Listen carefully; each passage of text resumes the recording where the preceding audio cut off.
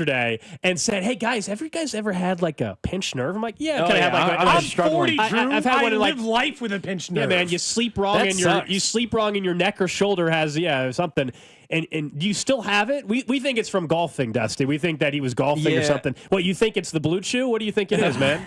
I don't have any on me, so I don't know. But no, I would say that it's not the blue chew. Going to the range makes some sense. But yeah, I've been struggling with this pinched nerve thing. I can't turn my neck from side to side really like that without Go get a massage or something. Hurting. Dusty's offering to massage your neck for you. He's still hanging around the studio. I need to go to a chiropractor or something like that. That doesn't mean I've been taking ibuprofen like crazy the last couple of days. I actually feel better today. Okay. But so that means I'll have a drink or two, but I'm not going to – by no means are we going to get carried away tonight, I don't think, at Kelly's. Yeah, so anyway, we hope to see you guys there. Hopefully, Drew's neck is good by the time we get there. You can watch the show right now on video, Facebook, Twitch, YouTube, you name it. Subscribe on YouTube makes it really easy for you to never miss this show or miss the drive or miss Fesco and Dusty, all of that on the YouTube page. And, we'll read some. We'll get to some of your texts, some of you asking about the tab. Some of you and your friends, someone said they're going to go hit the casino. Maybe we'll head there first. Yeah, stop by first.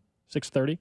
We'll see you guys there. You don't have to stay for a certain amount of time. Just stop on in, even if it's for a drink. We'd appreciate it. Good to see you guys out there this evening. A little bit later on today in the show, we will be joined by Josh Vern, our Royals insider from Surprise, Arizona. Looks like they got rain. All those days of great weather. It's always weird out there. Now they got some rain. There's a chance because of the rain we might have a player join us. That is to be determined, but there's a chance we could have a member of the 2025 Kansas City Royals join us on the show today. But let's start with some football. We know Monday, the league year, and Tuesday is going to start being crazy with open tampering period and all that kind of stuff. There's more and more news coming out today in the NFL, some minor moves in terms of exclusive tenders and things like that. But how much do you guys as fans at this point trust Brett Veach in free agency? Not draft, not executing trades, but just free agency. Because we were trying to go through, and from a free agent perspective, where have the whiffs, if any, come from? Because we can say clearly they haven't been successful at every single position in the draft. There is no perfect perfect draft or anything like that. There's no perfect GM. No. But from free agency, just start with Joe Thuney. That might be as perfect of a free agent signing as you could ever have as a GM. You genuinely can't do better. You signed him to a contract to make him the highest paid player in the league at his position. He was the best player at his position every second he was under contract for you. And then in the final year, when he got old and expensive, you let him go and recouped a draft pick. Genuinely, that is I think GMs dream at night of a free agency deal going like that. Now, on the other end, there are Jawan Taylors of the world, or when he was a new GM and he signed Anthony Hitchens to that extension and that contract stunk. So I'm not saying there's not perfect. It's just a matter of what's the trust level? And I think he's got way more hits in free agency. I think he's better at free agency than he is trades. Because if I go through the trades, I can point at a lot of duds, even if they're low picks. I can point to Kadarius Toney, and look, I think the McColl one worked, right? I mean, they got a Super Bowl out of it. Maybe they didn't need to give up that amount of draft pick compensation. There's plenty of trades. Even the Orlando Brown one. Is it a dud trade? No. Is it the home run we're talking about with Thuney? No. But in free agency, which starts next Monday, Tuesday, Wednesday, legal tampering, and then the actual free agency period, Reed's hit, Matthews hit. Jawan Taylor has been serviceable, but I think people are going to point to that as the worst one they don't like outside of Hitchens. Joe Thuney was perfect. I mean, I feel like I got a lot of faith in Brett Veach to handle free agency. To this point, I think he's done really well there. Yeah, that's not been an issue. Now, Hollywood Brown this past year, can't predict injuries and things like that. Obviously, that was disappointing. That's true. That probably goes on the negative column. But on a one-year deal, it's still hard to view it as just a terrible signing for somebody on a one-year deal. I'll always say that in most sports, period, right? In baseball as well. It's really hard to be upset about anybody you sign a one-year deal to.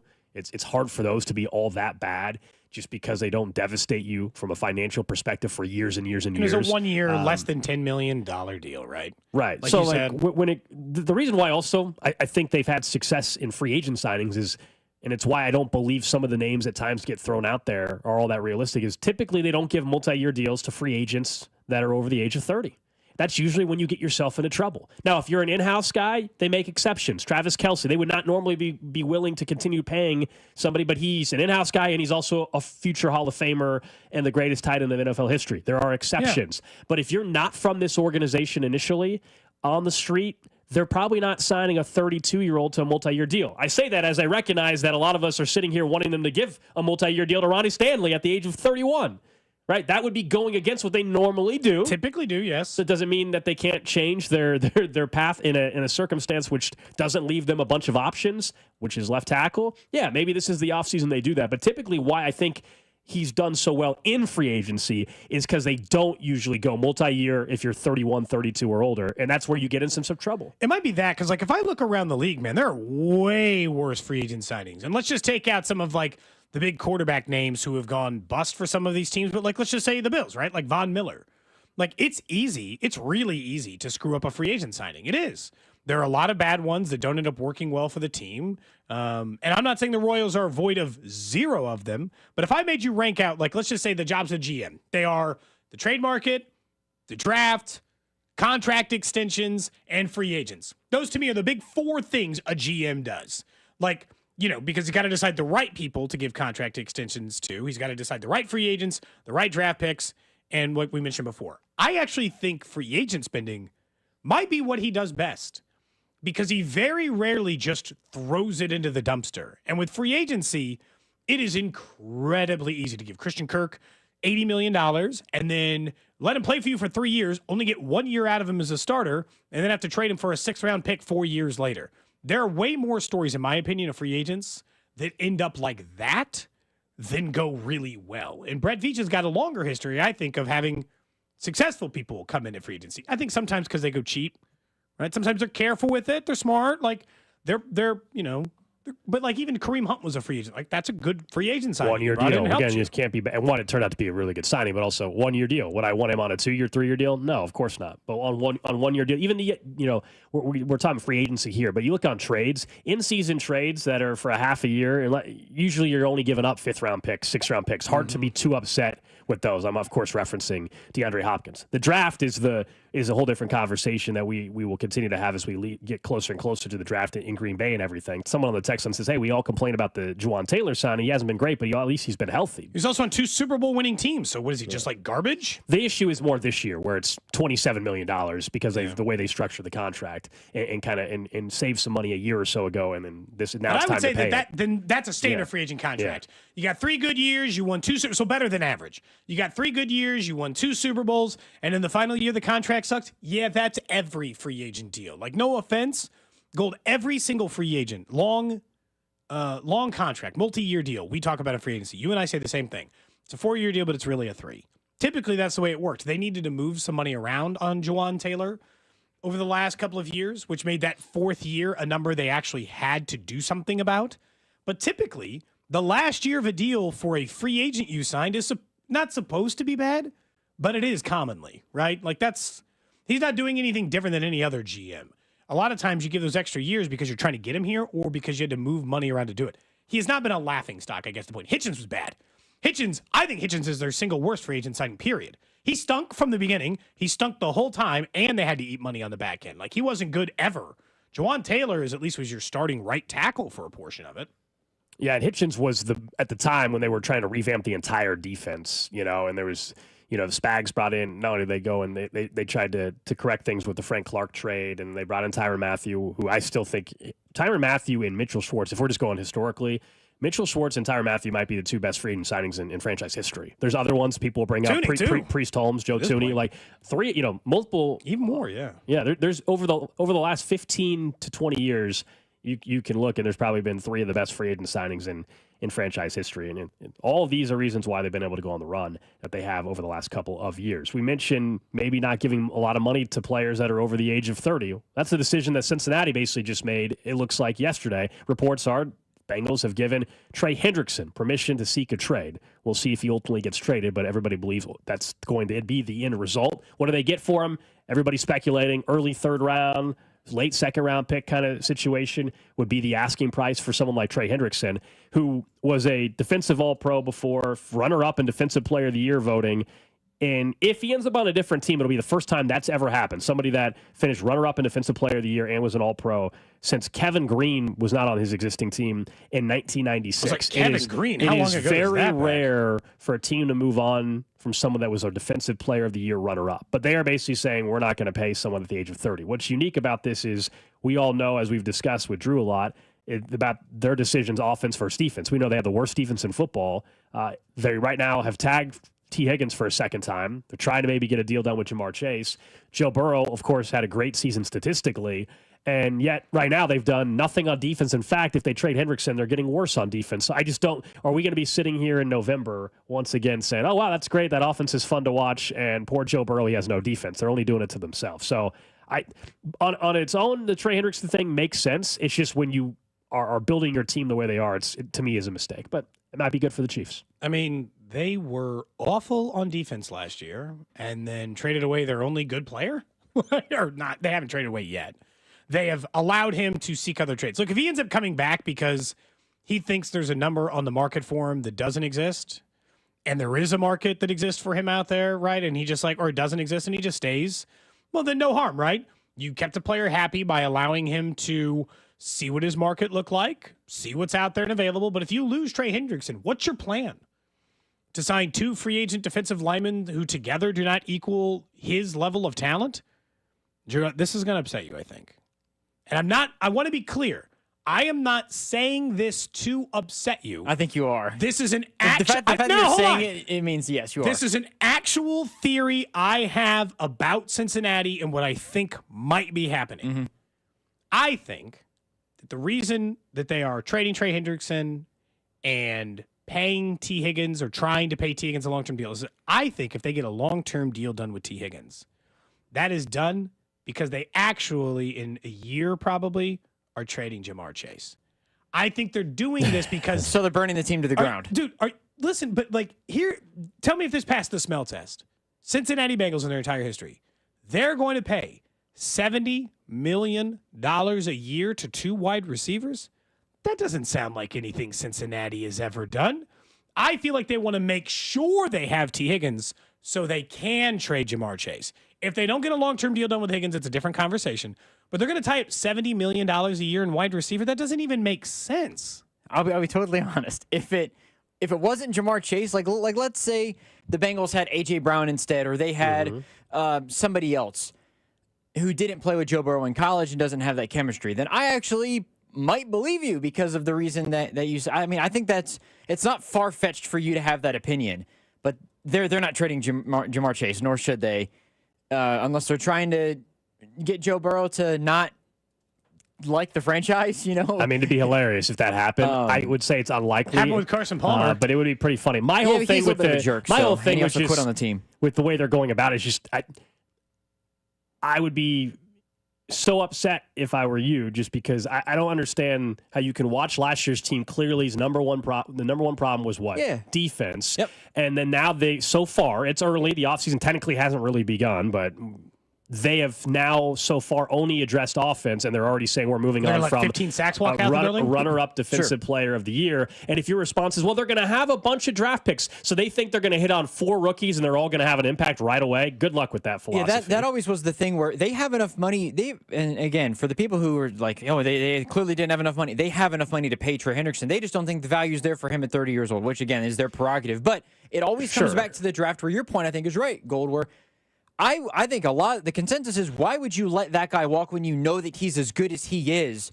You still have to hit on your draft picks regardless of whether you bring Trey Hendrickson back or not, because, again, as you said, Trey Hendrickson was great last year, but the defense still stunk amidst that. So bring him back. Also, you have to hit on your draft picks. It always comes back to those things, and I get getting an extra one is nice, but if you don't hit, for instance, if they trade Trey Hendrickson and they get a second-round pick, but they don't hit, all of a sudden, it's even more of a disaster because you let that guy walk and you didn't hit on your draft pick. So there's more pressure internally for them to make the right decisions, which it'll be interesting to see. There is one person, shout out to Joe Goodberry, he made a parody of Draft Day, I believe is what it is. I don't know who that is. He's a Bengals fan. He covers the Bengals on YouTube and has like 100,000. Should I know who this is? He's got a good following. I kind of know who he is, but he's a very good Bengals guy. Okay. But he made a remake of Draft Day. essentially where they're like, okay, we're letting Trey Hendrickson walk, but he made up for 25% pass rush. Like, what we need to do is make up for 25% of the pass rush. But instead of having it with one guy,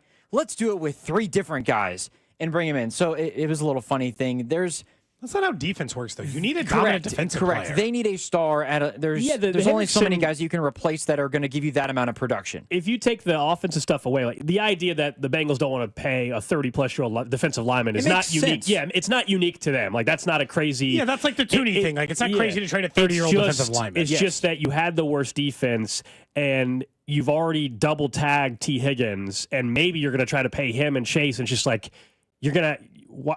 You're not going to devote resources to defense at all, and then you're going to be sitting here. You're going to have a fun fantasy football offense again, and the media is going to love the Bengals because their offense is going to be flashy because they're going to put up 40 points a game, but their defense is going to give up 40 points a game. Like, I just don't get it. I shouldn't care because in Kansas City, I think this is great news overall, as long as Trey Hendrickson doesn't end up in Buffalo or something. I'm really intrigued to see what they do in free agency because they've got the dollars between Sam Hubbard, and if they do trade Trey Hendrickson, they save more money on cap. It's just they have to figure it out because they right now have one of the worst defensive lines, I would say, in football now, just combined with losing Trey Hendrickson. Look, you got to keep your quarterback happy. We've discussed that with Mahomes. We've seen it play out with Rodgers in the past. But there's a limit. But you also can't let your quarterback become GM. And I think if this offseason they give the huge deal to Chase and T. Higgins, you're letting Joe Burrow play GM a little too much. That's all I'm saying. I'll be totally honest. I think that because Cody, you mentioned the Saints yesterday and how they destroyed everything to try to appease Drew Brees.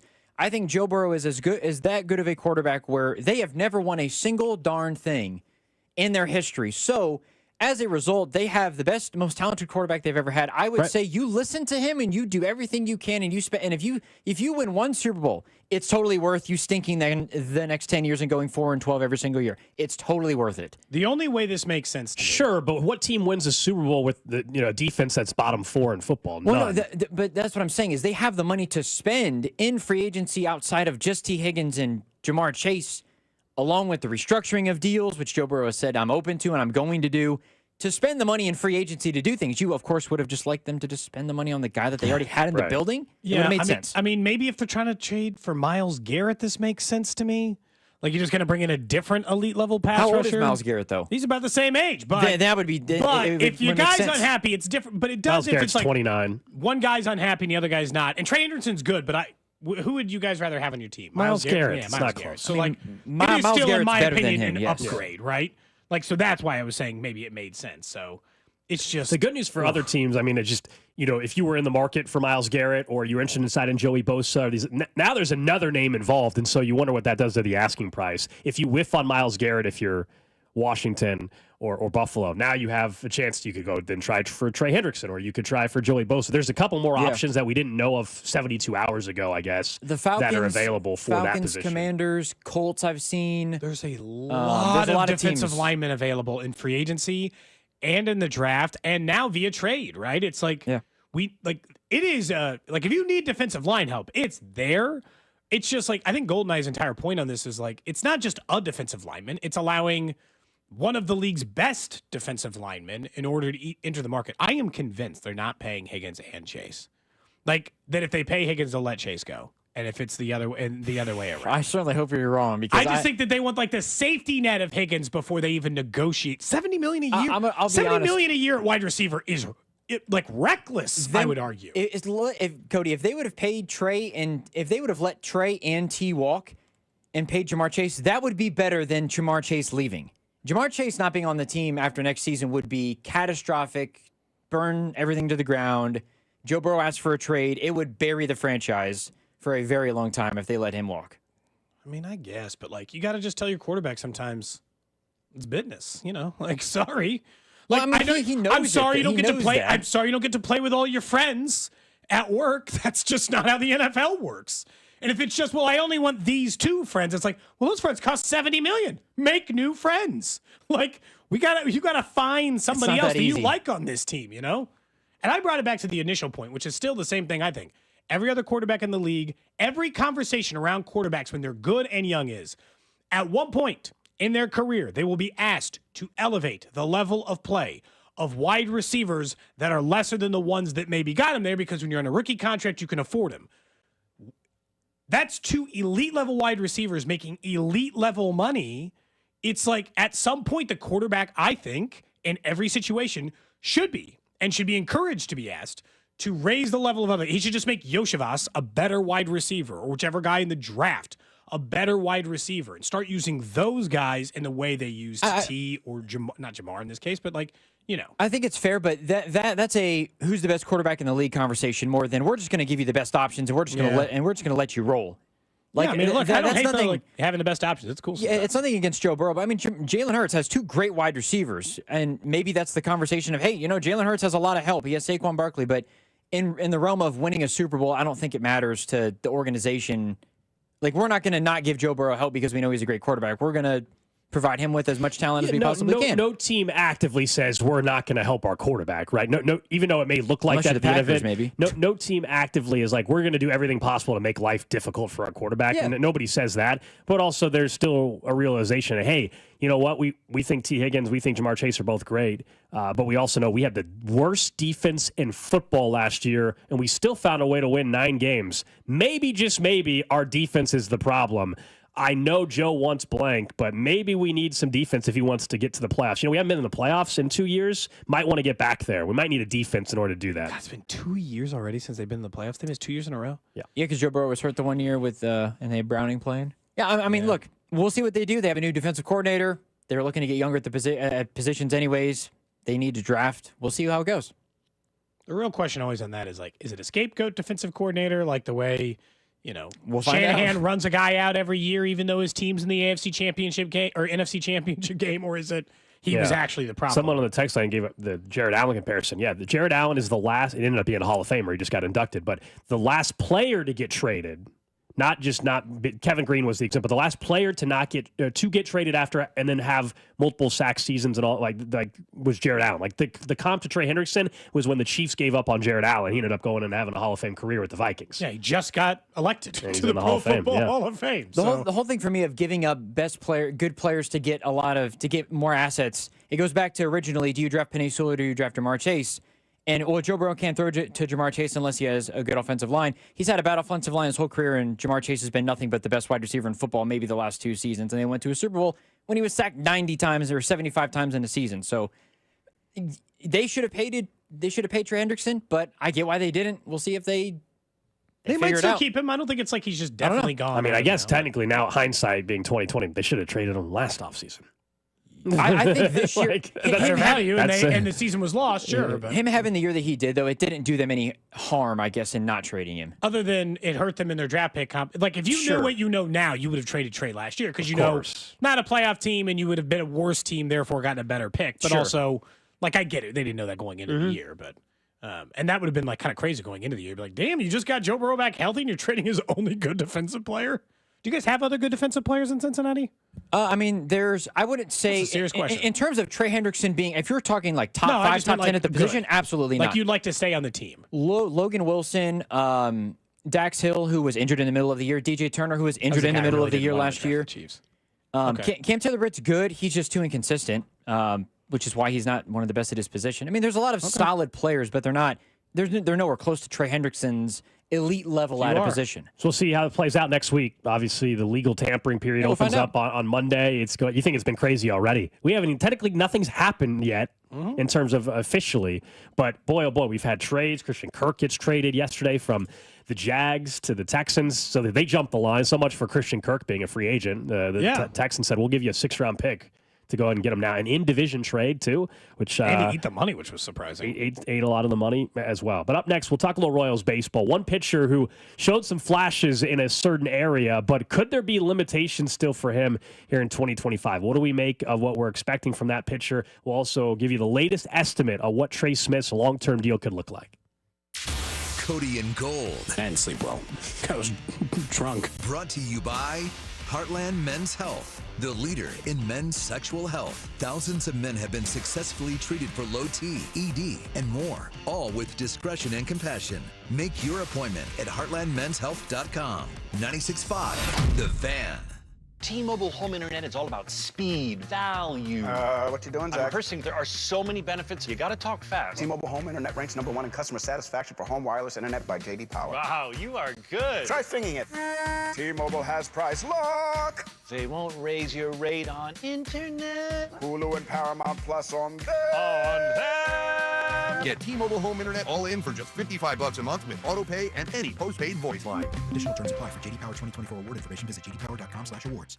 Okay, raise your hand if you want to make your life a little bit easier. Great. Now raise your other hand if you like to be comfortable. Perfect. Now that you have both hands raised, imagine putting on your shoes. And that, folks, right there is your answer to an easier, more comfortable life. Go hands-free with Skechers Slip-ins. This is footwear you don't need your hands to put on. They can be raised in the air, and you can just step it and go. Why don't you experience what people can't stop talking about? Life-changing Skechers Slip-ins. Get your Slip-ins at a Skechers store, Skechers.com, or wherever stylish footwear is sold. Some people just know they could save hundreds on car insurance by checking Allstate first at 888-ALLSTATE or allstate.com. Like you know to check your sunroof is closed first before driving through the car wash. Whoa, whoa, whoa, whoa. Oh, no. Wait, whoa. Yeah, checking first is smart. So if you want to save money, check Allstate first at 888-ALLSTATE or allstate.com. You're in good hands with Allstate. Savings vary. Terms apply. Allstate Fire and Casualty Insurance Company and affiliates, Northbrook, Illinois. At Uline, the prevailing opinion is, if you don't live it, you don't believe it. The people at Uline believe in hard work, and they live it by being there 24/7 to answer your call, having 41,000 items in stock, and offering same-day shipping from 12 locations across North America. Business owners, sellers, buyers, shippers, and packers believe it. Uline is the hard-working, dependable source for your shipping and industrial supplies. Visit uline.com. This is the story of the one. He's responsible for keeping a leading healthcare facility clean and safe. And he trusts Grainger's high-quality HVAC cleaning and safety products, combined with their world-class supply chain, to consistently deliver, ensuring he's covered inside and out, so he can focus on keeping his facility clean to help protect the health of everyone inside. Call 1-800-GRAINGER, click Grainger.com, or just stop by. Grainger, for the ones who get it done. Listen up, fellow Gen Xers. Elizabeth Banks here. The recommended age for pneumococcal pneumonia vaccination has been lowered to 50 and older, even if you're healthy. It's up to us to lead the way. We've done this before. Music videos, fanny packs, even the World Wide Web. Let's do it again and get vaccinated, because we're at over 6 times greater risk for pneumococcal pneumonia. Gen X, this is our shot. Visit vaxassist.com and schedule a vaccine today. Sponsored by Pfizer. All right, everybody, it's here. The March to Spring Training and Opening Day is officially upon us. Hey, I'm Rob Bradford from Baseball Isn't Boring, and we'll have you covered every single day with instant reactions to late-breaking signings, determining which players are, yes, truly in the best shape of their lives, and behind-the-scenes story from all the excitement and intrigue that spring training brings. Follow Baseball Isn't Boring in the free Odyssey app or wherever you get your podcasts. Opening day coverage is brought to you by Hollywood Casino. Stop by Hollywood Casino every Wednesday in March from 12 until 2 to register for your chance to win opening day tickets. Your home for Royals baseball. 96.5 The Fan. You're listening to 96.5 The Fan from the Mission Plumbing, Heating, and Cooling Studios.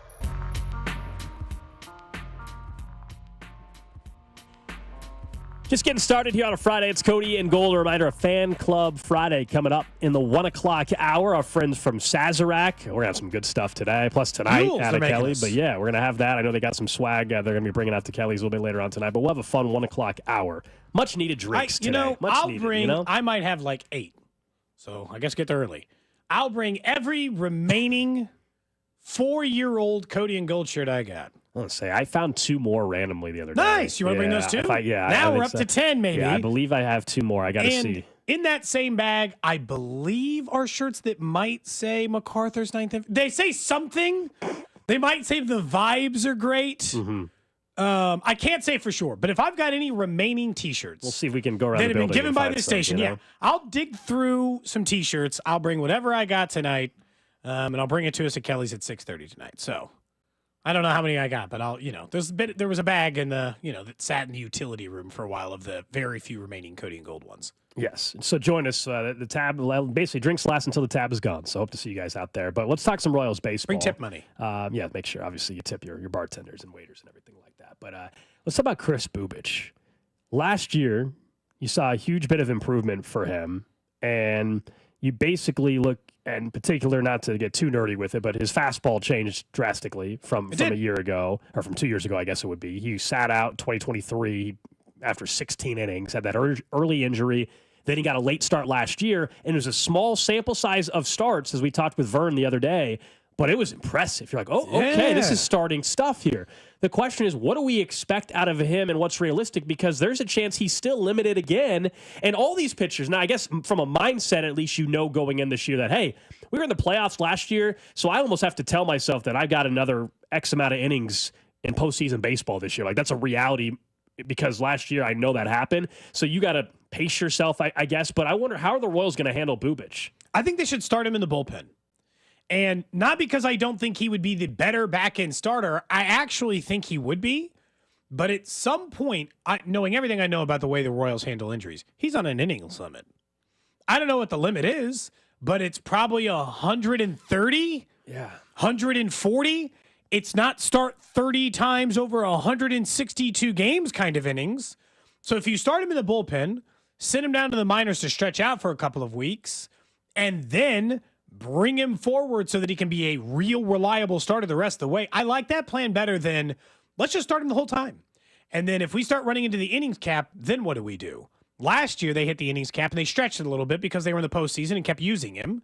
But like, what is the plan? Like, are you just going to keep starting him forever and hope his arm doesn't explode? And look, I think that they can always go more than the, conservative cap that the Royals organization puts on some of these guys. Because then other than that, it's hoping that Marsh and him share the job, or him and maybe Kyle Wright, or him and some other guys. And they're just kind of like in this mix of, they have to protect him a little bit if they're true to the innings cap and want him to be a starter. That's where I wondered, is this where Kyle Wright comes into play? He's not going to be available right away in the beginning of the season. Is this where we see basically say, no, we'll have Chris Buhich be, let's call it the team's fifth, fifth starter out of the gate, and see how that goes. And then later on in the year, is that where Kyle Wright ends up either himself ending up in the bullpen, or maybe he gets in the rotation? Alec Marsh, we know, is catching up here he might start the season on the IL just because of the shoulder soreness that he had at the beginning of spring training. Because if you're telling me he's the fourth or fifth starter, like my actual statistical expectation, if we're being reasonable, is that he's got a 4 ERA and he's a nice quality fourth or fifth starter. Yeah. That's probably what you're looking at. In the bullpen, though, he could be an elite option. But they already have now, you can never have too much bullpen arm, I get it, but Urseg and Estevez and Harvey, who is Hunter Harvey expected to join us next week on the show, by the way. Stratton and some others. So like their injuries will happen, but they're deep in the bullpen. Is in the bullpen as so of they right have now where they're fighting for it. They've got a ton of options there. I could see them actually starting Buhich in the rotation, and then as things warrant, ushering him, he gets moved over to the bullpen. The only argument for that is, like, if you really do get to the postseason again, ALCS, ALDS, wild card rounds, you're probably not getting to his spot in the rotation unless he's just dominating. The thing is, though, I am very high on what I'm seeing out of Chris Buhich. I actually think there's a chance this is a big leap year for him. And if you're like, but he's been in the league forever, this is not football. These are rapidly different sports, and I think we've discussed this. It's been a number of years because you kind of have to have the right player to bring it up again. These are rapidly different sports. Chris Buhich, at his age, pitchers at 27 years old come out of nowhere to be great all the time in baseball. Like, it is a relatively consistent phenomena that all of a sudden at 27 years old, you get healthy and it clicks. He's never pitched more than 130 innings in a single season. He made 20 starts that season. He pitched in 29 games. He was between both worlds. He pitched 129 innings when he made 28 starts when he was 24 years old. So it's been a long time since he did that. But also, I think he's a different pitcher then. And when he was making that amount of starts, he was essentially a 5 earned run guy. I think he could be as good as Brady Singer was last year as a starter. And so I'm trying to balance not using all that up early. I feel like that's why I want like Lynch to start in the rotation and then toss it to Buhich. And we can ask Vern this. That would be surprising to me, I guess. It seems kind of backwards. You know, You're saying solve this problem later. Let's get the wins now. I get what you're saying, which is like, hey, I want him ready for September and playoffs. I totally get it. I just, if we feel and they feel as an organization, let's say, oh no, he's our fifth starter, and we think we can get some high end starts out of him. Why would we we're gonna have him in the bullpen, and maybe we have someone else that struggles that we don't feel as good about, and then switch?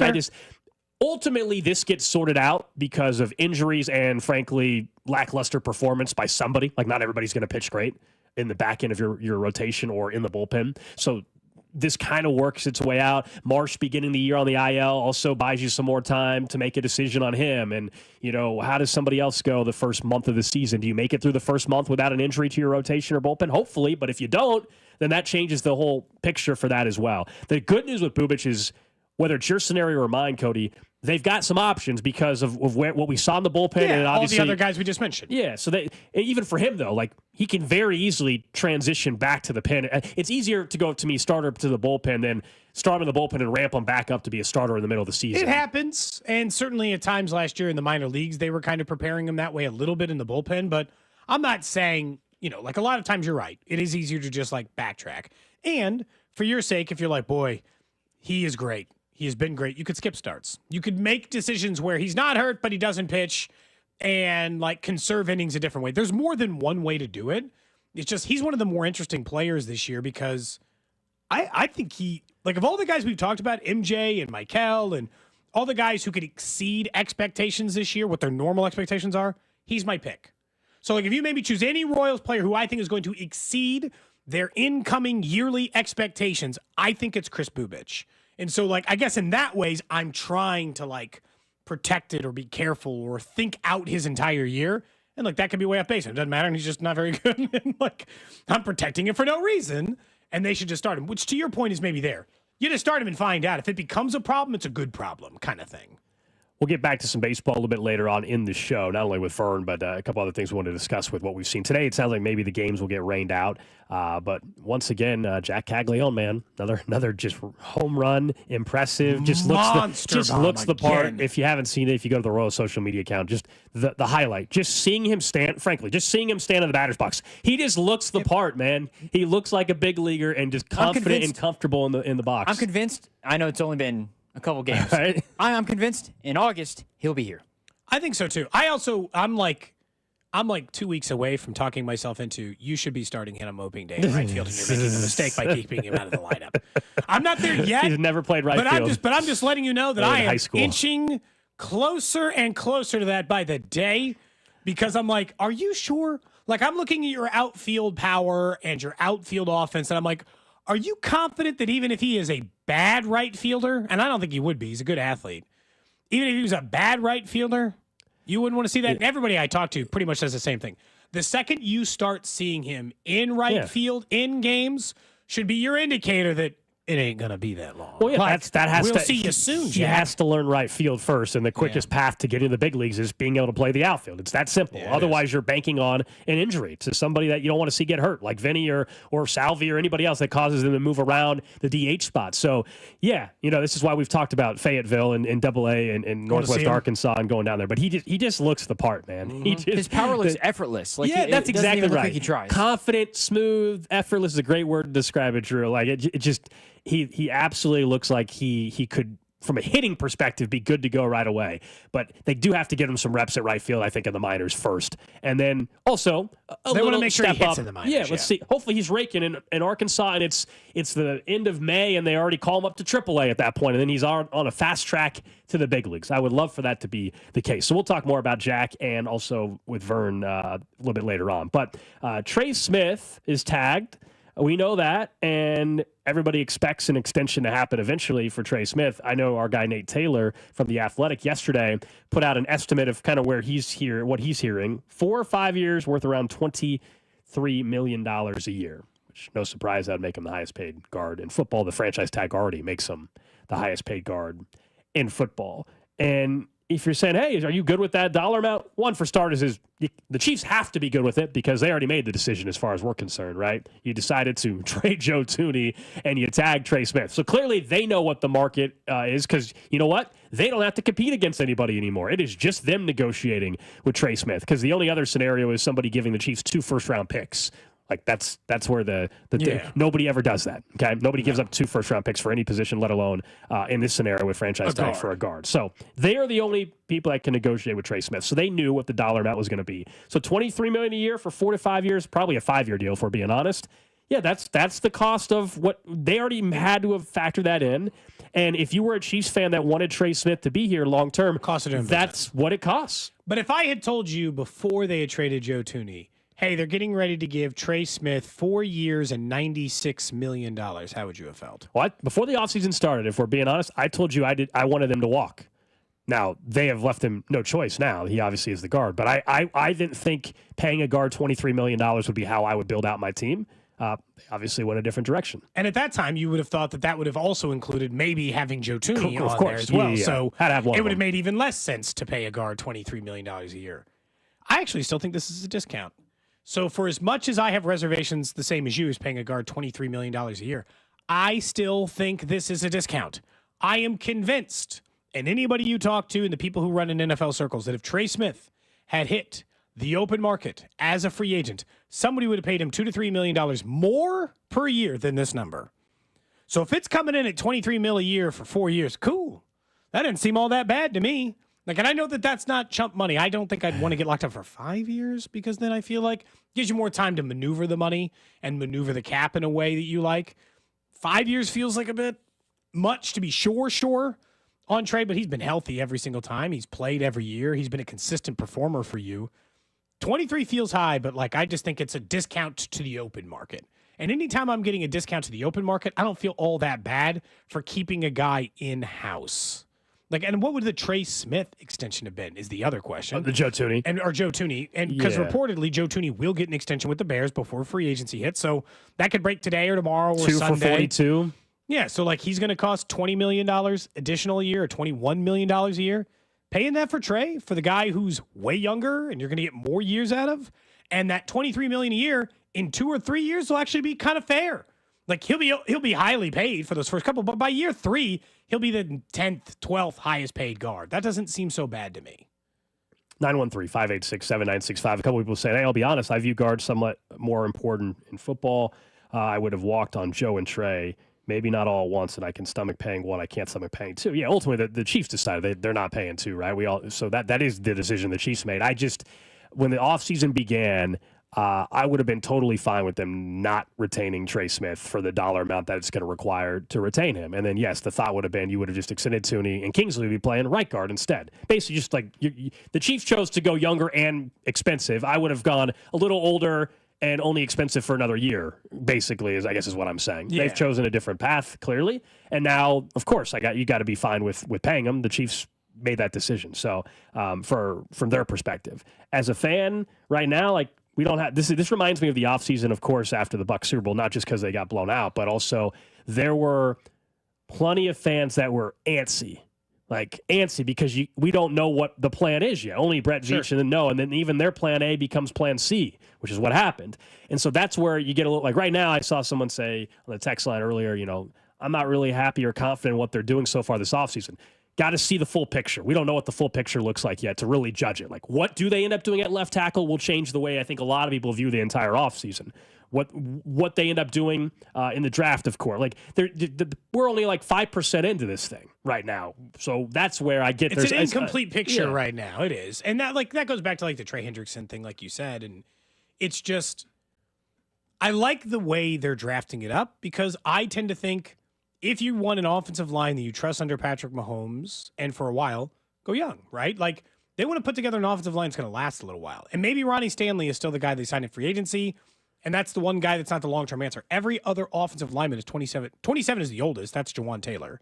Everyone else is 25 or younger because you and I both think that Kingsley Suamataia is going to be the starter at left guard. I know they tendered a contract for Caglianone today. Got to have backups anyway. Nice safety net. No complaints there. Nobody's here is being like, hey, whoa, don't do that guy who started at left guard for you for a little while. That's a hell of a safety net to have on your roster to go with it. And I think they tendered Matt Araiza. So Coffin corner punts, please. Can we, that's it. You're not allowed to boom a punt in training camp. You are only allowed. We know you can kick it 80 yards. We are only asking you, sir, to keep the ball inside the 10-yard line this time. Thanks. Yeah. I wouldn't mind some competition at camp. Oh gosh, For are Riza. you? Hold on. Are you Hold on? Stop. Are you suggesting a punting competition in St. Joe? You know what he I looks think like I'd at like least that. now. Yeah, Cody? you do, Cody. If he's out there doing sprints Yeah, after. I'll recognize him this time. That was still hilarious. For those that know what we're talking about, we were in St. Joe this past August, and we're doing our show. Practice is over, but there was still one person on the field, shirtless, 98 degrees, sweating, doing sprints. And we were like, who the heck is that? It clearly wasn't like one of the household names. And so eventually Cody ran over there. It was like, hey, Who are you? who are you? And he goes, I'm Matt. And then Cody's like, Matt Ariza? How awkward is that? How awkward is that for you? Super awkward. I'm probably even more awkward for him, if we're being honest. Oh, yeah, probably, for sure. As the NFL news continues, another small one. Commanders informed two-time Pro Bowl defensive tackle Jonathan Allen that he's going to be released from them. Team allowed Allen to hit free agency early. Now expected to be one of the top defensive tackles on the market. They tried to trade him. Yes, please. The defensive line market is lush. Like all I'm saying is, like, I know we're worried about I worry every day a little bit less about replacing Turk and Aminihu because there are 20 good options on the free agency market right now at defensive line. Like, there is a large variety, different styles, different types, especially in the interior. There seems to be quite a bit of depth. But Jonathan Allen's just like another guy. He only had 3 sacks last year. I think, was he hurt? Or did he not play very well? But he's been a really good interior Two-time defensive Pro lineman Bowler, outside of that. going to get paid. He leaves about $6 million in dead cap for the Commanders, but they free up $16.3 million. The Commanders now have the second most cap space remaining in football, $95 million. So they have plenty of wiggle room. They're a candidate to trade for a Myles Garrett type, for example. But yeah, Jonathan Allen, we were talking about Cincinnati earlier in the show. He would obviously be a signing that would make a ton of sense for them. Any team, frankly, that needs defensive line help. Jonathan Allen is going to be a day one guy that is next Tuesday, next Monday, will likely be signed with somebody. I'd be pretty surprised if it drags on too long. Can I ask a question about what the Royals do offensively? Like, we got Cags and Vinny and some of these, and Bobby, some guys who can really hit some homers. I saw a rendering of what the new Camden Yards left field is going to look like. So a couple of years ago, they renovated their wall. It used to be really deep and tall. They figured, well, screw that. Let's hit some homers. So they moved the fences, it was way in, and then they were like, well, let's move it back. Too many homers. Move it back. Big, tall fence. Making it hard. They're like, too hard. Now they've done a new fence where it's short as it was in some places, but it's not quite as short as it was in the original fence, but way shorter and a short wall, not a tall wall, right? They're making it easy for their team to hit home runs. For all the times I've heard that the Royals are stuck in a weird spot because their outfield is so big and cavernous and it makes it so hard to hit home runs, why don't you just move the fences in? Like, I know this sounds oversimplified. Why just move them in a little? Move them in like 10 feet or whatever. Well, at this point, they should. And then we can, if we're being real. At this point, they're not doing a damn thing till the new stadium. So you're saying they're not going to bother with like a renovation to a wall? Why spend money and adjust the track and the wall in the outfield and seating and all that when in 7 years, 29 home runs that were not home runs in their ballpark last year would have been under the new fence. 29 home runs? I think the argument we should be making is whenever and wherever the new stadium is in 6 years, that dimension should be a discussion and what to do 6 years from now during the ballpark building process and where they should have the outfield set up and everything like that. Changing Kauffman at this point with 6 years to go. Why? Yeah, just leave. You're saying it's too late now? Too late. So Gotta I wait should have for the been new asking for stadium. this like 2, 3, 4, 5 years ago. You should be pushing for that when the new stadium location is determined finally and actually a go-ahead. And I was thinking of stadium stuff. I saw that this is a reminder of like, hey, the cost of these projects is only going up. The Buffalo Bills' new stadium is now expected to cost, I think it's an additional $2 billion or something. Or one. Yeah. Did you say $2 billion? 1.2 or 2.1? 1.2, I think, $1 billion more. Cost overruns, which the Bills organization is responsible for, which is why a lot of people believe they sold a minority share of their team this past offseason. So just like the cost, like when we hear, whenever the day comes that the new Royals ballpark finally gets cost figured overruns, out. both the owners here to agree to as well. They did on the last plan. We'll see. Well, But the entire project, like before saying, we can get a new ballpark for $2.1 billion. Can you still? And if you can, is it going to be downsized from what it was? Because the cost of everything, of course, construction costs are going to keep going up. So $2 billion? So they had to sell part of their team just to pay for it? That's what the belief is in Buffalo, yes. Oh, my. Well, that's not great. Hope they enjoy their new. I can't believe they built an outdoor stadium. Yeah, That's so the new stadium has ballooned. New York. The projected cost of the Bills' new stadium has ballooned to what team officials indicate now is north of $2.1 billion. They're responsible for picking up more than right now at 500. This was in November. It's even more now. In November, it was $560 million in cost overruns. The thought now that's even higher than that. I mean, whoo! Look, this goes back to the same thing. You should have started building this thing already. I thought they both started too late, got their news out too late, announced they were on the ballot later than they, all the things. Everything both these teams have done to me has been like behind the eight ball. Like they're just constantly running to try to catch up even now. But yeah, the new stadium. It's like, let's get moving here, New stadium. If they want to have the walls, 7 to 10 feet in, 7 to 10 feet, fine. Do it that way for the new ballpark. I will say, I see on the text on 913, why doesn't Major League Baseball just standardize the field size? It is actually one of the things that makes baseball great. Yeah, it's unique. And look, I don't want a hill in the middle of center field with a flagpole. Thanks, Houston. I can't believe how did they get away with that for so long? I have no idea. It's been 4 years since they've had it. They had a hill in crazy. the middle of their outfield, which is a wild thing to do. But I kind of like that about baseball. And you would never make teams like Royals just put a giant fountain, fountain right in the middle of center field. You have to run around. You have to figure it out. If the ball goes in, it's a ground rule double. Yeah, just put a fountain in the middle of center field. Yeah. Like, what is the limit, by the way, of weird stuff? Like they had a hill in the middle. What was it called? Tays Hill or something? Can I put a hill in the middle of center field? And you just have to go up this hill and then down this hill and try not to trip? And only your outfielders are accustomed to running in it. Right. Am I allowed to put a hole like this is like a Looney Tunes cartoon? Like there's just a trench, and it might end up in right field. It might bounce all the way back to home plate immediately. We don't know. You just don't know. Yeah. Like a trampoline in the center, a trampoline dug into the dirt in center field. You're allowed to jump up to try to get the ball. It's like slam ball all of a sudden. In all seriousness, I like it. I actually like it. That does make the sport cool. The fact that we can bitch and moan about certain dimensions, but of course Fenway, right? The Green Monster, right? That is a classic identifying thing about that ballpark. That way, I say Green Monster. We all know we're talking about Fenway in Boston. You just do, and that's what's pretty cool. And the short wall, the pesky pole, and all the other stuff that exists. It's just, I just think that's one of the things that makes baseball cool. And I'm not saying I don't want Kauffman to be unique. I want it to be unique. I just want the fences to be in a little bit. I think if you want people to come out, people like home runs, you should probably, I don't think it should be a Homer Dome. Yeah. I don't like those stadiums in which you just flick the ball and it goes over the fence. New York? But the Orioles stadium, they would have 29 additional home runs hit by doing this that came up short last year. So for the 81 home games you have, 1 every 3 games, an extra home run gets hit. It's not some number goal where you're like, what? Now everything's going out. But it does give the potential of putting the ball out more often. And for their sake, because some of their power hitters are lefties, you can go and put that, you can make that fence short or in right. Build it to your own advantage. If right now you were choosing where to make a fence shorter at Kauffman Stadium, you'd choose right field. Yeah, my guess is the new ballpark will not have the identical dimensions. It'll be different. And at that point in time, it's funny. Ultimately, if you're John Sherman, how does that discussion go? Do you discuss that with your general manager as well, and you try to project? I mean, that problem is you're 6 years out, so it's the whole team. I asked JJ once, and he said that they don't do that yet. Not off record, but in a private conversation. 6 years away, you can't determine the dimensions. They don't build their roster. Also, I bet you the dimensions.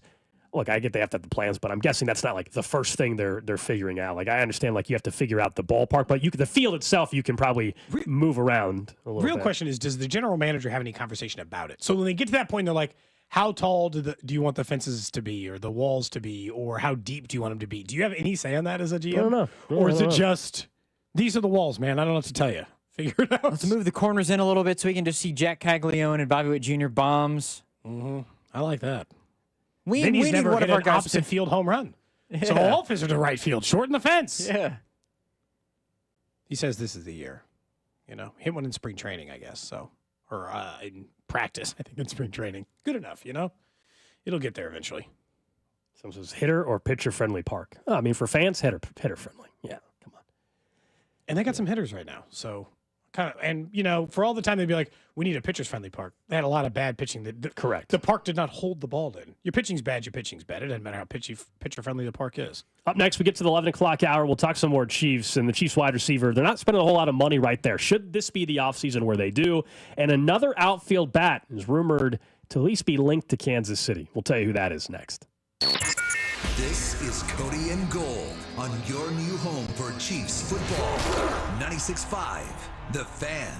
Brought to you by Heartland Men's Health, the leader in men's sexual health. Thousands of men have been successfully treated for low T, ED, and more, all with discretion and compassion. Make your appointment at heartlandmenshealth.com. Call Aspen Lawn and Pest Control. Our iconic blue trucks and expert team get it right the first time. Award-winning full-service lawn care and pest control since 1985. Call today for a free estimate. Visit aspenlawn.com. Kick off the Royal season with 96.5 The Fan at Hollywood Casino. Join us for an exclusive 96.5 The Fan roundtable featuring Michael Massey, Josh Vernier, and other special guests on March 28th at 6 p.m. Don't miss your chance to get insider insights before the season begins. I'm Missouri Attorney General Andrew Bailey. Human trafficking is occurring right here in Missouri. You can help combat it by learning the signs of human trafficking and reporting suspicious activity to law enforcement. Victims may appear malnourished, show signs of mental or physical abuse, or avoid social interaction. If you're a victim or know someone who needs help, contact the National Human Trafficking Hotline at 1-888-373-7888 or text the word HELP to Be Free. Together, we can fight human trafficking in Missouri. Brought to you by the Missouri Attorney General's Office. After you use Bounce Dryer sheets and realize how fresh, soft, less wrinkled, and less staticky your laundry can be, you'll put a sheet on it every time. Like those socks that smell like they've been through a marathon. Put a sheet on it. Or that blanket that's got wrinkles on its wrinkles. Put a sheet on it. Maybe even your chatty coworker who keeps distracting you. Okay, Bounce Dryer sheets can't do it all. But for fresher, softer, better laundry, put a sheet on it with Bounce. Mom, I need to lay low for a few days. Lay low? What's going on? I only paid for this Hyundai Tucson. Christopher Allen Lynch. Deal's so right, it almost feels wrong. Get the car or SUV you want at the Hyundai Getaway Sales Event. Right now, get 2.99% APR for 72 months on the Hyundai Santa Fe, Tucson, or Elantra. Visit your local Hyundai dealer today. Offers end March 31st. Call 562-314-4603 for details. Oh, could this vintage store be any cuter? Right? And the best part? They accept Discover. Accept Discover? In a little place like this? I don't think so, Jennifer. Oh, yeah, huh? Discover's accepted where I like to shop. Come on, baby, get with the times. Right, so we shouldn't get the parachute pants? These are making a comeback. I think. Discover is accepted at 99% of places that take credit cards nationwide. Based on the February 2024 Nielsen report. Want a golf course quality lawn? It's easier and more affordable than you think with TruGreen. As the official lawn care treatment provider of the PGA Tour, TruGreen brings pro-level expertise straight to your yard so your lawn can look like a fairway. Right now, you can sign up and get one free application. Plus, with their price match guarantee, you know you're getting the best value. And if you're not satisfied, TruGreen will come back to make it right. Don't wait. Visit TruGreen.com today to get a free application and let the pros handle your lawn while you enjoy the results. Offer ends March 10th. Restrictions apply. Some people just know they can save hundreds on car insurance by checking Allstate first at 888-ALLSTATE or allstate.com. Like you know to check your sunroof is closed first before driving through the car wash. Whoa, whoa, whoa, whoa, whoa, no, wait, whoa, whoa, whoa, whoa. Yeah, checking first is smart. So if you want to save money, check Allstate first at 888-ALLSTATE or allstate.com. You're in good hands with Allstate. Savings vary. Terms apply. Allstate Fire and Casualty Insurance Company and affiliates, Northbrook, Illinois. At Uline, the prevailing opinion is, if you don't live it, you don't believe it. The people at Uline believe in hard work, and they live it by being there 24/7 to answer your call, having 41,000 items in stock, and offering same-day shipping from 12 locations across North America. Business owners, sellers, buyers, shippers, and packers believe it. Uline is the hard-working, dependable source for your shipping and industrial supplies. Visit uline.com. Go to 965thefan.com for the Fiery Hot Sevens contest, where you can win a $30 instant scratch ticket, and one person will win the grand prize, a Bobby Witt Jr. autographed jersey and framing, all thanks to our friends at the Kansas Lottery. Subscribe to our YouTube channel and watch all the shows from your phone, desktop, or tablet. Your home for Kansas City sports. 96.5 The Fan, KFNC FM and AM, HD1 and HD2 Kansas City, an Odyssey sports station.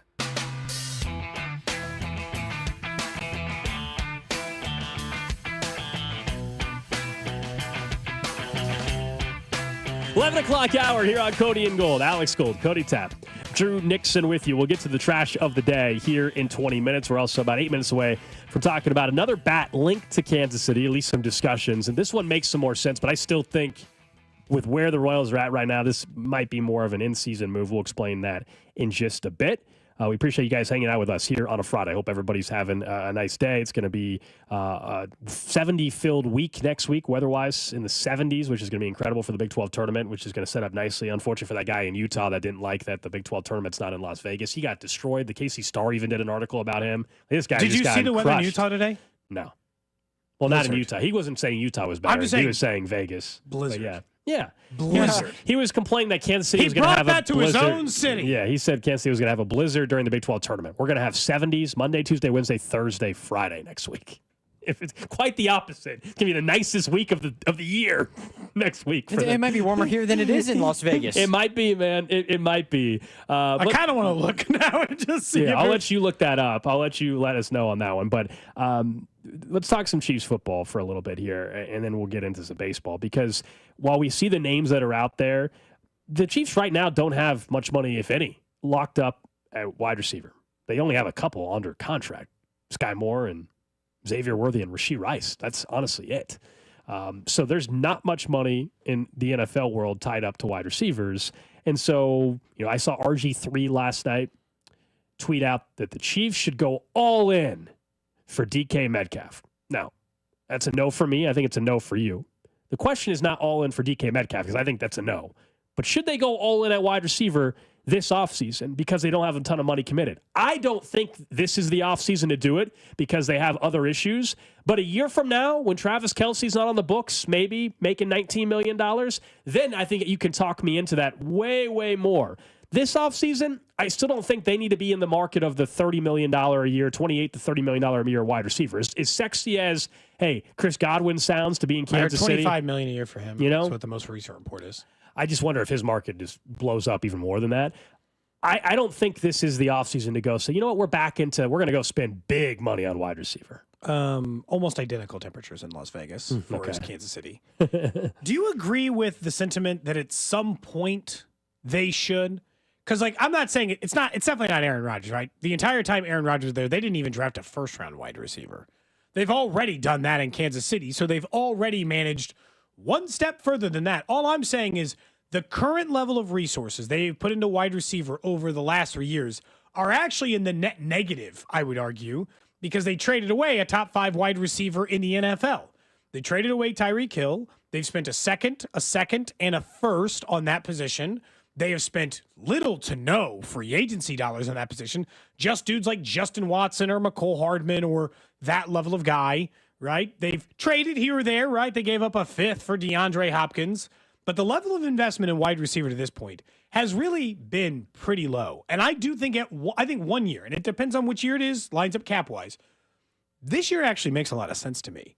Because I think if you pair it with Kelce and you're willing to, be in a bad cap spot for 1 year, right? Because you will be if you do this. The idea of Worthy, Rice, Godwin, Kelce. I know it sounds good. That's all the way in. And I do think at one point, 1 year, Mahomes in his prime should have had every conceivable weapon in his disposal at least once during his prime. And so sometime between now and the next 3 years, I think they need to have a year where it's we have stacked you so deep at wide receiver, we're about to go nuts with it. The way they did with Tom Brady when they brought in Randy Moss, and they just had that year. So I think eventually they will get back to that. I would argue a couple years ago when you had Tyreek Hill and Sammy Watkins and Travis Kelce, that wasn't a bad setup for Patrick Mahomes. But I think if it's not this offseason, next offseason when you don't have the $19 million tied up to your tight end anymore and you don't have the But they have no other money tied up at weapons. It's with him they do. I understand. But they have $25 million total tied up at wide receiver. Yeah. And tight end. Maybe they don't have any money together. I don't want it to be at running back, and maybe they go and spend a ton of money on a running back in free agency. I wouldn't like to do that. I'd rather them do that in the draft. But if they bring in an Aaron Jones type, that's not going to be a 1 year, $6 million contract. That's going to be, I'm not saying it's going to be anywhere, It's not going to be $15 million a year, but it's also not going to be $3 or $4 million a year for an Aaron Jones type. Maybe they say we can go cheaper at a running back position. I personally don't think this is the offseason to do it. I know, like, no fan is ever going to say no to a talented wide receiver. Like, it's in our nature. It's a fantasy football world we live in and everything. Like, sure, weapons are fun. Chris Godwin sounds fun. Sounds fun in Kansas City. T. Higgins sounds fun. DK Metcalf sounds fun. At least the free agent options I wouldn't be as against because I'm not giving up draft capital on top of it. And those guys are way further. But, in my opinion, those guys are just further down the list. Yeah. Like the guys who are currently on the trade market who are number one wide receivers at some point in their NFL career. Brandon Ayuk, DK Metcalf, and then what we had previously just mentioned in Chris Godwin. Like, those are three guys who have at one point in their NFL career been a number one option on an NFL team. To pair that up with two rookie wide receivers, you're paying nothing, and one expensive Travis Kelce, not trying to deny that, that would have a chance to be the single best total weapon group Patrick Mahomes has had.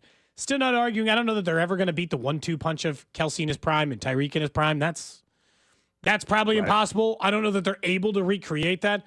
But they were not, in those days, the ones I'm talking about with like Tyreek and Travis Kelce, D-Rob was the number two, okay? There was a noticeable drop-off from 1-2 to 3 in that scenario. And what I'm trying to do is build... Sammy. And it doesn't have to be... Yeah, Sammy.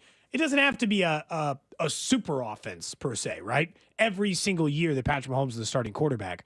I'm just wondering if this year's lining up better than originally I was thinking because of the lack of weapons or the lack of money they have tied up in it. Wouldn't, if they trade, let's say they wanted to bring in Brandon Ayuk and they made that trade, wouldn't that stunt, or even DK or whoever, wouldn't that stunt the growth potentially for Rashee or Xavier Worthy a little bit, just because of, we know how good Rashee Rice was going to be, it seemed like last season, where if you bring in Brandon Ayuk and he's like, look, man, I'm the number one wide receiver on this team, like I need to be getting the most targets, whatever the case is, aren't you kind of stunting the potential for Rashee to get even better, or Xavier to get even better, where if you bring in a guy like you mentioned yesterday, Cody, or whatever day it was this week, Darius Slayton, a guy like that is a reliable weapon who you can have as a 3, or Hollywood Brown who you can use as a 2 or use as a 3, and they're not going to have any expectations where I'm getting paid all this money, I need to have the most targets, and it becomes not a problem, but the room is not a full room as much as it is, we need to get this guy the ball, and then everybody else will get some. Everybody just has a different philosophy. On one hand, you would say, hey, I'm not paying my wide receivers any money. Now go pay an expensive one to add to it. I kind of look at it as if, hey, I'm not having to spend much money at wide receiver, and I think I have two pretty darn good wide receivers, and I'm still paying a lot of money for my tight end. I'll roll with that at least for another year.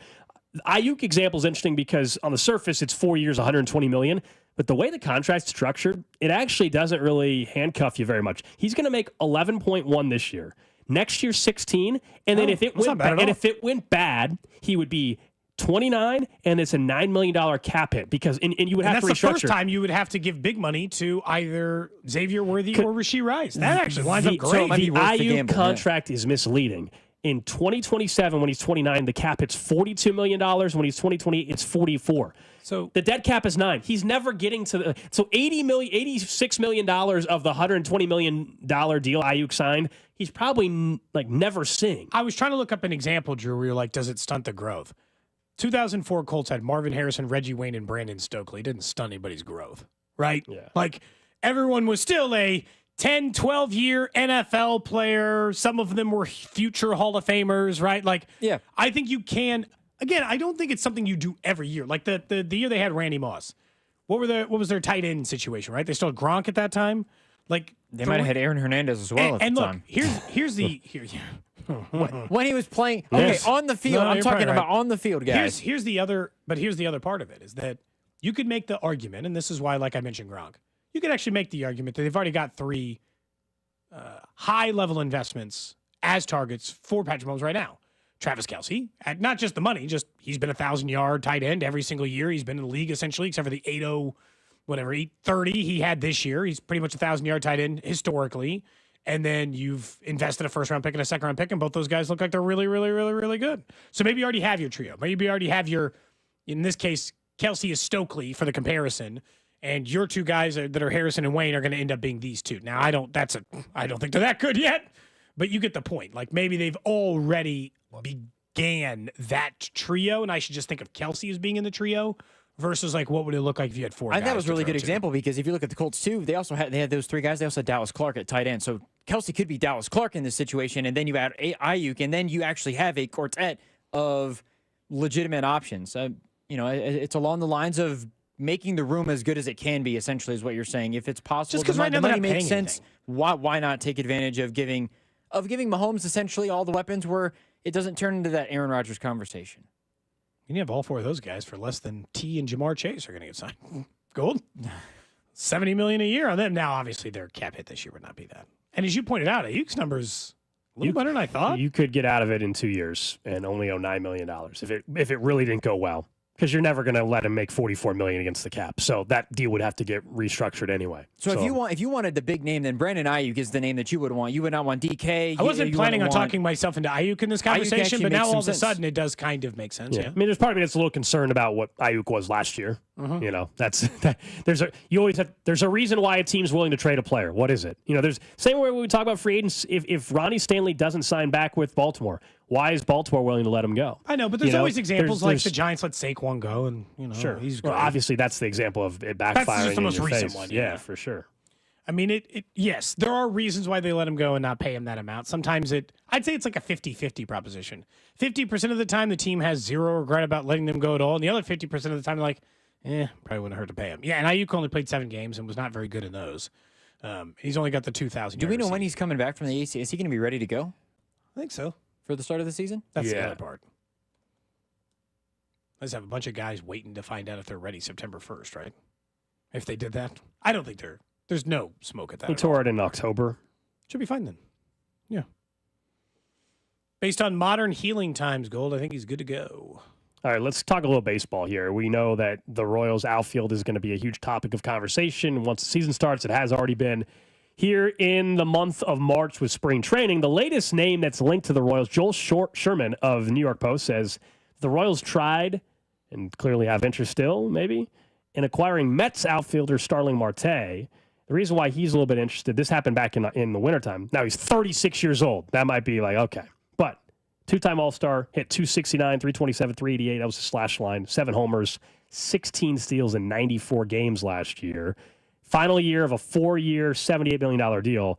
He's making $19.5 million this year. My guess is this is why the Royals ultimately did not make a trade, Cody. The dollar amount, look what they're giving. Is why the Estevez deal ended up happening. They couldn't go and acquire an outfielder. The Mets reportedly are willing to cover some of the $19.5 million, so you wouldn't have to have all of that. This is still a name I think I'd be watching in June. I'd be watching in July for the Royals to have a target on. The dollar amount would be a little bit lower. And if you're saying, and in the same article from Joel Sherman, it mentions, hey, the Mets wanted bullpen help. Okay, so that's the dilemma. The Royals, we all agree one of their biggest strengths now actually heading into the season is bullpen. Are you willing to weaken what you think is, I don't want to say guaranteed strength, but a very confident strength, I think, for fans now with the moves they made, to go and get an aging bat that badly? He's like in his mid-30s, 36. Final year of his deal. These are the moves that I'm willing to make in season. I honestly would not have wanted them to bring in a 36-year-old outfielder making, let's even say the Mets ate half of it, and have to give up a bullpen piece. No. This is a type of guy to watch in a crowded outfield in New York with the Mets, that it's middle of the summer, and the plan of MJ being better and Massey playing left, et cetera, it just doesn't work. They just don't have enough pop going, or there's another injury, and your bullpen's pretty stable, but that means you can give away one of the pieces. Then I would be willing to trade away, pick your name in the bullpen. Hunter Harvey seems like the logical one, because Urseg, you got way too much control to move on from him. And you just signed to a 2-year deal. So you're not going to do anything. So or maybe Serpa, this is where Angel Serpa comes into play. He might be a trade chip for you. Or Carlos Hernandez, depending on the level of receiver. There's a decent chance in the season, if they want to get an outfield bat because the outfield's not going the way they hoped, that they're going to have to part with a bullpen piece or a prospect, obviously. One thing they're clearly but I'm fine with Marte not being on the team right this second, but he will be, like, if we were to make a list of 4 names to just watch all year, he's going to be on that list of how does he do it in New York, what's his playing time, and if the Royals struggle, we know they were interested this offseason and already had discussions with the Mets on a trade. He played just 94 games last year, 86 the year before, but some of that is related to play.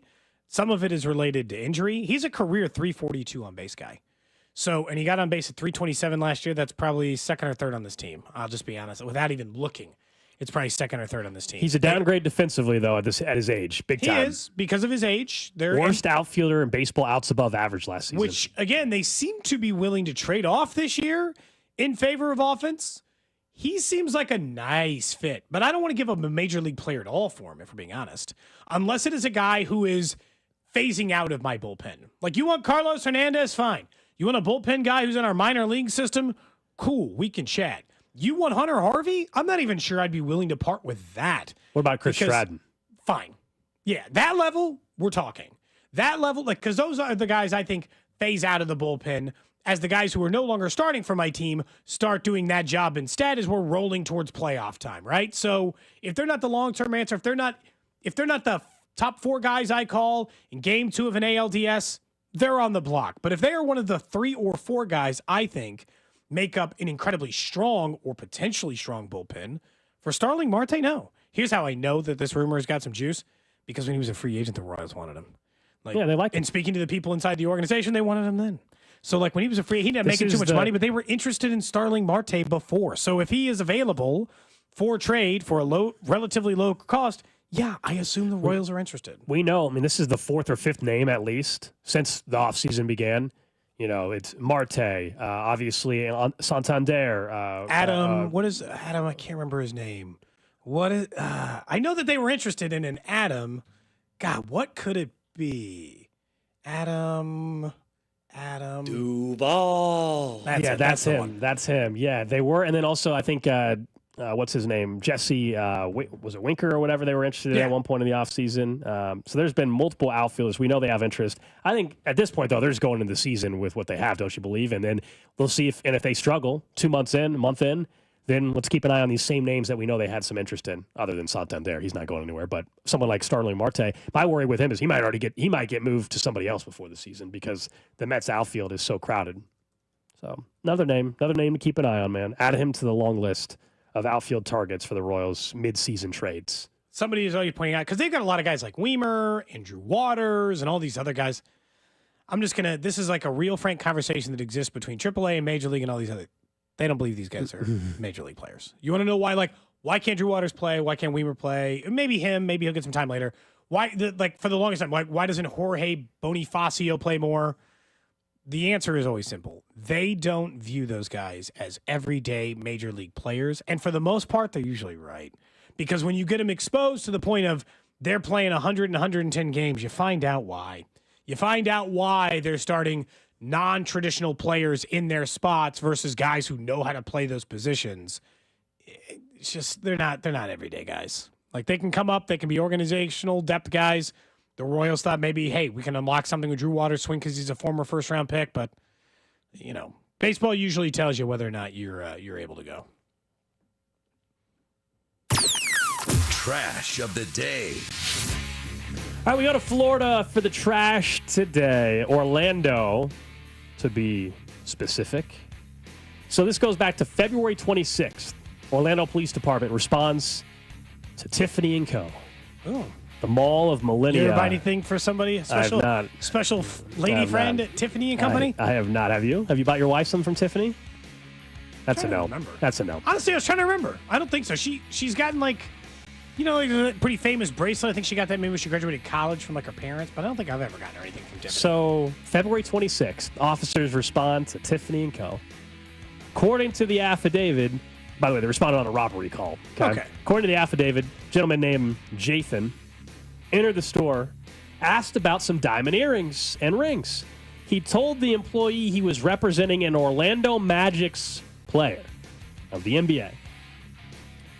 He was taken to a private room to see the jewelry because at that point he's trying to see the high-end stuff, right? Hey, I represent an NBA player. I'm looking for the high-end stuff. The employee told police that this guy then jumped out of his seat, grabbed all the jewelry that they were showing him, tried to open the door, injuring one of the two employees. He fled the store, headed toward the food court. Cameras in the mall parking lot helped police eventually track him down and arrest him. When he was being taken into custody by the Highway Patrol there in Florida, he swallowed the jewelry. Scans from the county jail confirm, like they were able 48 separate failure to appear warrants were already out for his arrest in Colorado anyway. 48 failure to appears? Yeah. My God. At the jail, he spontaneously asked the staff, "Am I going to be charged with what's in my stomach?" And what's in his stomach was $1 million worth of jewelry. He swallowed all the jewelry. So nearly $1 million. I'm sorry. What was the in game? Yeah. My big Crap it question out? here is, can you crap it out? You're going to have a blockage. $1 million diamond. Are you sure they don't have to get cut out of your guts? Yeah, and there's probably going to be a blockage there, have some surgery, and then they're going to wonder why you have $1 million worth of diamonds in your bowels. Yeah. I mean, if you're getting busted for the $1 million, why have the discomfort, the bowel discomfort that comes with passing a $1 million diamond necklace? I guess you're getting thinking, busted. What? They can't bust you if it's inside your body? I don't think that's how crime works. I guess he didn't know that he's dumb, right? You're robbing somebody. You're an idiot. But he probably thought that they didn't know that maybe he was just getting arrested for the out-of-state warrants. Do but they show what it looks like on the inside? I want to know how big this a $1 million diamond necklace looks like from. Is it like that necklace from the Titanic, or are we just talking like it's Tiffany, so it's just like a regular chain necklace with some diamonds in it? A lot of gold. I wanted to know how garish it was, I guess is the point. I don't know if you can see. I'll turn my computer around. It's just a small, you can't really tell on the X-ray. It's very, very small. That little. Okay. I mean, you could probably pass that. I wouldn't recommend it. And I How imagine did it'd be he quite uncomfortable. swallow the necklace? That's the I don't know. That's impressive. That takes a force of will to convince yourself to do that. Yeah. What? I don't know. I was trying to decide, is there a crime that's better success rate than this? I'm going to swallow this whole necklace. He told them he was representing an NBA player, so they're like, "Oh, we'll go show you the good stuff." If you're an NBA player, do people go pick out your $1 million diamond jewelry, or do you pick that out yourself? Asking the wrong guy. Asking the wrong guy. What would you do? I would still go. I don't think I want to pick out something that costs $1 million without getting an eye on it, But they do take. I don't know what the return policy is at Tiffany on $1 million necklace. But a place like that, they would take you to a separate room because they're showing you high dollar merchandise and stuff. Yeah, that makes sense. It says he injured 2 people in trying to exit the room after. I imagine there's a security level part of that. Mm-hmm. Also. Can you just by saying that get shown millions of dollars worth of jewelry? Clearly. You and I can go to Tiffany and look at $1 million necklace if I say I'm here to represent Vinny Pasquantino. Well, they obviously don't expect every person to walk in the door trying to rob them. So yeah, that's true. If you walked into a store like that, do you think depends on what you're wearing too? Put on a suit for sure. Well, this guy wasn't wearing a suit. Cody, or a high level. It's got to be. I mean, it's got to be at least get some Gucci knockoff or something. It better at least look. You better look. But you'd be surprised, man. There's plenty of wealthy people that are just wearing sweats, and you don't even know how. They're just wearing sweats, whatever, and they're very wealthy or whatever. You just don't know. You don't have to be wearing the most expensive typically, stuff. you don't wear the most expensive stuff. When you're worth that kind of money. I don't know if you'd name drop the baseball player. If you just say I represent an MLB player, they might think, oh, you're representing one of the big guys. Where if you say Vinny Pasquantino, no offense to Vinny, but are you sure that what are the chances that said jeweler knows who Vinny Pasquantino is just off a name drop? You'd have to say Bobby Witt Jr. in this town. Patrick Mahomes. That's funny. We haven't seen you here when he bought all this other jewelry. Damn. He had 48 separate failure to appear warrants out of Colorado. How do they keep letting him out of jail? Well, he had a warrant for his arrest. He didn't appear, and then they ever? I guess 48 times, and they just never. He was in Florida. The arrest warrant was in Colorado. I don't think it was a priority in Florida for them to track down the guy with just for what crimes. I don't know, but yes. He faces robbery and grand theft charges. Yeah, $1 million. That'll put you in jail for a little while. Now, do they just professionally clean that necklace? It had to be, inside someone's guts? Yeah. And pass through, I mean, someone's got to, not just professional. This has got to be the deepest of deep cleans of all time. Is that discounted? I don't want to, you got to disclose that. If I'm buying $1 million necklace for me, you got to disclose that it went through someone's anus. I'm sorry. That has to be disclosed. You cannot sell that to me and not have said that. I'm buying $1 million necklace. It's got to be 25% off. It's got to be 25% off. 800,000. It sure as hell can't be 25% off. This jewelry may have been used in a robbery and went through someone's rear. Yeah. Yeah, no way.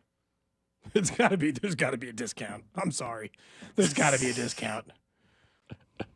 There's just no way. Not at that price point, Yeah, I don't know. I don't know what they do in that. Definitely a professional. Disclose that it went through someone's anus. I think it's fair. I mean, good grief. I think it's a good life philosophy. Oof. Somebody said poop jewelry, 90% off. Cleaned well. You got to disclose things in your house, you know? Like if I got a leak in the basement, I got to disclose it. You can't sell me a $1 million necklace without telling me that. Sure, but nothing's technically wrong with the necklace, right? Technically, nothing's wrong with it. No, but I just got to know that. You know, I got to know They just got to clean it. It's $1 million necklace. I got to know. You got to clean it, you know? That's the trash of the day. Up next, we'll get to the Chiefs Red Half Hour. Justin Reed was on with Fesco and Dusty earlier today. They asked him about what he's looking for in free agency. Does he think he's coming back to Kansas City? You'll hear that next. Cody and Gold, brought to you by Heartland Men's Health, the leader in men's sexual health. Thousands of men have been successfully treated for low T, ED, and more, all with discretion and compassion. Make your appointment at heartlandmenshealth.com. Follow the station on Instagram for ticket giveaways and behind-the-scenes content from the show at The Fan 965.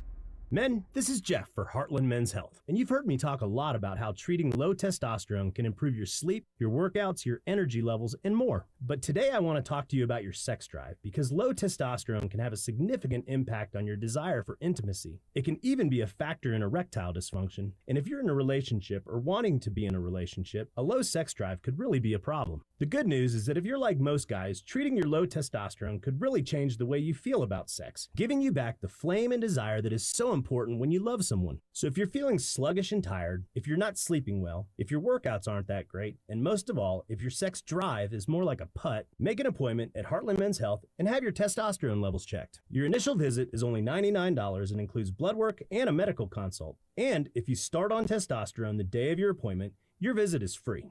Call 844-447-6600 or go to heartlandmenshealth.com. We have 3 offices: Overland Park, Independence, and North Kansas City. Don Sharp and the Sharp Homes team take a unique approach that transforms the typical home selling experience from a mundane process of list and hope into a seamless transaction. Dawn is so confident in her ability to sell your home that she guarantees it will be sold. If your home does not sell by the agreed-upon date, she'll personally buy it. Contact the only agent I would trust if I needed to sell my home. It's Dawn Sharp and the Sharp Homes team, brokered by Epic Realty. Visit them at homesforsaleandkc.com and start packing.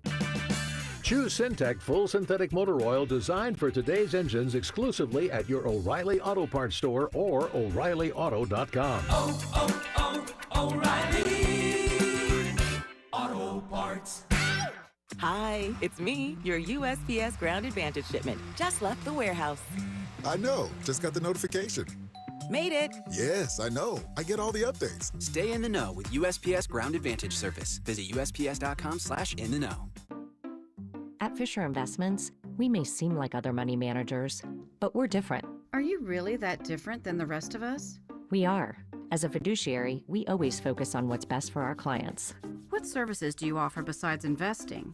We have a team of specialists in financial planning, estate planning, and more. Your clients rely on you for all that?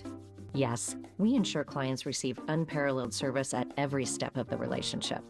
Okay, but you still sell commission-based products, right? No, because we believe that's a conflict of interest. We prioritize service over sales goals. So, then how do your fees work? We have a simple and transparent fee that's a percentage of our clients' portfolios. So we do better when our clients do better. Wow, we're more different than I thought. At Fisher Investments, we're clearly different. Learn more at fisherinvestments.com. Investing in securities involves the risk of loss. Hey, it's Alex Gold, and since I'm the single guy here at the station, yeah, I know. Wow, how surprising. They're having me read this promo about Instagram. You probably didn't even know we had an Instagram, right? Hello, Instagram followers. But now you do. So do me a favor and go follow us at The Fan 96.5. Win tickets, get behind-the-scenes content from the station. Plus, watch videos like Chiefs Take Tuesday and Best Bets on Sundays. 100%. You're listening to your home for Kansas City sports, 96.5 The Fan.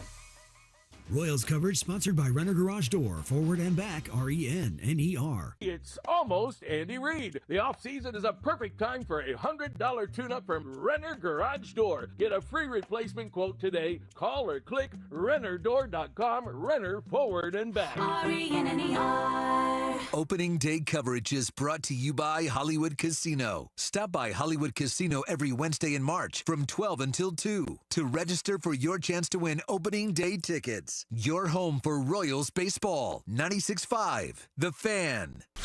You're listening to 96.5 The Fan from the Mission Plumbing, Heating, and Cooling Studios.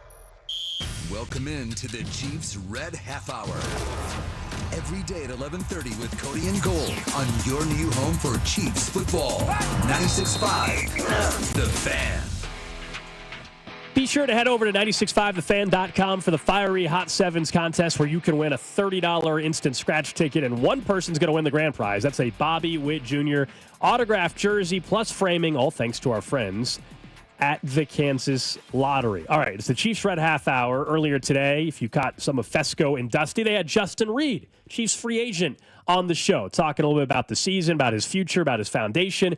And his future is what I think everybody wants to hear about, right? Because he's a free agent. We know the track record recently has been, hey, when you're a veteran, when you're a safety, this organization, like Tyrann Mathieu, they're willing to move on from you. Now, he's a year younger than what Tyrann was at that given time, but they've drafted guys that you would think, ideally, you would want to replace some more time. Yep. Justin Reed so you don't have to pay him. Justin Reed was asked by Bob and Dusty earlier today what the future holds for Justin Reed. Yeah, it's about just taking it one day at a time. Like, I had a tweet the other day about being focused on the process and not being focused on results. And I apply that to everything that I do.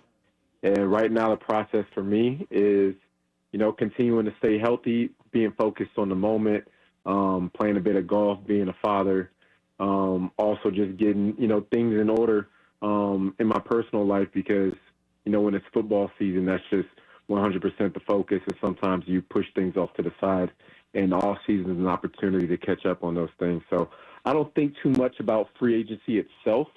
That's something that I had a conversation with my agent with, and he knows the situations that I'm looking for and like the criteria that I want checked off, and I just let him do his job, and I just focus on being in the moment where I'm at.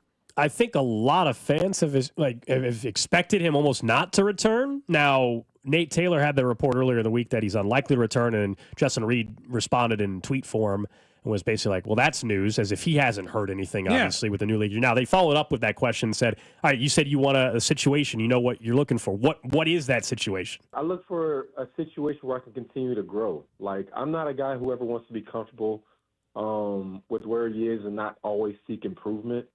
So I want to be in a situation where I feel like we have a goal that we can chase. I want to be in a situation where I feel like you have a chance to go to the playoffs and still have a chance at winning the Super Bowl ring. I was a part of a team that went 4-12 2 years in a row, and it was impressive because being in a team atmosphere where everyone's contributing and everyone wants to win, and then sometimes being on losing teams, not everybody in the locker room, you start to find out who actually cares about football and who doesn't. Some guys just clock in and clock out. And that is not a situation that I want to be a part of. I want to be in a situation where everyone's locked in, focused on the goal, being a true team, and, pushing to grow and improve. And, I want to play in a system that allows me to be myself, allows me to communicate, allows me to be physical, allows me to blitz sometimes. So, you just look at all those things and you just try and make the best. He wants to play for a contender, right? Let's sum it up. He wants to play for a contender, and that narrows the list down to a handful of teams, I would say, if we're being honest, probably 6 teams, I would say, that are contenders. Now, you could talk yourself into probably 10 if you're just like kind of lying to yourself, but sure. And then, of course, ultimately, right, money, right? You didn't mention that there, but the money has to, I'm sure, be right as well. I think, the thing I would find interesting for the Chiefs is, are they willing to do 2 things this offseason I would say they've never done? One would be giving a deal that crosses over the age 30 for someone that for a safety. And then also we think they're going to sign Ronnie Stanley, and that's a free agent over the age of 30. Like, that would be asking them to do 2 things from a contract standpoint and age standpoint that they typically haven't done. It's an even harder pill to swallow with Justin Reed because they have drafted a safety who plays minutes for them every single year for the last 3 consecutive years, including Jaden Hicks, a player you and I would like to see more of in 2025. So, look, I don't think I'd be upset, but I do think that there's a point at safety where that's an easy spot to move, and I'd rather improve corner and pass rush. and I'll figure out safety, especially because safety's position is changing a little bit in the NFL because everyone's playing so deep. You don't even necessarily need this guy who does this coverage in quite the same way as they used to do. It was nice. I mean, he did say in this interview that he's going to live in Kansas City for the rest of his life. Bro, Kansas City is one of the best places on earth, bro. I didn't know how great this city was prior to coming here, but after being here in the community and just how awesome the city comes out. I mean, everyone has a helping hand. The support is unreal as far as not only Chiefs games, but for my foundation and everywhere in between. Once you get past the cold weather, you get the right clothes for it. I mean, it's an incredible city to be in, and I've been so happy and blessed to be here, and I want to keep the place here forever. Yeah, you can hear his newborn right next to him as well. He obviously I believe they had their first child. Double duty. So holding the baby and doing a radio interview. I've done that. That's impressive. The fact that that's all, I believe in the whole interview was only right there that you can actually even hear. So that's impressive. Yeah, that's like if you're from Kansas City, anytime an athlete that's not from here, whether it's an athlete or not, but especially I would say a celebrity, an athlete, says what he just said about the city, of course, it just adds to the pride you have for your city because there are countless athletes that have said exactly what Justin Reed has said, that have chosen to, no matter what happens in their career, stay in Kansas City because everybody acknowledges what a place it is to raise a family. And you and I obviously can speak to growing up in this town and everything as well. Everybody's always surprised when they come here because they just hear Kansas City like, okay, you get here and you're like, oh, wow, this, Drew Tranquil has spoken quite a bit about this as well, yes. And how much he loves it compared to living in LA, right? So, Kansas City's not for everybody. LA is not for everybody, but like from a family perspective and all that, it's an unbelievable place. And so that gives you some hope that like maybe there is a way to work out something, but also look, he can live here and still sign with another team. You know what I mean? That's just the toughest part about like the NFL part or Major League Baseball part and contracts and stuff because like we all like Justin Reed as a person. Like I like Justin Reed as the dude, right? I hope he gets to continue to play in Kansas City for those reasons, but it's just like from a football perspective, considering he's going to need a new contract and he'll be one of the higher paid safeties in the league because of that, it's like there's not a lot of logic to it. Unless he's willing to take a 1-year deal or a 2-year deal that's, like favorable for us in year 2, like if you're him, why would you sign a 1-year? I know. It just like I'm having a hard time coming up with the reasoning or logic that would allow it to go play. They need a corner. Like they got safeties. They got safeties who can do, like they've got people and numbers at that position. And that tends to be a position that is easier to draft in those mid to late rounds. And so I'm just having a hard time imagining that it makes sense for Kansas City to keep going that route. And we'll see. I mean, obviously Nate Taylor was reporting that they don't think there's a good chance they're going to sign Justin Reed. And this is the almost exact, it's like 6 months apart, almost exact same time they walked on Tyrann Mathieu at this age. And so if they're going to sign a free agent safety, I'll be honest, you should probably look for a guy who's like 26 who just got let go by his team. Or I just think they'll go with the young guys they already have in house. And we'll just see a lot more Jaden Hicks and Brian Cook. And they'll go more that route. I think they're more likely to sign Bolton still than Reed, don't you? Based off of the comments from Spags in the past, as well. I would think so. It just depends. Is there a team out there that looks at Nick Bolton differently than the Chiefs financially, right? Because we've talked about the range of the linebackers. Could it be 11 or $12 million, or there's some guys on the high end that are getting 16, 17, 18? That's not happening in Kansas City. So if he goes and tests the market, talking about Nick Bolton, and he finds out that the market is more like where the Chiefs are offering, then maybe that's how it gets done. But if he finds out there's $3 million more a year, he's going to go play for that team. Sure, and he's been rumored. People have brought up Cincinnati because of their defensive issues and the money that they might be willing to spend on a player like that. And that sound means another mock draft sounder. We never know when it's going to happen. We don't ever get insight on what the mock draft is. Drew just tells us when a new one gets released. Who's this one by? This one is from Arrowhead Addict. So a Chiefs page, of course, a Chiefs favorable mock draft. This one is a full mock draft. So all of the picks that the Chiefs have, we're going to go through 1, 2, both 3s, 4 as well. Round 1, pick 31. It is not an offensive lineman. Thank God. And don't tell me it's a... Wait, what was the one I didn't like yesterday? Was it a safety? There was a guard and a... Was it a safety? No, wide receiver that... Jalen that was compared to Ben Ellington or something. Bruce Ellington. You don't even remember his name. That's how unimportant of a comp it was. His grade was basically a third rounder. Okay. Okay, but anyway, so the first round, Walter Nolan from Ole Miss, a name that hasn't been mentioned yet in any of the mocks we've looked at. Very, very good. Walter White or no? Defensive end or defensive tackle? Defensive tackle. Very good run defender.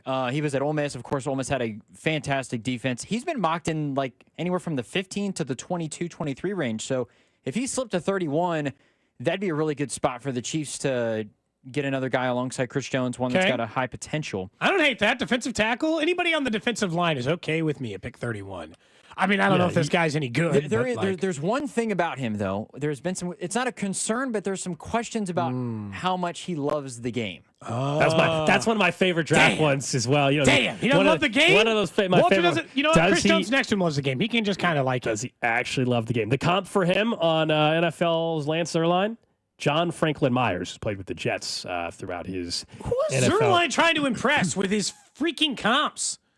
Every day, just some other random Arrowhead Addicts dude. comp is Devontae Wyatt. Who? I don't know. It's a shades of Devontae Wyatt. Okay. Here's an NFC scout on Walter Nolan. Here's what an NFC scout said. Quote, nobody questions how talented he is and how hard he plays. Super twitched up and really explosive. Yeah. High upside. I think Cody, though, he really needs his rush needs to be a more diversified first phase approach. Though look at you guys. I think that's really required. Wyatt's a pretty good player right now. You know, plays for the Packers. Yeah. Look at He's great. His ability to bend and rip his way under redirect blocks is really impressive, Cody. So I know grind and tape. yeah, he can redirect. He can redirect, man. I'd be concerned about a guy who can't redirect. That's a good point. Second round pick from Arrowhead Addict. Cameron Williams, offensive tackle. 63. I don't hate it. Offensive tackle at Texas. All right. Unteachable size and length, making him a high-level fit for the Chiefs. Interesting. Future guard. Shades of Laramie Tunsil. Was the comp from Arrowhead Addict. Well, now we're talking. His arms are too short. That's a future guard right there. But you know what? Pick 63. I'm not going to complain. 6'5", 317 pounds. Him and Kingsley can duel it out to the death to be the starting How long left are the guard. arms again? How long do the arms have to be? You know what? Actually, Do you remember what the length was? They've never drafted one below 34.5. This guy's arms are 34.5.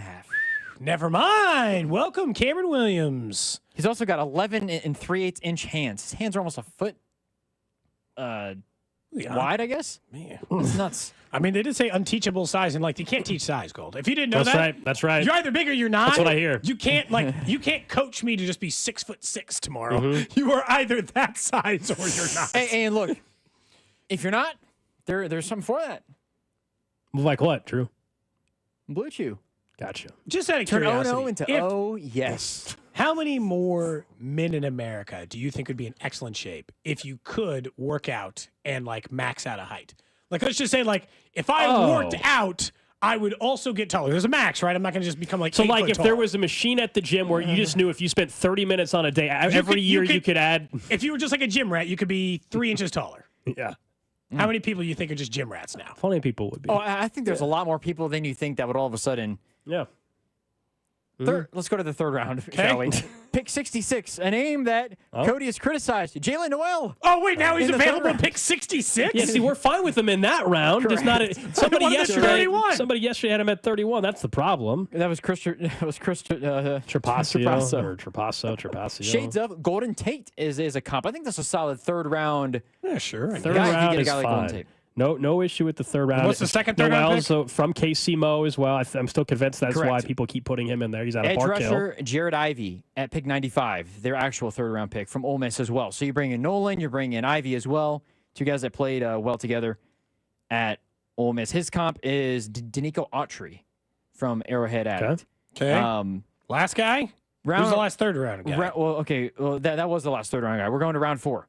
The guy that had the best edit from the combine, RJ Harvey, running back from UCF. He fast. That's what Gold cares about. He was asked what his mindset is when he gets the ball. He said, "I want to score every single time I touch the ball. I'm going to the end zone." Well, I'm sold now. You know, now that he said that, I'm sold. Welcome to the team, RJ Harvey. I will show you the edit if you guys haven't seen it already. There's an edit that UCF made from the combine, and it meshes into one of his scores for a touchdown. Actually, he's a pretty sick edit. But RJ Harvey, very good running back. 5'8", 209 pounds.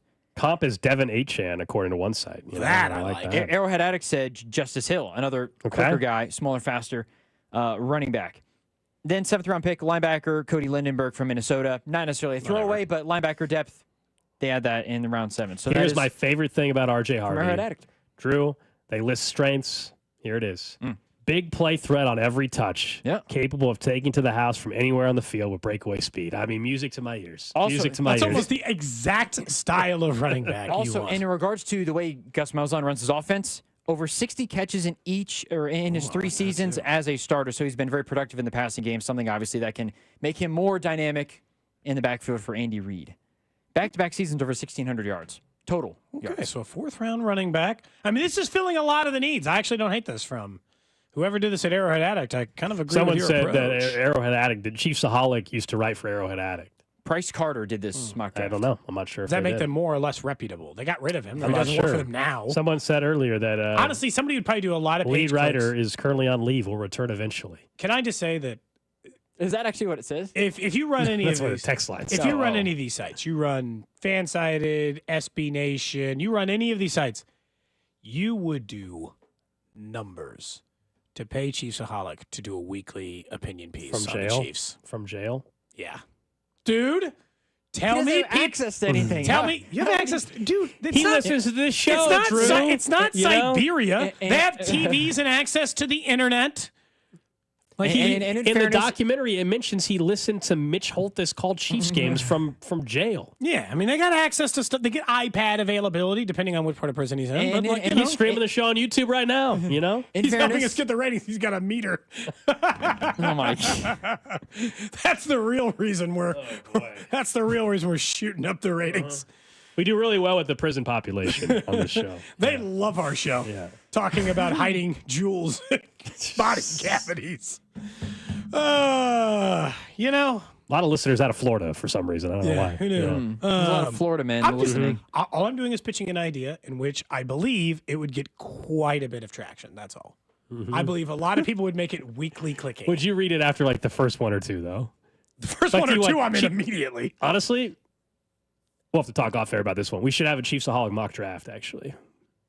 Air quotes, Chiefsaholics mock draft. We have Drew call into the prison. See if we can get him on the phone. Yep. And get a Chiefsaholic mock. Yeah. Hang on. Okay, I'm in. I will say, hang on a second. I'm not going to say you adore that man, but you have followed. You guys have followed this man more than the anybody story's else. interesting. Why would you have me call him? This is an opportunity for you to actually meet a hero of yours. It's not a Essentially, is what hero. it seems like. He's not our hero. We just followed the story You with guys- a level of intensity I believe people in Kansas City should have. That's I think all. you should take advantage of that opportunity rather than having me do His I'll attorney do was it. unbelievable in the documentary. I would gladly do it, but I feel like this is a missed Unbelievable. opportunity for you to talk to an individual that has been a popular topic on the show. Mm-hmm. Yeah, he's got a lot of time to work on his mock drafts. That sounds like Drew's afraid to talk to him. No, I'm not. I'm This is no. what this sounds like. Text I am not says, afraid I to watch talk from to him. prison every Friday from the 816. Thank you. We appreciate it. I'm not afraid to talk to him. I'm just saying, for all the time that you've invested in this show talking about Chiefsaholic, I feel like That's fair. We should you have a in conversation with a man. One of you guys should have a conversation. You've talked about going to jail to sit down with him, Cody. I mean, Why he's not be a like, big thought fan. jailhouse interviews. He's a big fan of Aaron Ladd. We learned that from the Amazon a doc. former regular on the show He before thinks moved. Aaron Ladd is, quote, effing hilarious. That's in the I doc. forgot about that. That's in the documentary.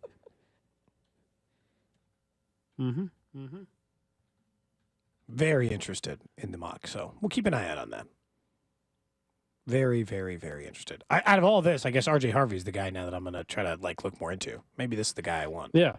So we know when the NFL season wrapped up towards the end, you took issue with the Red Zone channel having a commercial. Then they didn't do it after that. They got heat and then they stopped. Coming up. Yeah. So, Commercial-free football. That's what they used to say, man. Right. They're lying to me now. so Red Zone channel is incredible, but the reports are that maybe Scott Hansen is not going to be part of Red Zone anymore, which I'm very bummed out if that's the case. He might be moving over to NBC. Yeah, I saw that too. Might be Contract getting, might be dispute, getting right? a new deal over at NBC. So good for Scott Hansen if that's what's best for him. But the latest is that with Around the Horn ending after 23 years, the host, of course, is Tony Reale. One outlet is speculating that perhaps Tony Reale could be the next host of NFL Red Zone. In an interview with Sports Illustrated, Reale seemed to be angling for one job in particular, host of NFL Red Zone. This would be a great replacement. If I have to lose Scott Hansen from NFL Red Zone, put in Tony Reale to the Red Zone channel. I think that would work. I think it'd be a great fit. I really like it. Tony Reale is, in fairness, great at getting great jobs. Because working on PTI at the height of PTI, that's pretty nice. Working it around the horn as the main host after Kilborn left, right? I think that's right. And doing it for the number of years he did it for, incredible. And then you just do that, and your career, your midlife crisis career switch is the host of Red Zone. You work 1 day a week. You pop on a couple of other NFL shows. You just make sure you don't drink any water, and then you tell people when touchdowns are coming. That seems like the sweetest gig on the planet. Like, you'd take that job today if they offered it to you. The main test in the interview process is, just can you have bladder control for 8 hours of commercial-free football, Well, now they got 7 commercials. hours, Maybe now you're allowed to, 7 hours. Maybe now you can go to the bathroom because they have commercials, But they did that for 1 week, and they said, nope. And it wasn't a full commercial, it was like the box or whatever. It was a side-by-side. But, yeah, Reale would be a good fit if we're going to lose Scott Hansen. Red Zone channel is my favorite thing. I'll be bummed not to hear Hansen on it if that's actually where this thing is trending, but that's still my favorite. When the Chiefs are not on, just give me a little noon Red Zone channel heaven.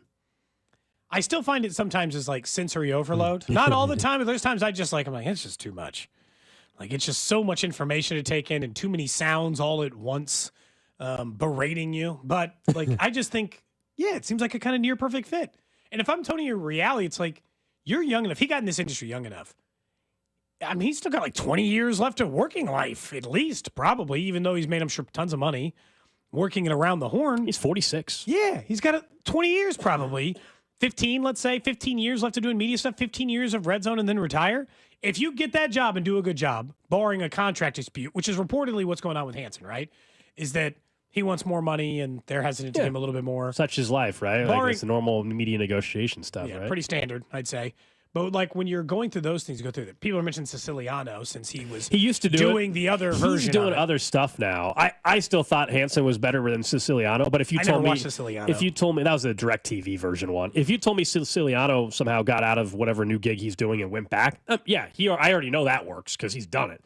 That's fine too. One of those two guys make a ton of sense. Third party, look, you said it though, like there's still a basic, like you can have a personality, but I also don't want you making Red Zone channel about you.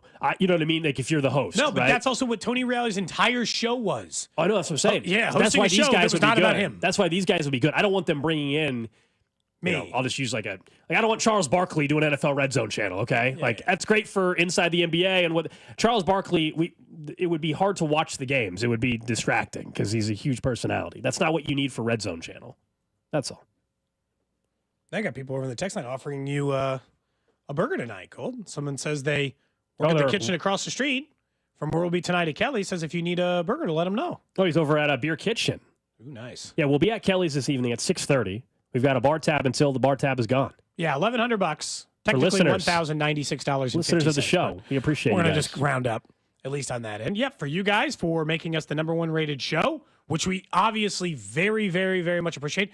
We have no idea how many of you to expect or who to expect, but look, we're if there's only 5 of you, so that's plenty. We're about to have a blast. If it's only like 10 of us, we're about to have a blast. I'm not even sure we're technically. I don't even think we're physically capable of hitting that tab number with eight people. Went up at the casino. Putting the rest on black. Sean Barber was suggesting some very high end alcohol to get to the tab. There. Yeah, easy there. He says if I make it to Kelly's, can y'all put my double Blanton's neat on the tab? So you better make it at 6:30 if you're putting a $50 pour on there. I don't think it's that much, but Barber, we'll see you there tonight. $25. We'll see you there tonight. No, we'll all be out there, and we already do know of some people that are planning on coming. I got some friends too that listen to the show that I think are going to make their way out there. I know you do as well, Cody. So I'm selling the wheel tonight. I'm excited. Yeah, have you got that arranged with Austin? Have you folled up with him to make sure? Arranged, I don't know, but we have agreed on the money. Have you talked and... to him since? Oh yeah. Good. You're good then. Yeah. You're going to walk into Kelly's at Westport with a racing wheel. Great. Okay. I still think you guys should meet in the parking lot. I was going to say, I'm not planning on walking into Kelly's with the wheel. I'm going to... Please do, actually. I'm going to give him a shout. Like, hey, man, let me know when you get here, and I'll meet you. And Give you the wheel. Looking forward to it. Hope a couple of you were able to make it out tonight. Tried to warn you for a couple of weeks, give you a little bit of time, but all three of us will be there. I don't know if anyone else. We've invited some other people from the station. Maybe somebody else will make it out as well. Mostly for the listeners. You know, if Rob comes, he can buy his own drink. Damn. Come on. What? I'm not that cold. That'd be messed up. Just have a separate tab for them. Just be like, oh, no. Oh, Rob? No, he's on his own. Don't you worry about that. That would be a little out of We pocket. still need to come up with the.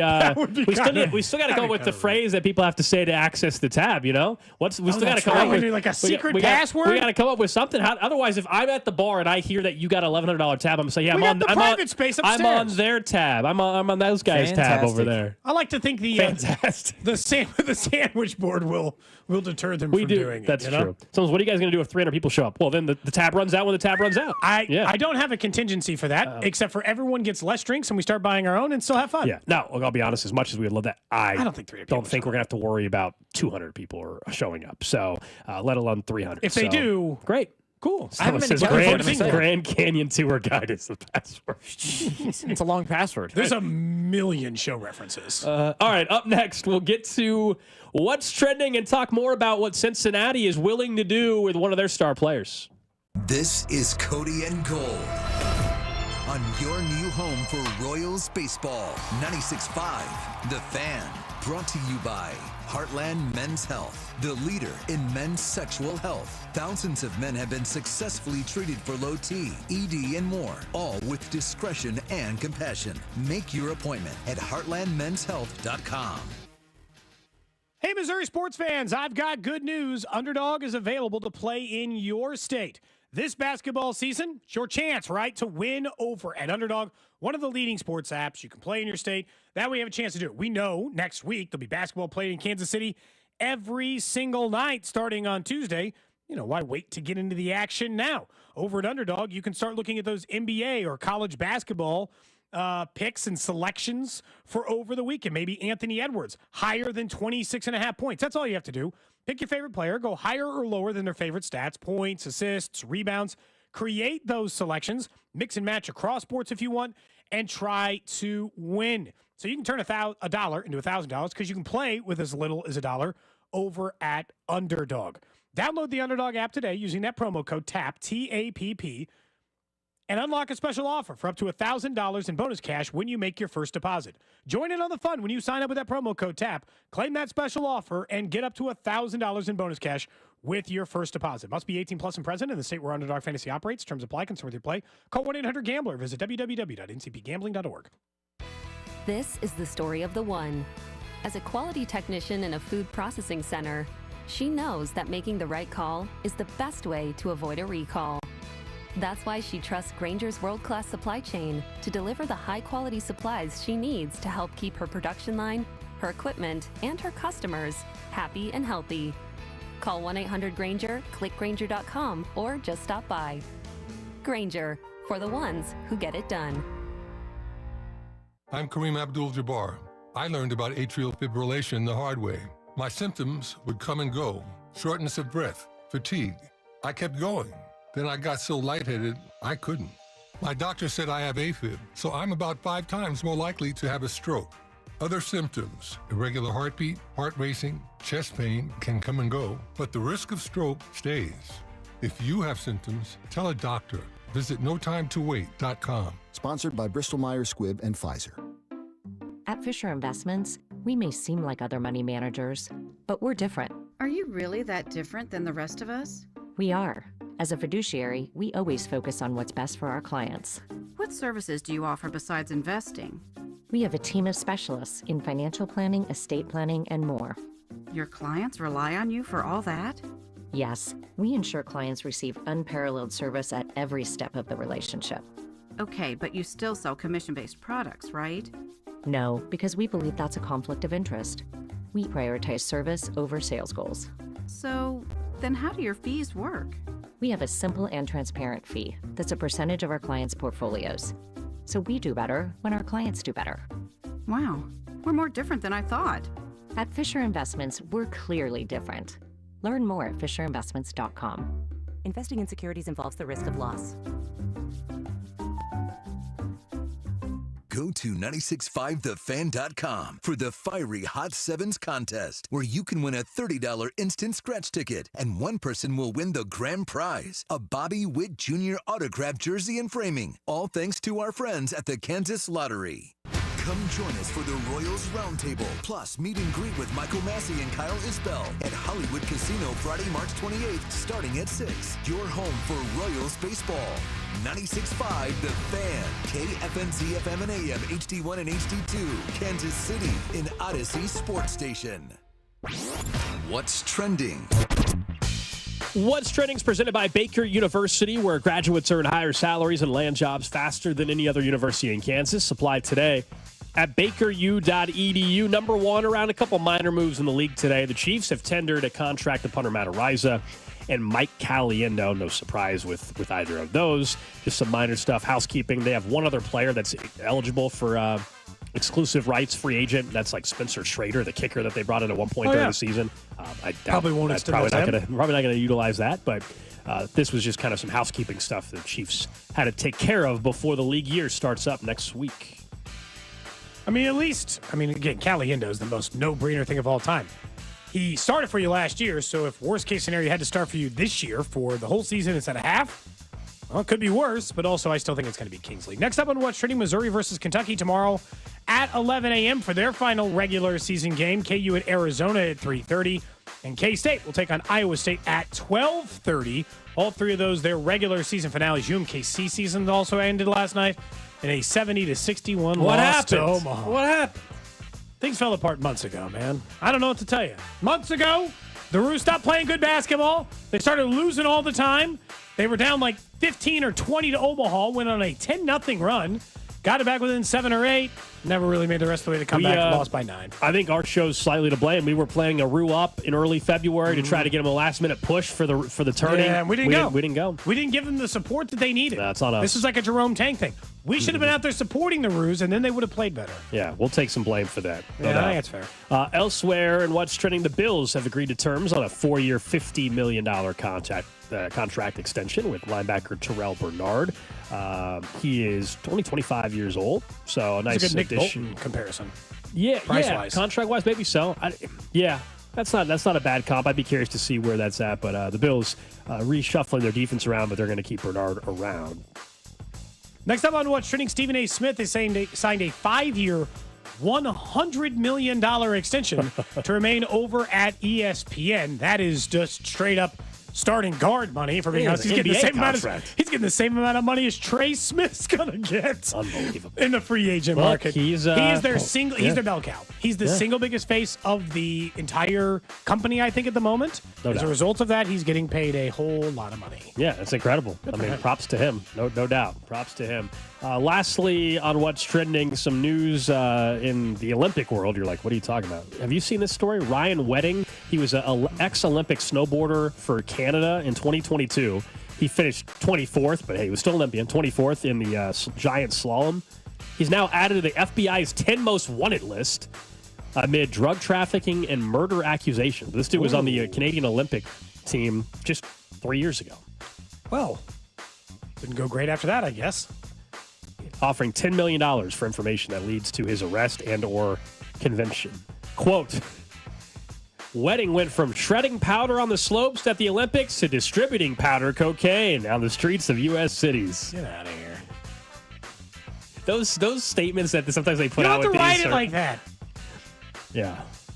AI generated or something. But no, he's allegedly, to be living in Mexico, the U.S. So he's believed to be living in either Mexico, the U.S., Canada, Colombia, Honduras, Guatemala, or Costa Rica. They got no idea where this guy is. Damn. Well, that's why he's at, $10 million? Yeah, $10 million. He's in the FBI top 10 wanted list. If I can head to Mexico anytime soon, I'll keep an eye out.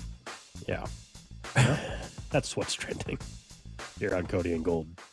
Some people are bringing in their suggestions for what the passcode should be. For the tab? Gum bucket. Wow, I have to say that one so careful. Yeah, gum. Every time after all that. Did I say Gruyere? Chew it and do it. Someone says just it's on tap. Yeah, that's good. Someone else suggested Duval. That could be it. There's lots of choices here. You got to settle on something, Or any of these. How about any of these phrases? Any of these will actually the work. Bartenders, like, what are they saying? Any proof that like you've listened to this show will do. You know. We'll see you at Kelly's tonight at 6:30 in Westport. Trey Hendrickson likely on his way out in Cincinnati. The news late yesterday that Trey Hendrickson's been given permission to seek a trade.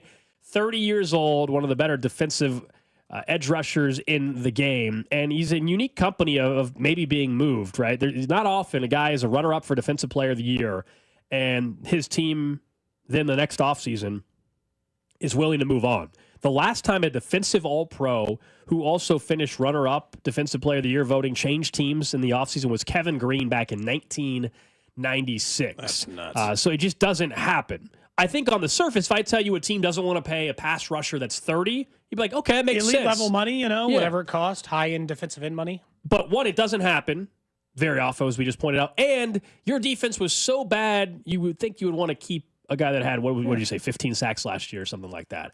So surprising, like knowing that you're investing a lot of your resources still on because offense. the defense was so bad. Like this goes back to the Chris Jones thing. We were trying to imagine a defense without Chris Jones, and it was pretty horrifying. Drew, you're a Bengals fan. You want to imagine what Cincy's defense is without Trey Hendrickson right now? I know you could Not particularly. All you do instead is like place people inside. You're like, let me put some other players in here because if it's just what this defense was, but without that, I don't want to envision what the world is. Jeff Howe, who's a beat writer for The Athletic, he just put out a little while ago, said the Bengals have received quite a bit of interest in a potential trade for Trey Hendrickson, who has been given permission to speak with teams about a new contract. Sounds like the possibility exists for a win-win outcome for both sides. He's not staying in Cincinnati. They're going to get this trade done at some point. He's going to be somewhere else, whether it's any of the teams we've mentioned with Myles Garrett are also candidates, right? The Commanders, the Bills. I think the Chargers are an interesting team to watch as well. The Colts, Drew, you mentioned them earlier. There's multiple teams that are going to have interest in Trey Hendrickson. They're going to have to give him an extension as well. He's a hell of a football player. Unless there's a bigger move coming for Cincy on defense, like trading for Myles Garrett in division, you're going to have a great offense again if you keep T. Higgins and Jamar Chase. I mean, it looks like they're trying to. I don't think that would be smart to just go over to get Myles Garrett. I'd rather them try to spread the love around to where you don't have, you would miss that elite level talent, but you at least make the offense solidified enough where instead of them being 30th, they're 20th. Like that, I think is good enough. That would be good enough for them to make the playoffs last season based on how they played. They You got to get that 15 to 20 range. 15 to 20 Yeah. range to have a shot with that kind of offense that they have. Yeah. I think 15 to 20 range is all you're asking for. I'll be intrigued to see what they do or what they would get back. For, like, what's the going actual- rate? A second? The speculation, Second, I and think. nobody ultimately knows, but some of the beat writers that cover the team, the speculation there is third, Second or late early second. third. Yeah, early third, late second is kind of the thought there, or a combination of third and a sixth or something like that is what you're looking at, knowing the team has to give an extension, and he's 30 even, but he's runner-up for Defensive Player of the Year. We're not just talking about a Just random letting those kind defensive of lineman. players go is kind of crazy, like in a way where I still think it's a setup. I know I told you this earlier, Drew, and I'm not doing it to make you mad. I honestly don't think Cincinnati never pays anybody. Trey Hendrickson is just the most recent example of someone they don't pay, right? Correct. Like it's just the most recent example. So like I'm really supposed to believe that for the first time in a gajillion years of their franchise's history, they're going to pony up $40 million a year for Jamar Chase. I think the main reason they are interested in T. Higgins is because they know they can't afford Jamar Chase. You think And they're they want a picking Higgins safe- over Chase? I don't think they're picking Higgins as in they think Higgins is the better player. I think they just think Higgins costs less money and he's going to cost less guarantees up front. And we're going to pay Higgins. And as soon as we get Higgins under the books, then we got a year to figure out what to do with Jamar Chase, which in my opinion will end in 1 year him being franchised and traded. That'd be an unmitigated disaster if that happened. I don't disagree, but I mean, is he getting a contract extension this year? He should have gotten one last year. Yeah. Is he going to get it this year, do you think? Based on if they do trade Trey Hendrickson and the money's available there, I would expect T. Higgins is going to get the deal first, of course, because he's got the franchise tag. Jamar Chase still has another year on his original deal anyways. Then $21 million this year. I would suspect that he gets a deal as well.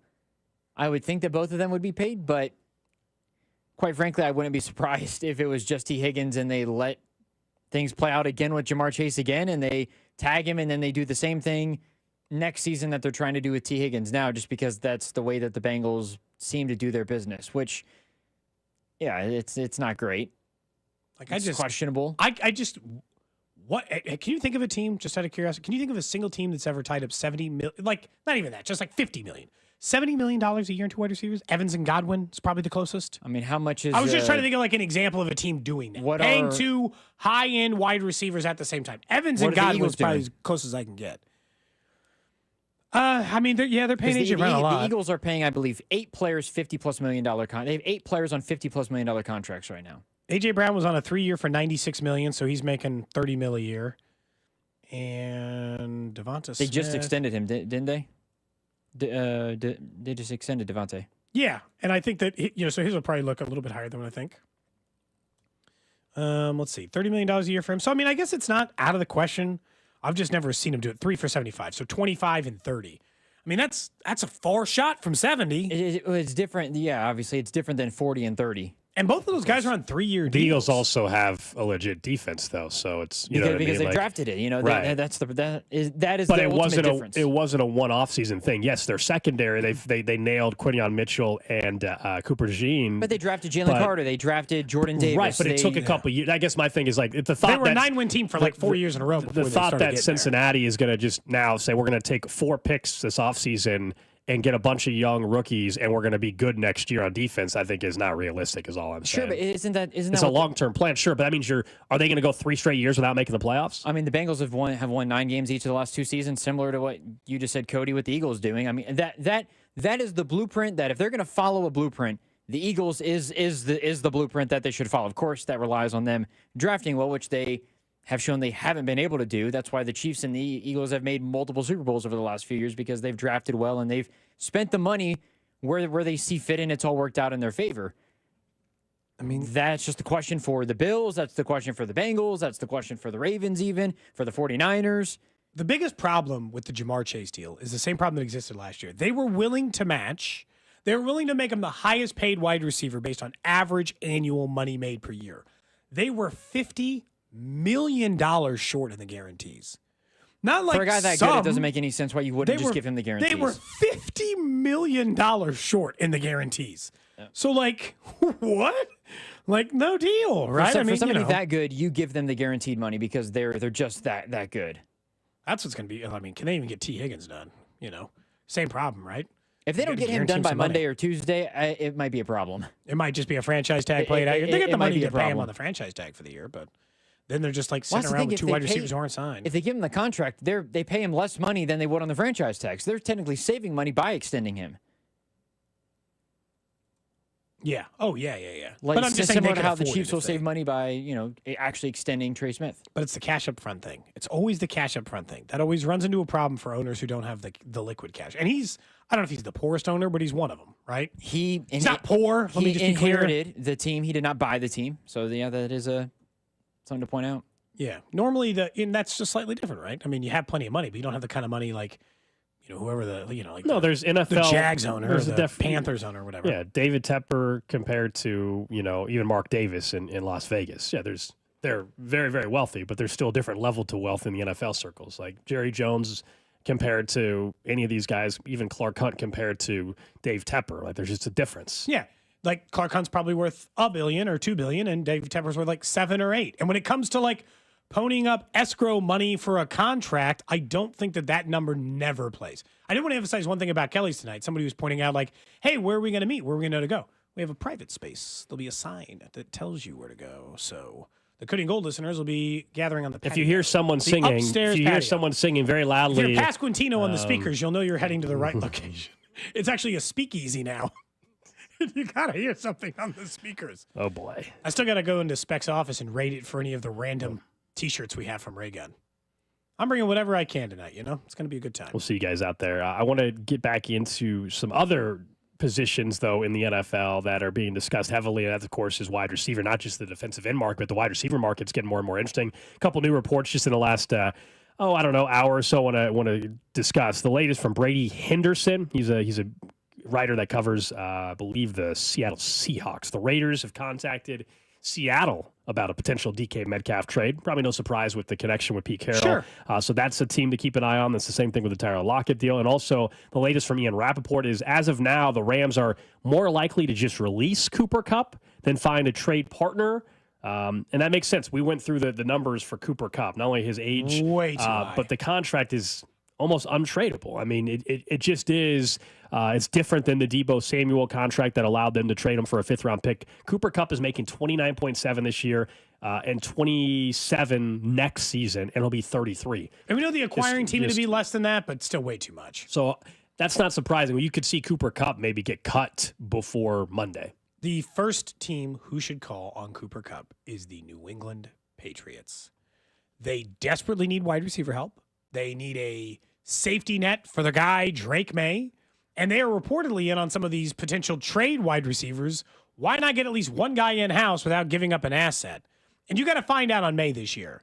Quarterbacks, you get 2 years to find out. Sorry. Or you got to, start figuring out the next plan.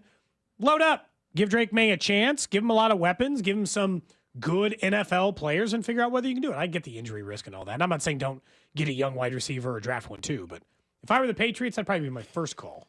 Cooper Kupp's interesting there. The Panthers, I think would be interesting. Maybe Cooper Kupp doesn't want to go there, but he's their Thielen replacement, right? God, does he Chris really Godwin's a free agent. If I'm the Patriots, Chris Godwin's who I would be going heavily after. I mean, there's a reason why the free agent market and everything's going to be nuts next week. There's a lot of teams. The Commanders have the second most cap space. The Patriots have the most. People are going shopping next week, and some of these contracts are going to look crazy. But just remember the salary cap is going to keep going up as it did this past year, and so some of the numbers 5 years ago would have been insane. It's just kind of the going rate for certain positions here in 2025. See the text line arguing over Clark Hunt's net worth. I don't know. According to Google, he's worth $1.6 billion, but the family is worth $20. Yeah, I think they're talking about the whole group. Yeah. Yeah. Look, they've put all the money they've needed to in escrow every time they've been asked to put it in. Mm-hmm. Cannot say the same thing for Cincinnati. That's for sure. That's true. Looks a little bit different on that end. Were you surprised to see that a potential target, Christian Kirk, was traded before? Honestly, don't blame the Texans. If you wanted Kirk for the price of a 6th-round pick and some money, which they can afford, you get your guy in-house. Tank Dell's career, who knows? Yeah, the Texans jumped the line to get Christian Kirk. It's an in-division trade, which makes it a little more interesting, too. Doesn't happen a ton. Now, I'm not saying Christian Kirk's a top 5 player at his position or anything like that, but still, you don't see it happen all that frequently. Tank Dell may never play again. That's the sad reality, as you said, with the situation he finally just had ACL surgery. They had other procedures that had to take place with the devastating injury he suffered against Kansas City in that playoff game, was that the regular season game or the No, that was the playoff game. That was the playoff game. No. Regular season game. Regular season Yeah, game. I was saying. That was the first half of the regular season game, right before halftime. Yep. That's something that changes their projection going forward for their wide receiver room. They already paid Nico Collins. No, and he's at a good market rate, by the way. He's only $26 million a year for the guy who's landing targets and catches. Would have been interested in Christian Kirk, as a lot of teams would have. That takes one veteran off the market. If you're Hollywood Brown, that's good news for you, right? That there's one less guy in the open market that you're competing with, maybe. Yeah, but I was a little surprised to see it, mostly because in those cases, teams don't want to take on the $16 million. The Texans are. We've mentioned this. They're if you made me guess the 5 teams I think are most interesting this offseason, Texans are trying to rebuild their entire offensive line. You think the Chiefs had a bad offensive line? The Texans are trying to change all 5 members of it, or 4 of the 5 members. They hated their offensive line so much. Now they're still out here targeting wide receivers. They're trying to make sure C.J. Stroud looks good in year 3. Because year 2 was, it went downhill quickly. That's also why I think when you're going after wide, if you're Jaden Daniels, keep loading it up for a little while until he's expensive. Don't let it just be we're good. No, just keep protected, do all Terry that. McLaurin and Debo. Yeah, they probably should go sign another wide receiver if you're a team like the Commanders. Or draft a guy. They're relying. How was their offense was really good for not having some elite level group of wide receivers. Jeez. Look, luck is luck. And it's 2 former Chiefs backup offensive linemen. Luck is luck, but they were the most. I think their turnover rate was insane.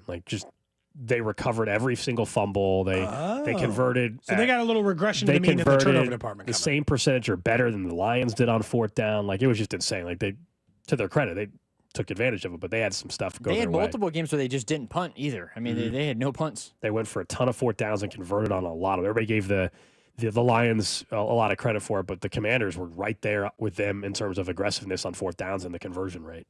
Yeah, okay. Cliff Kingsbury. Well, then they know they got to get better, because otherwise, the regression to the mean, because turnovers are a mean. That you're not just better at recovering fumbles than any team in the NFL. That is a luck-based stat that tends to ride towards the middle if given a year after year after year after year run. that typically is a luck-based stat. And so, like, you got to find out where you're at least. Didn't they barely make the playoffs? Like, I think they played everybody week 18, correct, to make it? Didn't they have to beat whoever they played to make it? For seeding, it was for seeding only? I think they were in the playoffs. I think they were pretty comfortable. I thought it was for seeding reasons. Remember, the Rams decided not to play. Everybody was critical of the Rams not playing anybody, and it ended up working out because they got to play Sam Darnold and the Vikings. The only reason, because they were the 6th seed, because the only reason I'm saying that is because of along the luck lines, like that Hail Mary against the Bears, like that might have been what the difference was. They were the 6th seed, so I don't know if they were like right on Razor's I don't know if edge. it was nip and tuck, but if they'd have lost that, if that Hail Mary to the Bears, if they don't get that, do they actually make the playoffs? Who's your most interesting team in the offseason, Gold?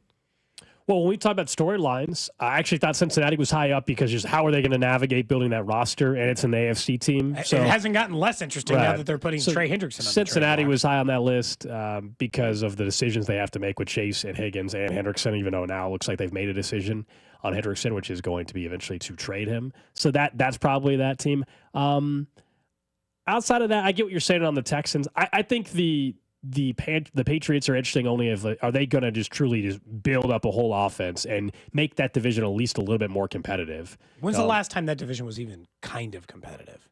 It's been a while. In fairness, the Dolphins had a game against the Bills. They had a chance to win the division 2 years ago. So I guess that would be it. They got smoked in that game. Yes, and then they came to Kansas City and got smoked as well.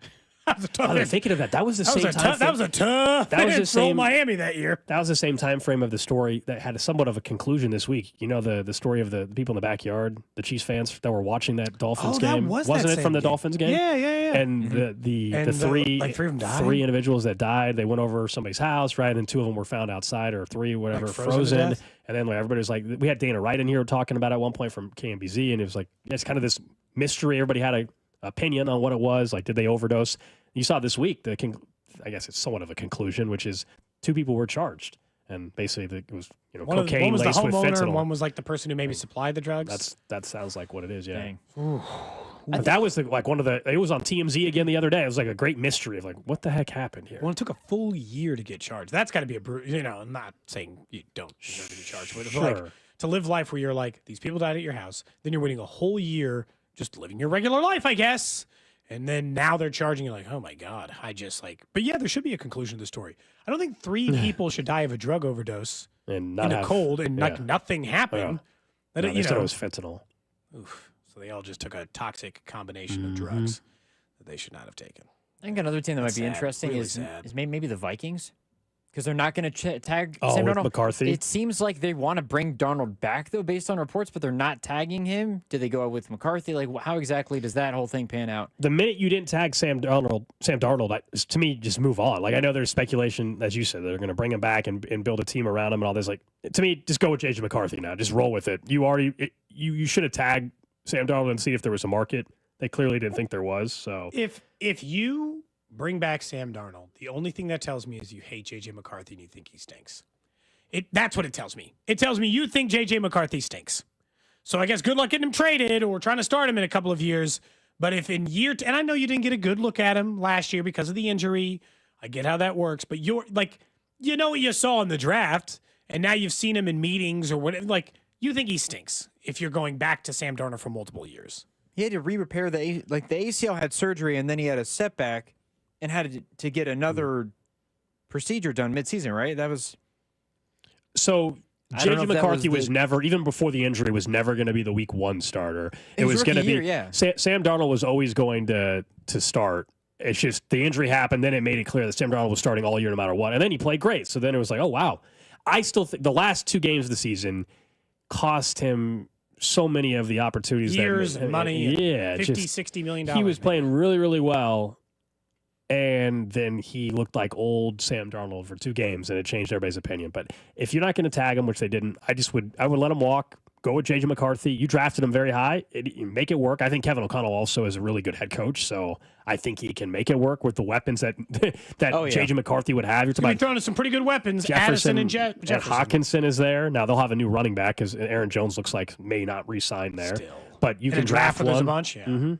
Same thing the Chiefs have going for them. Yeah, I mean, there's not if I'm Sam Darnold, there's not a better place to be playing quarterback. That's the best place. I get elite That's his level wide dilemma, yeah. receivers. He should want to be back. He should actually, like, if they're willing to give him the contract, Darnold should take it. I don't think he should not it's- worry about J.J. McCarthy. I'm just saying from a franchise perspective. Yeah, I don't think it's just This is his only payday. Raiders should just sign Darnold. The Raiders should just sign Sam Darnold. Why would you go and sign a veteran for 1 year when you can get Darnold for like 3 at 70% of the cost of what some of these other quarterbacks, and you might have a chance to get top 15, top 10 quarterback play based on what we saw from Darnold a year ago. All right, up next, though, the latest numbers are out on what Trey Smith's contract could look like. Plus, we head out to Arizona, check in with our Royals insider, Josh Vernier. This is Cody and Gold on your new home for K-State Athletics. 96.5, The Fan. Brought to you by Heartland Men's Health, the leader in men's sexual health. Thousands of men have been successfully treated for low T, ED, and more, all with discretion and compassion. Make your appointment at heartlandmenshealth.com. What's up, guys? This is Drew. Let's talk about sex. Could you benefit from a little extra in the bedroom? We all could. Blue Chew can help. Your partner wants you to do whatever it takes to make your sex life better. And Blue Chew is your secret weapon for the bedroom or wherever you decide to get it on. Pro athletes train every single day. We know the Royals are out in Arizona getting ready for the season, preparing for all of the work that they're going to have to do in the long grind of an 162-game season. What if you didn't have to train at all whatsoever and be able to perform? That's where Blue Chew comes in. Turn oh no into oh yes with Blue Chew. Blue Chew is an online prescription service. No visits to the doctor's office, no awkward conversations, and no waiting in line at the pharmacy. And it ships right to your door in a discreet package. If you could benefit from extra confidence when it's time to perform, visit BlueChew.com. Ready for a great offer? How about free? Go to BlueChew.com and get your first month free when you use our promo code KFNZ at checkout. Just pay $5 in shipping. That's BlueChew.com, promo code KFNZ to receive your first month free. Then you'll be ready to chew it and do it. From fast breaks to buzzer beaters to block parties, there's nothing as exciting as basketball. With Underdog, you can bring that excitement to wherever you watch. Playing on their app is as easy as choosing higher or lower on player stats like threes made, points, rebounds, and so much more. I love the Underdog app. So get those selections right, and you could win up to 1,000 times your money. It's so much fun. Millions of fans have won over billions on Underdog. Will you be the next? It's simple to join the fun. Join in by signing up for the Underdog app today using promo code BOB, and you'll get a free selection as part of your first cash entry, plus up to 1,000 in bonus cash when you deposit. Must be 18 plus and present in a state where Underdog Fantasy operates. Terms apply. Concerned with your play? Call 1-800-GAMBLER or visit www.ncpgambling.org. Hey, it's Rex here with RexBuysKC.com, your local KC home buyer. If you own a property in the Kansas City or surrounding area and want to sell it fast and at a fair price, write this number down, 816-330-6000. I'm a private real estate investor, not some hedge fund or large national chain. My family and I live right here in KC. I can pay cash and close on your timeline, even in as little as 3 days. Here at RexBuysKC.com, we're improving Kansas City one house at a time. I buy inherited houses, vacant houses, foreclosure houses, behind in payment houses, my tenant won't pay the rent houses, and properties that need complete rehabs. Do you own a house that's trashed and needs thousands of dollars in repairs? Great. If you own a house and want to sell it fast, call me at this number, 816-330-6000. That's 816-330-6000, or go to RexBuysKC.com. That's RexBuysKC.com, and I look forward to working with you. Some things just go together, like peanut butter and jelly, or a Casey's spicy chicken sandwich and a 49-cent medium fountain drink, or a Casey's breakfast sandwich and a 49-cent fountain drink, or even Casey's limited-time Italian deli sliders and a 49-cent fountain drink. You get the idea. It's not crazy. It's Casey's. See store for details. Shopping with your parents can be embarrassing. Why would they sell jeans with holes in them? I'm going to speak to the manager. Mom! That hoodie is giving. You should get it. YOLO. Thanks to the Chase mobile app, your kid can shop independently while you keep an eye on their spending. So you can go from We can be twinsies. to How was shopping? Saw you stayed on budget. thanks, Mom. Freedom for kids, control for parents. That's family banking from Chase. Account subject to approval. Chase mobile app is available for select mobile devices. Message and data rates may apply. JP Morgan Chase Bank N.A. member FDIC. Hey, fellow Gen Xers, it's Elizabeth Banks. Big news! The recommended age for pneumococcal pneumonia vaccination has been lowered to 50 and older, even if you're healthy. It's up to us to lead the charge. After all, we gave the world the internet. We're trailblazers. Let's lead the way again because we are at over 6 times greater risk for pneumococcal pneumonia. Gen X, this is our shot. Head to vaxassist.com and schedule today. That's vaxassist.com.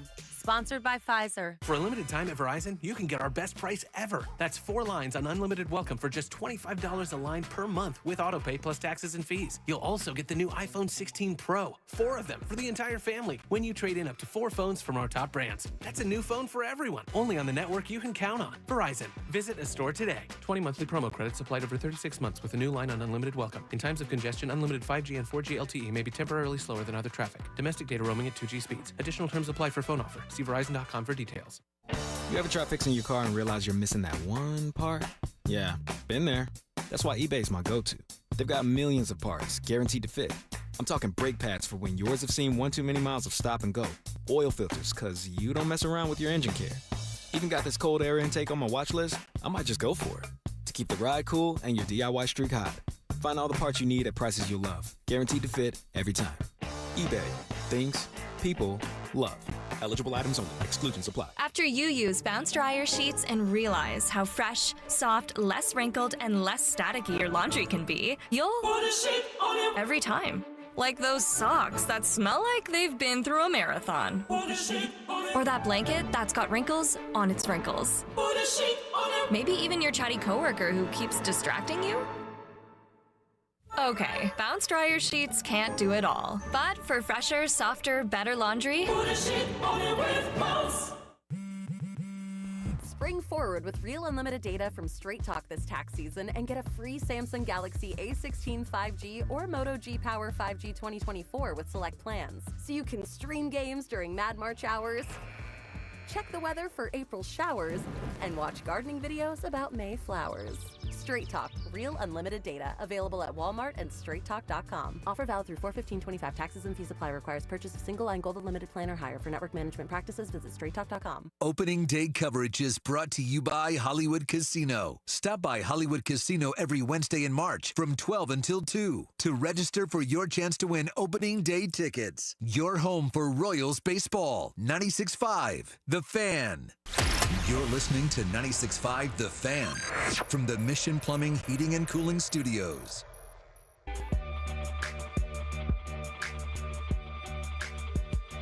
Coming up in 25 minutes, Fan Club Friday here on Cody and Gold. Kind of drink before we go drink. Yeah, a little pre-game. Little pregame. Little pregame for Kelly's tonight. Our friends from Sazar, who are helping us with the event tonight, they're going to be in studio. And we'll have to joke about something we just discovered during the break as well with the misidentified folks. somebody. Yeah, you know? I'll have to ask him why his Twitter handle is Mike Jones and his name's not Mike Jones. I was hoping to be able to use this. I'm Mike Jones. Mike Jones, the one and only. You can't clone. I was hoping to be able to use that when he walked in. Maybe he's just a big Mike Jones but fan. that's not his name. No, it is not. But we will have we will have Walton and others in studio. Looking forward to it. It's going to be a good time. Drew, do you like a good mule cocktail? You seem you're not anti-cocktail. You just don't really drink beer. Correct. I'll have a cocktail. I'll have a margarita. I'll have Mike's Hard. I'll have cider, just beer. Is the wife coming tonight? Oh. She's not, unfortunately. Oh. Busy Friday You bringing night. a date? Great first date opportunity tonight. No, meet us. terrible first date all of our coworkers. No, I have a friend or two that are going to come on. a friend or two coming over to Kelly's tonight. So You might meet the lucky lady tonight. Doubtful. You think that you once got a number at Kelly's? You think that our show's unofficial meetup is going to be the spot? And look, I love our listeners, but 90% of you are men. Maybe they bring it's just, sister or something. Cousin. Yeah, I guess. Maybe you walk downstairs and there's a girl at the bar. That's true. I can. You know what, Cody? We got a tab. I'm just going to offer to buy drinks for everybody. You know, You're gonna bring up like 3 different girls and be like, "Can I get you a drink?" You just got to come upstairs and chat for a minute. Mm-hmm. Don't say it like that. That actually sounds like you're going to murder them. Hang on a second. Yeah, that's going to go well. Definitely don't say it like that. That would be the worst conceivable way to do it. We'll ask Vern what's his drink of choice. Someone says they're having an intervention for us tonight at Kelly's. For what? For having Friday day drinking every Friday. We take some Fridays off. I'm also now told Walton will not be there at 1 o'clock. It'll be somebody else from Sazerac. Walton has a doctor's appointment with Mike Jones. I'm Mike Jones. Anyway, we'll talk to Josh Fernier, our Royals insider here. Someone said I might have to hold off or I won't make it tonight. Oh, jeez. Relax. Wow. I am dealing with the neck spasm still a little bit, Yeah, how's the neck? Latest update? Like scale of 1 to 10 in pain? How's the finger from like 2 months ago? That was crazy. The finger's much better. The neck spasm probably 3 or 4 out of 10 right now. Oh, wow. The past couple of days it's been like a 7 or an 8. It's been It's better today. Okay. Knock on wood, we can keep it that way. Real quick, and then we'll move on just to follow up on a text, 913-586-7965. Someone says, can anyone come tonight or is it invite only? Yeah, it's any listener. Any listener. If you heard about it, any listener. You listened. You helped us make the #1 rated show. That's why we had the money to do the tab to pay for drinks. We got $1,100. When it runs out, it runs out. It's all I could muster up when it runs out. But, anyone's welcome. Any listener. All right, so Trey Smith has been tagged by the Chiefs. We know there's in all likelihood a contract extension on the way. Nate Taylor from The Athletic had the latest estimate on what that deal is going to look like. 4 or 5 years, he said, $23 million a year is the type of salary we're looking at for Trey Smith. We already knew he was going to become the highest paid guard in football with a contract extension or the franchise tag. So this shouldn't surprise you. Is that number worth it for you? Because that was always going to be the ballpark figure, though, when the offseason started. And before the offseason started, I was totally fine with them letting him walk. They've decided to retain him. So now the price is the price. Good news is you're not competing against anybody else. I'm still convinced that's why they franchise tagged him, because they did not want him. You're just saying it doesn't matter whether you like or dislike the price. That's the price. And the Chiefs had to have thought that too, right? I think in a lot of ways they had to have some idea of the number. And if the projections are what they are, I guess the real question at this point is, you want 4 or 5 years? Trey has been a very healthy player up to this point in his NFL career. Way behind him is the stuff that people were worried about related to his heart, all the way back in the NFL draft and the stuff that came up as a result of that.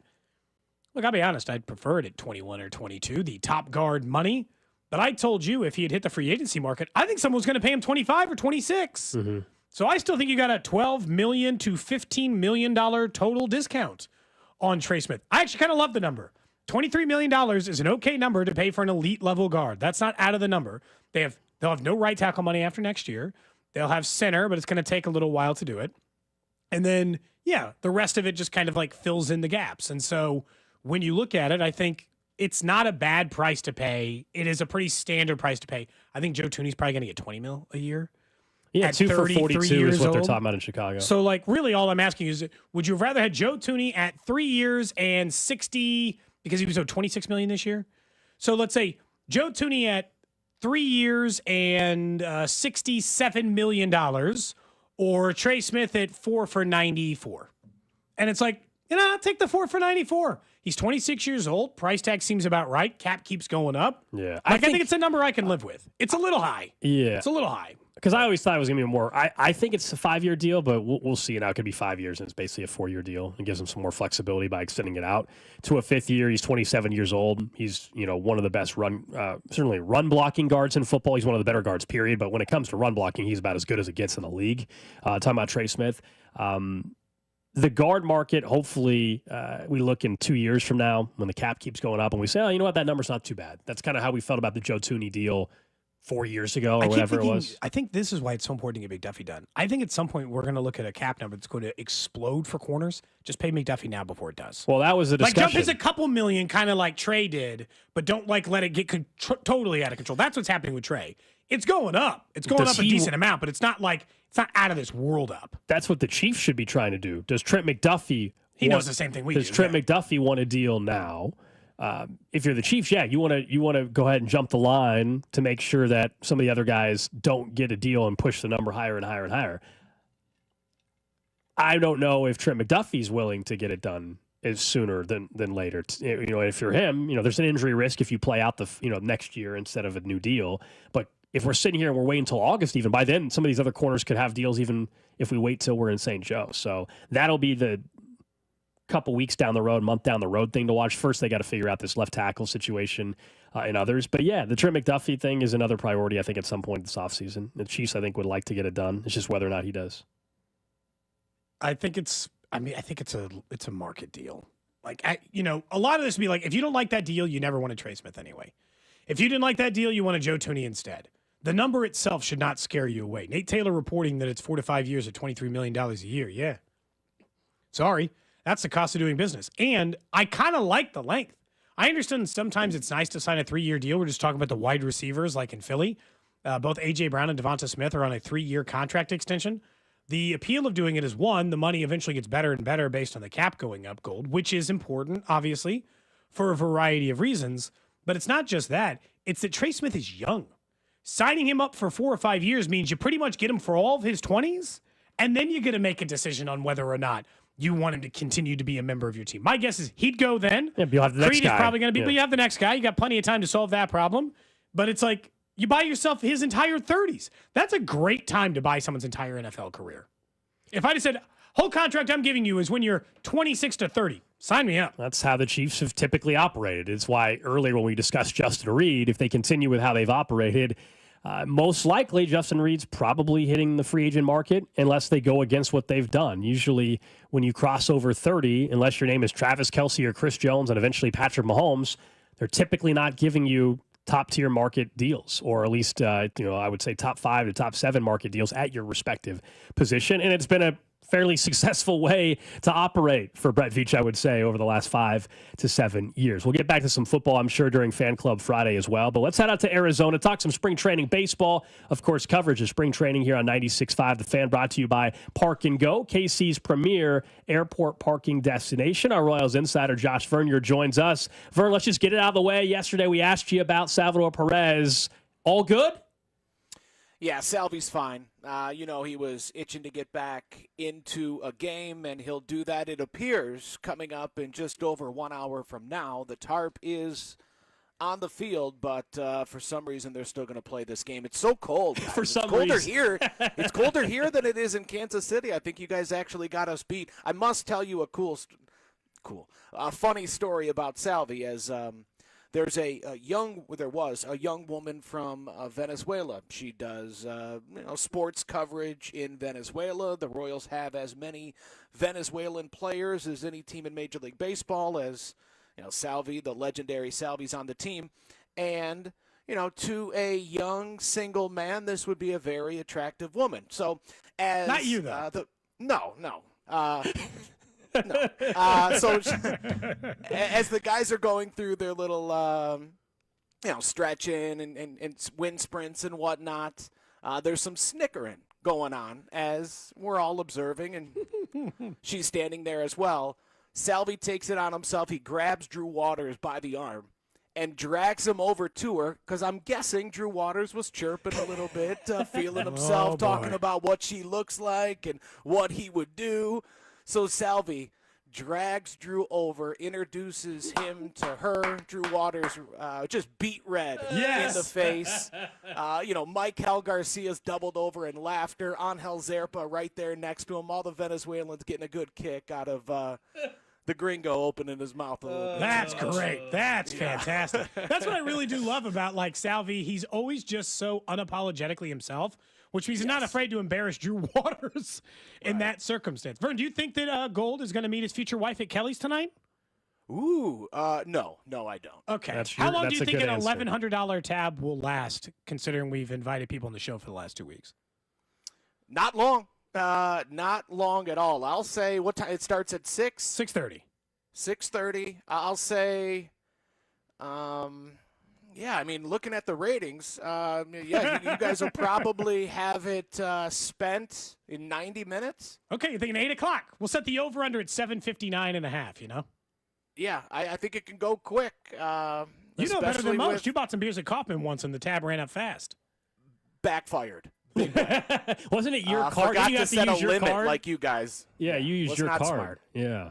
Oh, yeah, sure did. Yep, and I'm begging the people I worked with. I'm like, hey, man, can you throw me like a hundo? I got nothing right now. Can you confirm? So somebody who was in attendance in the game last night, they were talking about that Caglianone home run, which was obviously impressive. He said it's more impressive than people realize because the wind was blowing in from right field. What was that home run like, I guess, in person? Was it really hard to get a home run that night? I mean, it's still the desert, but yes, it certainly has been as windy as really I've experienced out here in Arizona. An impressive home run. Can I just get to the? Does Dusty Likens speak for the station? No. As he is want to have Jack on the opening day roster, are either one of you three banging that same drum? No. Cody's getting close. Because it's pretty strong coming from Dusty. I wasn't sure if he speaks. I said, give me a couple of weeks and I might talk myself into it, but I'm not there. Right? Yet. Are we writing a song, Cody? Because that's the telltale sign that the city is behind this idea. No, I don't think that's the majority by any means. I think everybody. Look, you watch the highlight like we did. We weren't there in person, and like he looks the part. You're like, my goodness, he makes it look easy. All of that fits, but. The guys he's faced even in spring, Vern, I don't know. I maybe Colin Snyder. I don't know any of these other guys. I couldn't name you the pitchers he's actually gone up against. Colin Snyder, of course, a member of the Mike Matheny Royals. If anyone's wondering who Colin Snyder is, and that's not to knock everybody that was on that team. Jake Heitenbaden, like who the hell is that? You know what I'm saying? That's my only thing. Is like, let's pump the brakes a little bit. Yeah, and we really want to relegate the kid to being a DH only because what was overheard yesterday while Jack was in right field, just during regular batting practice, shagging fly balls, one coach hollers, "That's why you're an infielder," as he completely misread just a routine can of corn fly ball. So, again, this is the big leagues. They're always looking to exploit weaknesses. It's not, hey, just get out in right field and learn it quickly. That you guys know. That's not how it works. I guess I think it's as simple as hit in the minors and we'll teach you right field. Like they're going to put him in there. They're going to put him in his natural position. They're going to let him do his thing in AA or AAA. And if you hit and you keep hitting and you're forcing our hand, we'll teach you right field then. Like we're not going to force to teach you right field until I guess we get to that point. And MJ's hitting. Massey's hitting. Now, Michael Garcia's hitting now. MJ and Massey have hit before and have hit well out here in spring training. Can they carry that to the regular season? I tend to believe that they're more likely to help the team win in April, May, and June than Jack Caglianone, but that, of course, is not to rule out a second-half emergence of the big swinging lefty, no doubt. I loved hearing Vern, by the way. I saw Cole Reagans did really well yesterday, kind of shoved for a spring training game. I loved reading that it was like part of it is because he was pissed off about how badly he'd performed in the spring training game. Some pitchers don't care about that. I mean, Zach Greinke was throwing like 30-mile-per-hour wiffle balls essentially in those just for fun. It's like, but he took it serious. Like, it sounds like Cole Reagans takes even spring training serious. Yeah, I mean, he gets butterflies before his first outing in the Cactus League every single season. I was wondering, because I came on with you guys last week after his subpar performance here in Surprise, and some were wondering, is there anything to be concerned about? And I quickly dismissed it, and then the next day inside the clubhouse, you would think that Cole Reagans lost Game 7 of the World Series. I mean, this dude was agitated, head down in the locker. And talking with Brian Sweeney, Royals pitching coach, earlier today, that's Cole Reagans. He can get too high, he can get too low, but they have done since coming to Kansas City. They've done a pretty good job of quickly identifying what's the issue. Are you struggling against lefties? Well, let's have a better plan of attack. Let's let it eat a little bit more, and you certainly saw that with the life on the fastball. Cole Reagans, you would think, we're probably less than a week away from finding out he's going to be the opening day starter for a second straight season. The question is how many opening day starts does he make moving forward? Because as you saw last night, he's one of the finest pitchers in Major League Baseball, and when you have that kind of competitive a relentless competitive spirit to where a spring training game can sting you for 3 to 4 days afterward. That's the kind of guy that you pay long term. I'm not saying that's anything that we need to start discussing now, But that type of talent with that type of mindset, that as he has been, that's a franchise changer. What about Chris Buhich? You know, we were talking earlier in the show just about where he starts the season and how do they handle perhaps an innings limitation. If you were going to ask, how does he not look as sharp as he did when he was in the bullpen? Is it an innings limitation? Do they ask him not to throw the curveball as much? What do you think the plan is for him? Well, they're certainly, even, again, talking with Brian Sweeney earlier today, and I'm asking about Wacha and Lugo and Reagan's. Can they meet or exceed their innings totals from a season ago? And it's a quick dodge of the question in that they want to do it, so we're going to come behind them and support them as much as we can to try and get all three of them to 200 innings. So, I read in between the lines of no, we're not expecting 200 innings. We're not expecting Lugo to lead the American League in innings pitched. Now, as far as Chris Buhich is concerned, the guy that threw, 70 innings last year across the minors and the majors, maybe you want to bump that up because of bullpens and side sessions. Maybe that gets up to 90, 100 innings. So you think $120 this year? The way that it appears they're going to handle Chris Buhich is he's going to be the number 5 starter to start off the season, and understandably so, because if he's starting the season in the bullpen, what's his role, right? I mean, Estevez is the closer. You have a fireman in Lucas Erceg. Hunter Harvey's your setup guy. Angel Zerpa's your lefty specialist, who the organization expects even more from. Expects lefties to be completely nullified by Zerpa, and they expect to see even more from him against righties. That's a pretty strong big four So where do you fit in the back end of your bullpen. So where would Buhich fit in there? And I'm sure there's someone saying, well, where does Daniel Lynch fit in there? Well, Lynch to me is more of a multi-inning reliever. I'm not going to denigrate him and say a mop-up duty, but if Buhich, and this is how I think you use him, if we're going to allow Seth Lugo and Michael Wacha and Michael Lorenzen and Cole Reagans to earn that third time through the lineup, I don't know if Chris Buhich can earn that, right? I think Chris Buhich, you're going to mind the innings early. You're going to let him 5 and dive, and then you turn it over to that bullpen. Now, as we get towards the summer months, then I see him transitioning to the bullpen for those final few bullets that he has down the stretch. Those come out of the bullpen, and he's replaced in the rotation by hopefully a Kyle Wright or an Alec Marsh. Hopefully nothing has transpired prior to that necessitates them moving to the rotation any earlier. But again, and you guys referenced it earlier, those 2.5 starts in year one of Brian Sweeney in this pitching staff, pitching department, you saw the Chris Buhich that he always believed that he was. I learned a lot from Chris Buhich.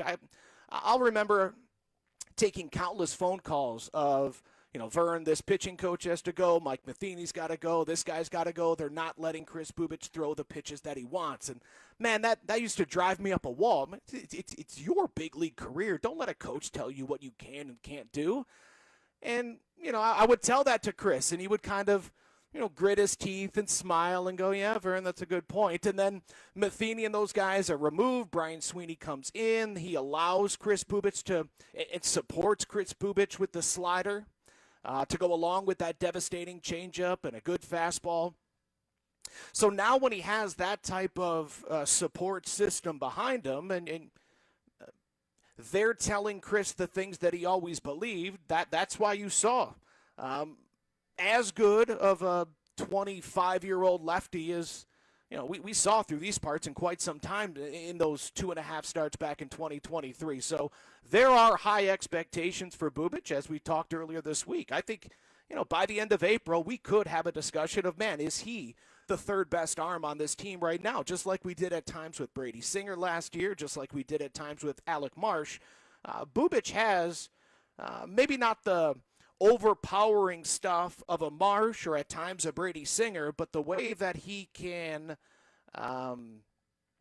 use a hitter's weaknesses against him, the way that he thinks the game, I think could separate him from the aforementioned Marsh and Singer and catapult him to that third best arm in this Royals rotation. So I think you let him attack early on. Now you're wise with him again third time through, and you utilize that great bullpen. But the message to him right now is we'll worry about innings when that comes. We just want you to attack this season as if there are no restraints. But, of course, there are, coming off a truncated 2024. I really feel like Chris Buhich was the single biggest reason why they were willing to let Brady Singer go. Like, they were so high on him, they're like, we can afford it. Yeah, I'm sure that played a role. Yeah. Listen, if you don't have Chris Buhich, you're not going to go into the season banking on Kyle Wright. But, they were pretty desperate for that leadoff hitter. They didn't see him on the free agent market. Jonathan India was a guy that, Brady Singer actually told him, I've never met a more competitive, a better teammate than Jonathan India. And that meant a lot to the team because Brady Singer, as competitive as anyone I've been around and a great teammate. And lo and behold, they ultimately get traded for one another. I'm sure Buhich played a big role, but still, I don't know if you can part with a Brady Singer because a guy coming off of Tommy John might be able to give you a strong 3 months. I do think that India and having someone in front of Bobby Witt Jr. weighed even heavier than the knowledge that Buhich was waiting in the wings. Josh Vern, you're our Royals insider. Enjoy maybe a game that gets delayed or something. Yeah, freeze. I know it's so terrible. Cold game weather. out in Arizona. We're about to have 70s here all next week, Vern. 70s all next week. Good. You deserve it. You've been through a lot. All right, there you go. That's Josh Vern here. Our Royals insider spring training coverage here on 96.5 The Fan, brought to you by Park and Go, KC's premier airport parking destination. Coming up next, Fan Club Friday. Our friends from Sazar going to join us. We'll have a couple drinks. We'll talk about the plans for tonight. We'll also get back into another defensive player available on the open market in the NFL that just got cut by a team. We'll tell you who that is next. You're listening to Cody and Gold, brought to you by Heartland Men's Health, the leader in men's sexual health. Thousands of men have been successfully treated for low T, ED, and more, all with discretion and compassion. Make your appointment at heartlandmenshealth.com. Josh Vernier joins the show every day at 12:45, live from spring training, right here on your home for Royals baseball. 96.5, The Fan. This week, FanDuel's bringing you a Dog of the Day Profit Boost token. One of the best parts about the tourney is when an underdog takes down a powerhouse. And right now, those upsets can get even better because if your underdog bet wins, you'll land even more winnings with a Profit Boost. This is your chance to ride with the long shots, the scrappy teams, the ones that refuse to go quietly. And if you've been waiting to join FanDuel, there's no better time. The app is easy to use, and when you win, you'll get paid instantly. So just visit FanDuel.com/Alex to download America's #1 sportsbook and back your Dog of the Day with a Profit Boost. Because after all, anything can happen in March. FanDuel is the official partner of 96.5 The Fan. 21 and President, Kansas. Opt-in required. Wager of at least plus 100 odds required. Bonus issued as non-withdrawable Profit Boost tokens. Restrictions apply, including any token expiration and max wager amount. See terms at sportsbook.fanduel.com. FanDuel is offering online sports wagering in Kansas under an agreement with Kansas Star Casino, LLC. Gambling problem? Getting help is your best bet. Call 1-800-522-4700 or visit ksgamblinghelp.com. Here is your Game of the Week, presented by Hyundai. Another iteration of the league's biggest rivalry this weekend as Los Angeles travels to Boston. While Boston looks to maintain their spot in the East, Los Angeles will look to make a late-season push to improve their seeding for the postseason. Led by one of the greatest to ever do it, will LA be able to pull off the upset against a young, hungry Boston team? Here's a riddle for you. What do yoga mats, a toothbrush, and a Hyundai have in common? I'll give you a moment.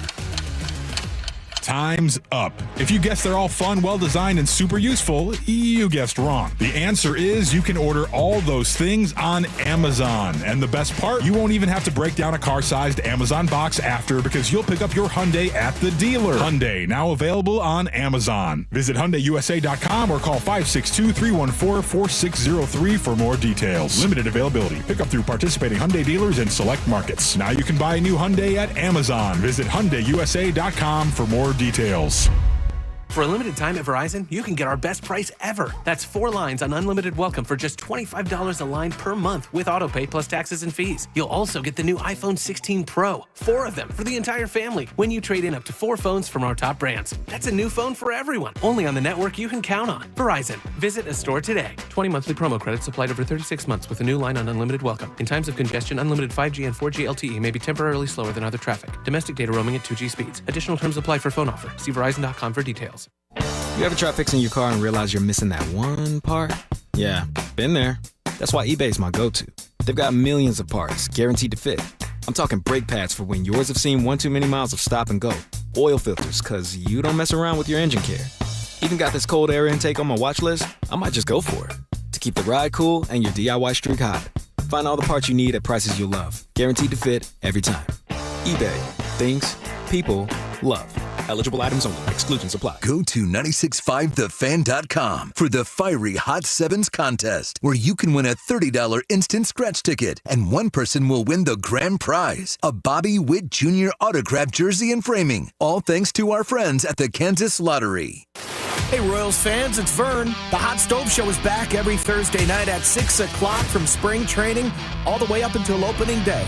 This is your home for Royals baseball, 96.5 The Fan, KFNZ, FM, and AM, HD1 and HD2 Kansas City, in Odyssey Sports Station.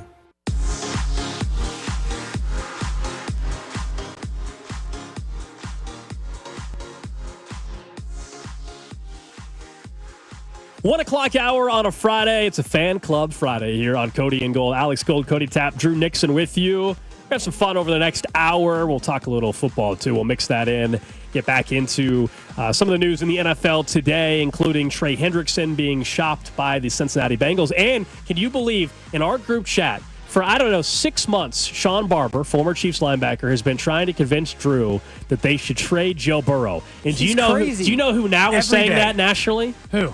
Stephen A. Smith today on First Take said that Cincinnati Joe Burrow should request out of Cincinnati because they're slightly different. Him requesting out versus Cincinnati just being like, we don't want you. Charles Barkley might have been right last night, guys. I don't know if you heard what did Charles Chuck said. say? Charles said, there's a bunch of idiots over at ESPN, and we're going to become idiots because we're going to be working over there. I don't think it's happening anytime soon, but 5 years from now, if things don't change and Joe Burrow has a crappy defense again, I could see him requesting a trade out. It's not like, you know what? I can't think of a single Cincinnati Bengals quarterback who ever requested to leave the city. I can't think of a single one. Not a former number 1 overall pick who also turned the franchise around from being one of the worst. If they ruined him and he left, I might actually not be a Bengals fan. You're going to quit? Anymore. Promise me that if they trade Joe Burrow, you'll finally become a Chiefs fan. You'll give up. You'll give up. You just give up on the squad. I don't think I can be a Chiefs fan after all the history that we've been through together. I don't think it would be. I don't think it would be the Chiefs. So you're saying you'd become a fan of whatever team Joe Burrow gets traded to, or whoever team? Very, very likely. Yes. What if it's the Ravens? Teams you hate. I might become a Packers fan then because my grandparents lived in Madison, Wisconsin forever. Packers is the team that I'd be closest to, probably. My brother safe one. Packers, they're usually pretty good, historically good. You get some championships by adopting them. Take care of their players. Or maybe I just cheer for the Jaguars because they stink as well, and I might as well hop on a That's bandwagon. Depressing. You're going to be a Bengals and then a Jags fan? Hell yeah, let's do it. Get therapy before. You hate yourself too much if that's the transition you make. Yeah, you got a Jags fan. My God. That's what I'm saying. Yeah. I'd be worried you did. All right, we got our friends from Sazar in studio with us as well. We're going to have some fun, not only for the next hour or so, but also they're a big part of our night tonight over at Kelly's. Introduce yourselves here on the radio. We got a couple of guys over from Sazerac. I am Aaron. Not Mike Jones. Yeah, I'm Mike Jones. Where's Mike Jones at? Oh, that's a great question. That's exactly where we should start here. Okay. Yeah, we thought Mike was going to be here. First, we thought his name was Mike. That's not even his name, apparently. He DMs me on Twitter, and the Twitter handle says Mike Jones, and we started joking about it, and then he finally messaged me. He said, hey, my name's Walton, man. He's like, I love this, though. He should be here. He's the one that kind of set this up. He's the face of the Sazerac Kansas City team, but he randomly comes down with a doctor's appointment this morning. Just happens to this morning? Case of the nerves, maybe. Yeah. Wow. Yeah. Walton. Afraid to be on the radio, huh? Yeah. What are you guys making for us today? What do we got? I've got a couple options, actually. Oh, okay. Both using Wheatley vodka. That's our vodka made at Buffalo Trace Distillery. So I've got a Moscow Mule, or a Wheatley American Mule, as we call it, or a transfusion for the golf people. What's a transfusion? So it's basically the same thing as a Moscow Mule, just with grape juice added to it. Ooh, why not? Sweetens it up a little bit. Why not? Yeah. Very popular. I'll try on the golf that. course. You know I like a mule, but I'll try the transfusion. Why not? I had a transfusion like 2 weeks ago, probably, or something. So Drew, I'll do I would the think. mule. Where Drew? Yeah, where's is. Drew? A little He grape already- juice? He's there. How have you, they said it's something that's very popular on the golf course. You golf more than anybody.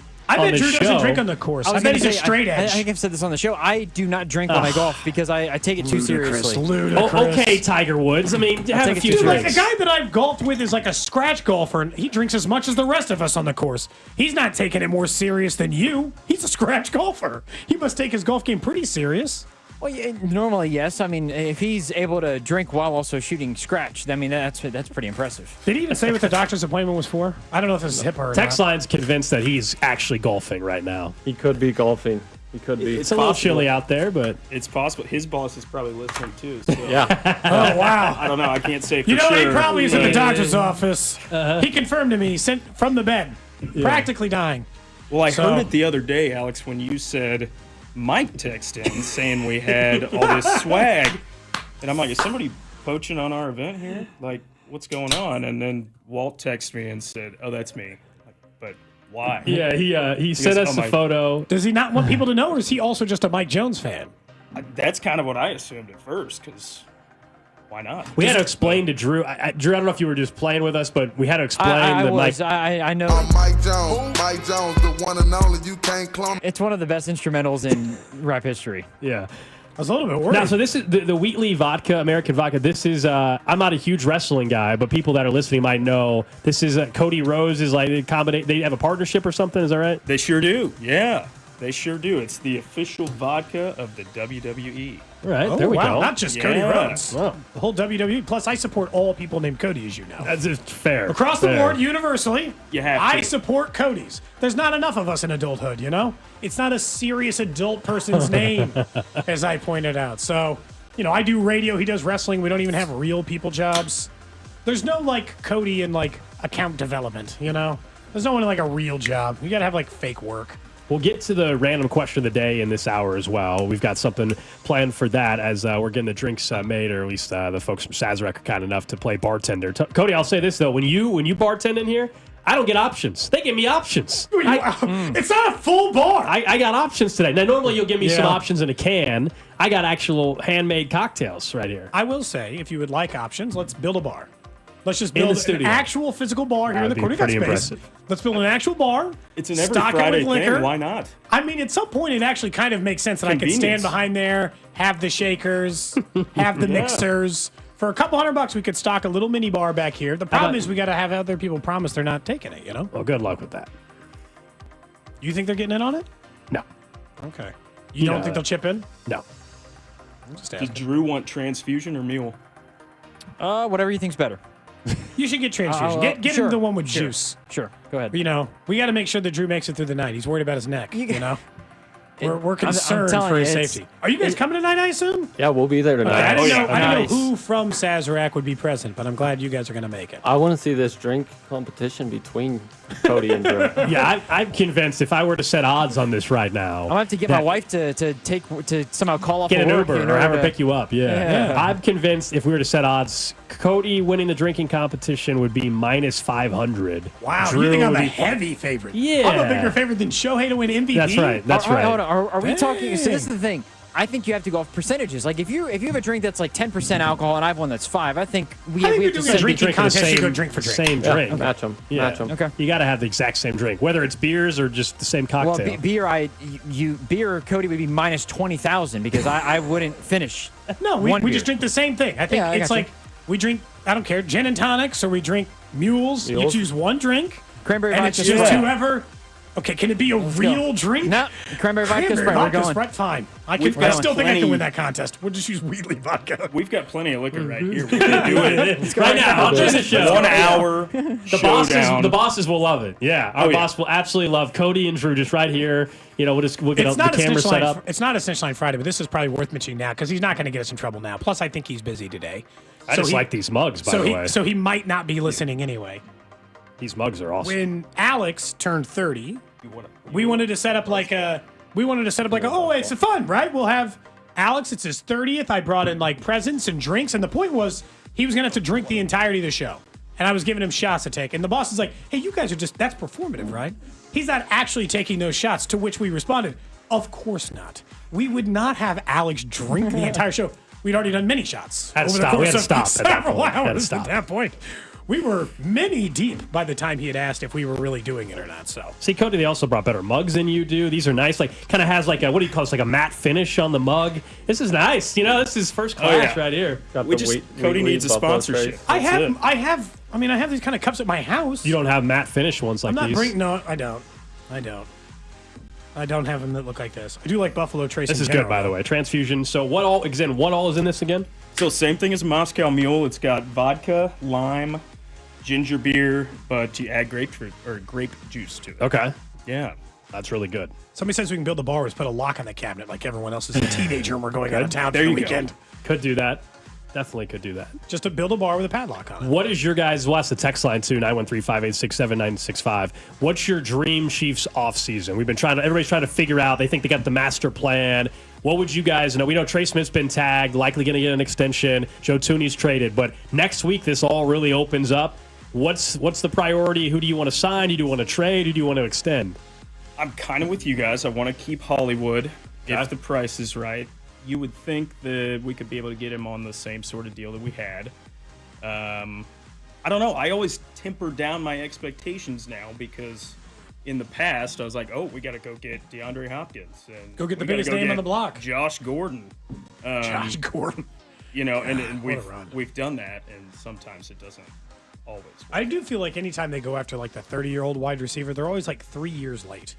Like, it wasn't the time. Like, DeAndre Hopkins is the guy you should have gotten 3 years ago. Sure. And it was fine. Like, they were desperate this year, and they had the injuries, and he did fine for stepping in for what they needed. Didn't, like, stop them from getting to the Super Bowl. But, yeah, there is a point of which I'd like you to be slightly more aggressive, at least on that end, you know? There's some fun suggestions on the text line. Someone said they want him to bring Tyreek Hill back, sign Myles Garrett, draft a left tackle. I mean, Tyreek Hill, at this point, I'll be honest with you, I'm kind of good now. Like, I kind of good? Yeah, I wouldn't want him back. No.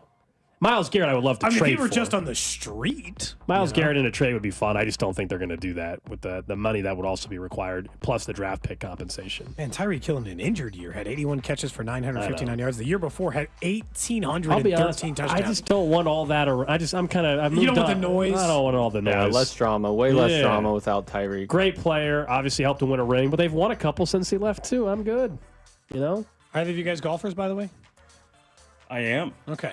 That's what you mentioned the transfusion. Saw him get his first birdie. Yep. Nice. Last year? 2 years ago? 2 years ago. Yeah. First birdie. I had talked up how bad I was at golf. Aaron and I went out, struggled, took a fireball shot, birdied. Immediately That's the key to success on the golf course. Yep. Exactly. Nice. It's always the ones that say they're not that good. Well, I'm not. I'm awful. I'm not. This is not. No, I'm terrible. I told them the story. I went to Topgolf, I don't know, 6 months ago at least, and they have this club which makes people like me think we can have some fun. It's called it's called the Sure Thing Club, and it's like illegal, right? High loft, 20-degree loft, but I'm like, this is why people like golf. Hitting it straight, got more air under it than I ever had in my entire life. I was like, this is a beautiful thing. Otherwise, I'm awful. So if I could steal that club and take it out to the golf course. If you're not playing for money in the golf course, then who cares? Exactly. If you're just trying to have fun. I can't use it in a tournament or something. Don't use it in a 4-man charity scramble. Although I told you, the amount of cheating that exists in those is now to the point of comedy. I was in one with everyone was a geriatric, and they're like, well, we shot 49 under. You're like, I don't think you did. There's almost no way you shot that. And it's just like, what am I going to do? Call them out for their $200 in prize? Okay. Exactly. Kudos, sir. Not worth it. But they won by, it is. They won by 15 strokes. You should have made this less obvious. Okay? Yeah. You're not all Tiger Woods out there in his prime, hitting shots to 2 feet. Have any of you watched I know Drew has, the new TGL thing, which is basically like golf simulator, but with pros on ESPN? Yeah, Mike Jones is huge into that. Oh, is he? Yeah. He always sends us text reminders when it's coming on. what I want to do, I don't want to watch it. I want to like do it. Sure. But I don't even know. Yeah, I want to do it, or I want to like if we're gonna do it, it's got to be like if I'm gonna watch it, I need like a fantasy league. Like we all pick a team and it's all just like stroke or something. So at least I can like bet on it or something. I'm not gonna. You know. Yeah. I think it'd be a little bit more fun if you mix some liquor in there, or even a few beers. Let those guys start. Beer holes get loose a little bit. Getting after each other a little bit, talking a little bit of crap would make it a little bit more fun for the audience. Let them throw some wagers down. Like if it's a simulator, it kind of feels like it needs to. They did one. I remember there was a time when like Tiger offered somebody a little money to do it. I think they should make it should. That's what made the match fun a little bit when it first started. You know, the match has run its course a little bit. I think it was obviously Mahomes was part of it 2 years ago. I guess. Yeah, the Mahomes Kelsey one. Yeah, that was Steph Curry was involved, and Chuck and Draymond was just kind of hanging out randomly as well. A lot of people going back to what we texted or asked them to text in suggestions. They want Luther Burden drafted in the first round, Cam Scatterbo out of Arizona State in the third. That's someone's wish for the Chiefs. Luther Burden is not going to be available at 31. I don't think. He's sliding though. He is. Now Matt Miller thinks he's still gonna. That's all like BS. Like people are just kind of doing it on purpose, almost like teams are trying to downplay him. Can you celebrate a Tiger? Does it matter to you once they get to the NFL? I haven't framed Nick Bolton jersey on the Chiefs, not as a Missouri Tiger, as a Chiefs player. Yes, I'm fine with that. Once you, no matter what college you went to, if you're on the Chiefs, you're a Chief. Yeah, absolutely. Doesn't matter. Doesn't matter at that point in time. Did you see the weird Cam Scatterbo story today? Since someone brought up his name on the text line. didn't. So there's an accusation. I guess a college teammate of his is suing him. His teammate claims Scatterbo's reckless actions caused a severe elbow injury that ended his football career. He claims that, thinking of golf, in 2023, he says that another player and him were in a golf cart when Scatterbo jumped on it, collapsed the cart, caused a ruptured tricep tendon for this player. He's seeking more than $300,000 worth of damages. Jump on top of a golf cart, collapses, player gets injured, and he's now that Scatterbo's about to make some money, this guy's suing. That's what I get the sense of what's going on here. Have you jumped on top of a golf cart before? I've done some stupid things in golf carts, never jumped on top of one. Never that. Yeah, flipped them, fell out of them. Those are the top two, but never jumped on top. You never put one in a bunker? No. That's no, good. Surprisingly enough. You know, you gotta. It's a limit thing. Yeah, you gotta set yourself off. Multiple people in the text line say Mike Jones the best Sazerac golfer. I'm assuming this is him texting in if he's saying he's the best Sazerac. Someone else says Jake and Aaron are fake Royals fans. Oh, so here's the second thing with Mike Jones is he's a fake snitch liner. Oh. He makes up stuff for our snitch line. We found this out He's not telling the last truth? Friday on your snitch line when he texted in that Jake was a fake Royals fan. And we found out he texted in fake snitches on me and Jake every time you guys do a snitch line. Dang. I know. And we love the guy, too. That's the problem. So he accused you of being a fake Royals fan, but you're not, you're saying? Not a fake chance to Royals defend fan. yourself, you know? The worst part is, though, he's a Red Sox fan. That's true. So, yeah. Anything worse? Is there anything worse than that other than Yankees fan? Nope.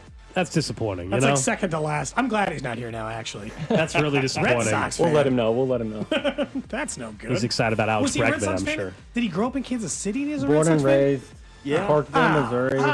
Chiefs fan, Mizzou fan. How does this happen? Red Sox Because we fan. give Drew a hard time. Obviously, he went to Butler, but he's a Wisconsin fan. He obviously is a Bengals fan, but he's from Indy. How does this stuff happen?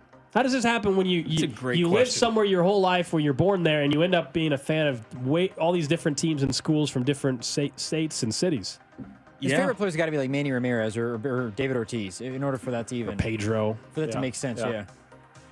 That could I could see him being a big David Ortiz fan. I liked Frank Thomas a lot growing up. I'm not a White Sox fan. It's not, same. you know, like. Yeah, who did- it's who- okay. who I didn't like like Ken Frank Griffey Thomas, Jr. I'm honestly? not a Mariners fan. Like, I mean, it's okay to like really like a player and not just adopt the entire fan base. Yeah. And he suffered for a while there too, depending on his age, or maybe he just became a fan immediately because they won a World Series. I don't know how old. Likely. I don't know how old. That's he what we is, need so. to get to the bottom of. Let's hear it, Mike. Let's hear it. Well, see, I feel like if you're born and raised Kansas City and you're not a Royals fan, you shouldn't get to be a Chiefs fan. You should have to choose. Wow, I you think should you got to go go outside the full market? hometown. Man, that's I don't tough. know. You got to just be all or nothing.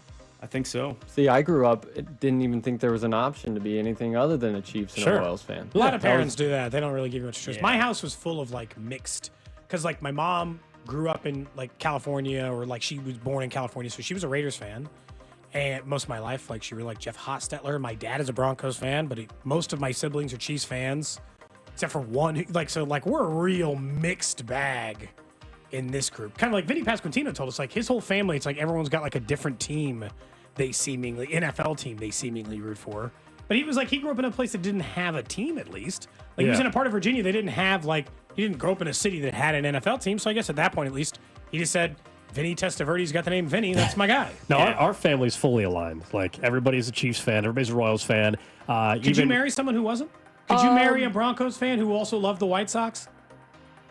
I mean, sure. You never say never. Like Raiders, I was trying to put those two together. Where did this person come from? Raiders fan is a no-go, because I've told you I was trained as a young kid that Raiders fans were just trash, and so that'll never leave my mind. Look, I was in a relationship with someone that went to Mizzou, so like it's not like I would. Is your whole family aligned at Kansas too? Well, that's what I was going to say. Is like my both brother-in-laws went to KU. So like everybody's Very KU, insular. Chiefs, Royals. That's just the way it's worked out. That's kind of crazy. Yeah. How do you feel about if you move? You grow up somewhere, then you move. I think you adopt them as your second team. Win in life. I think it depends when that happened in life. You know, like if you were in your 30s and moved for a job, it'd be weird to switch allegiances. But if you were when you moved and your family moved when you're 9 years old, well, then I get why the new city would be the team you might root for, I guess. I don't know. Yeah, I think it's that. And then I think you can adopt like a second team if you're in a completely different city. You're like, well, I'm going to follow him. You know what? I'm here. Like, I live in Las Vegas now. Like, maybe not them, but like, it can't be a rival, right? Like, I still always will root for Boise State. I did radio out there. So Cody knows. They always give me a hard time. Like, Boise State, I'll root for them. They're not rivals with Kansas, so it doesn't matter, right? Like, if I move to Austin, Texas, I'm not going to become a Texas Longhorn fan. I can tell you that. That wouldn't have happened ever. I'll tell you what, I did. I married into an Oklahoma Sooner family. Okay. That's an intense group. Yep. So I was totally off board for the longest time. Didn't want to, rooted for everybody but the Sooners. Went out to a football game, completely changed my mindset on it. Such a blast out there. And then especially now, SEC football is just next level, just a whole different environment. Did you have an allegiance before? That's the thing. I didn't really have an allegiance before, so it was easy to jump in.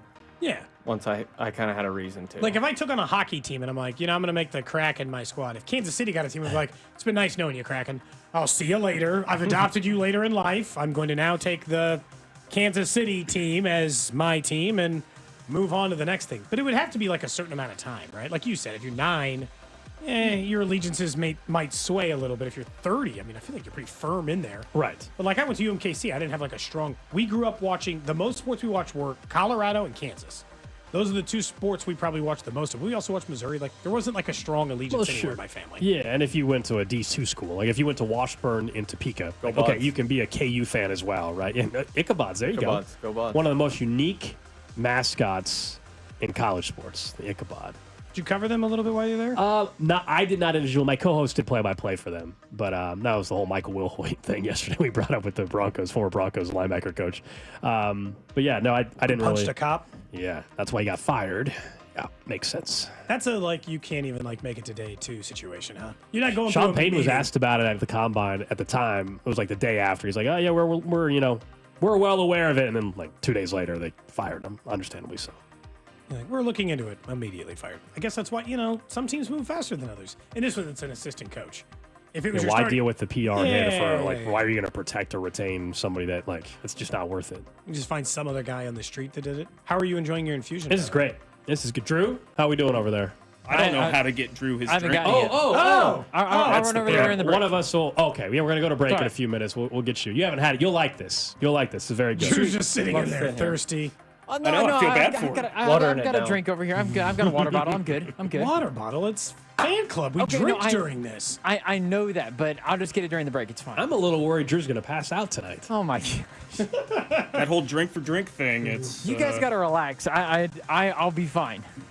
He's gonna. Drew's gonna. By the end of the night, Drew's gonna be tweeting that Joe Burrow sucks. We're gonna get massive drunk tweets from Drew's Twitter account. Tweets from Drew. He's gonna finally admit that he's. Tweet that gets fired off today. Any drunk text? Oh, that's fair game. Yeah. Anything tonight? Again, we'll be at Kelly's starting at 6:30 p.m. Sazerac shipping on the bill. We got $1,100 because a listener sent in $100 to make us juice us up a little bit. Help us there. So we'll have that starting at 6:30 for any of the listeners that listen to the show. The idea is that a thank you for you guys for making us the #1 rated show. We wanted to say thanks back. So we got the little patio area at Kelly's. That's where we'll be starting at 6:30 tonight till the tab ends. Then I'll continue to stay there. I just don't know. It just won't be like on our tab anymore.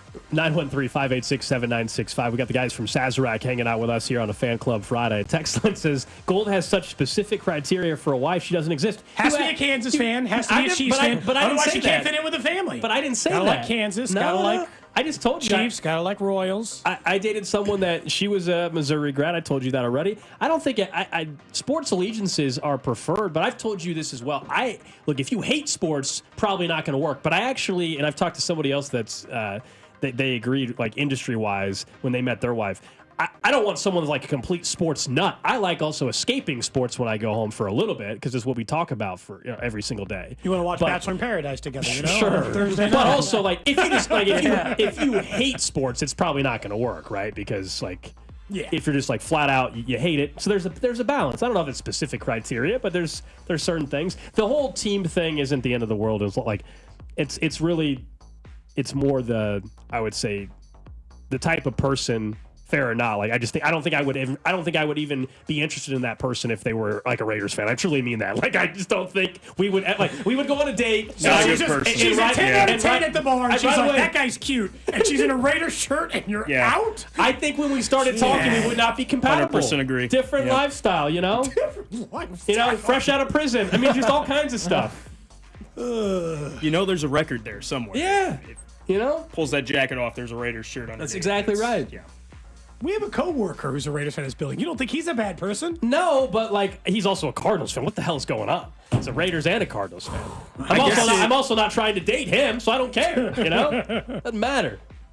It could depend. Really tall kids, the two of you. I know it's not how it works. Oh my goodness. I guess it would make a difference if they come out and say, "I'm a Las Vegas Raiders fan."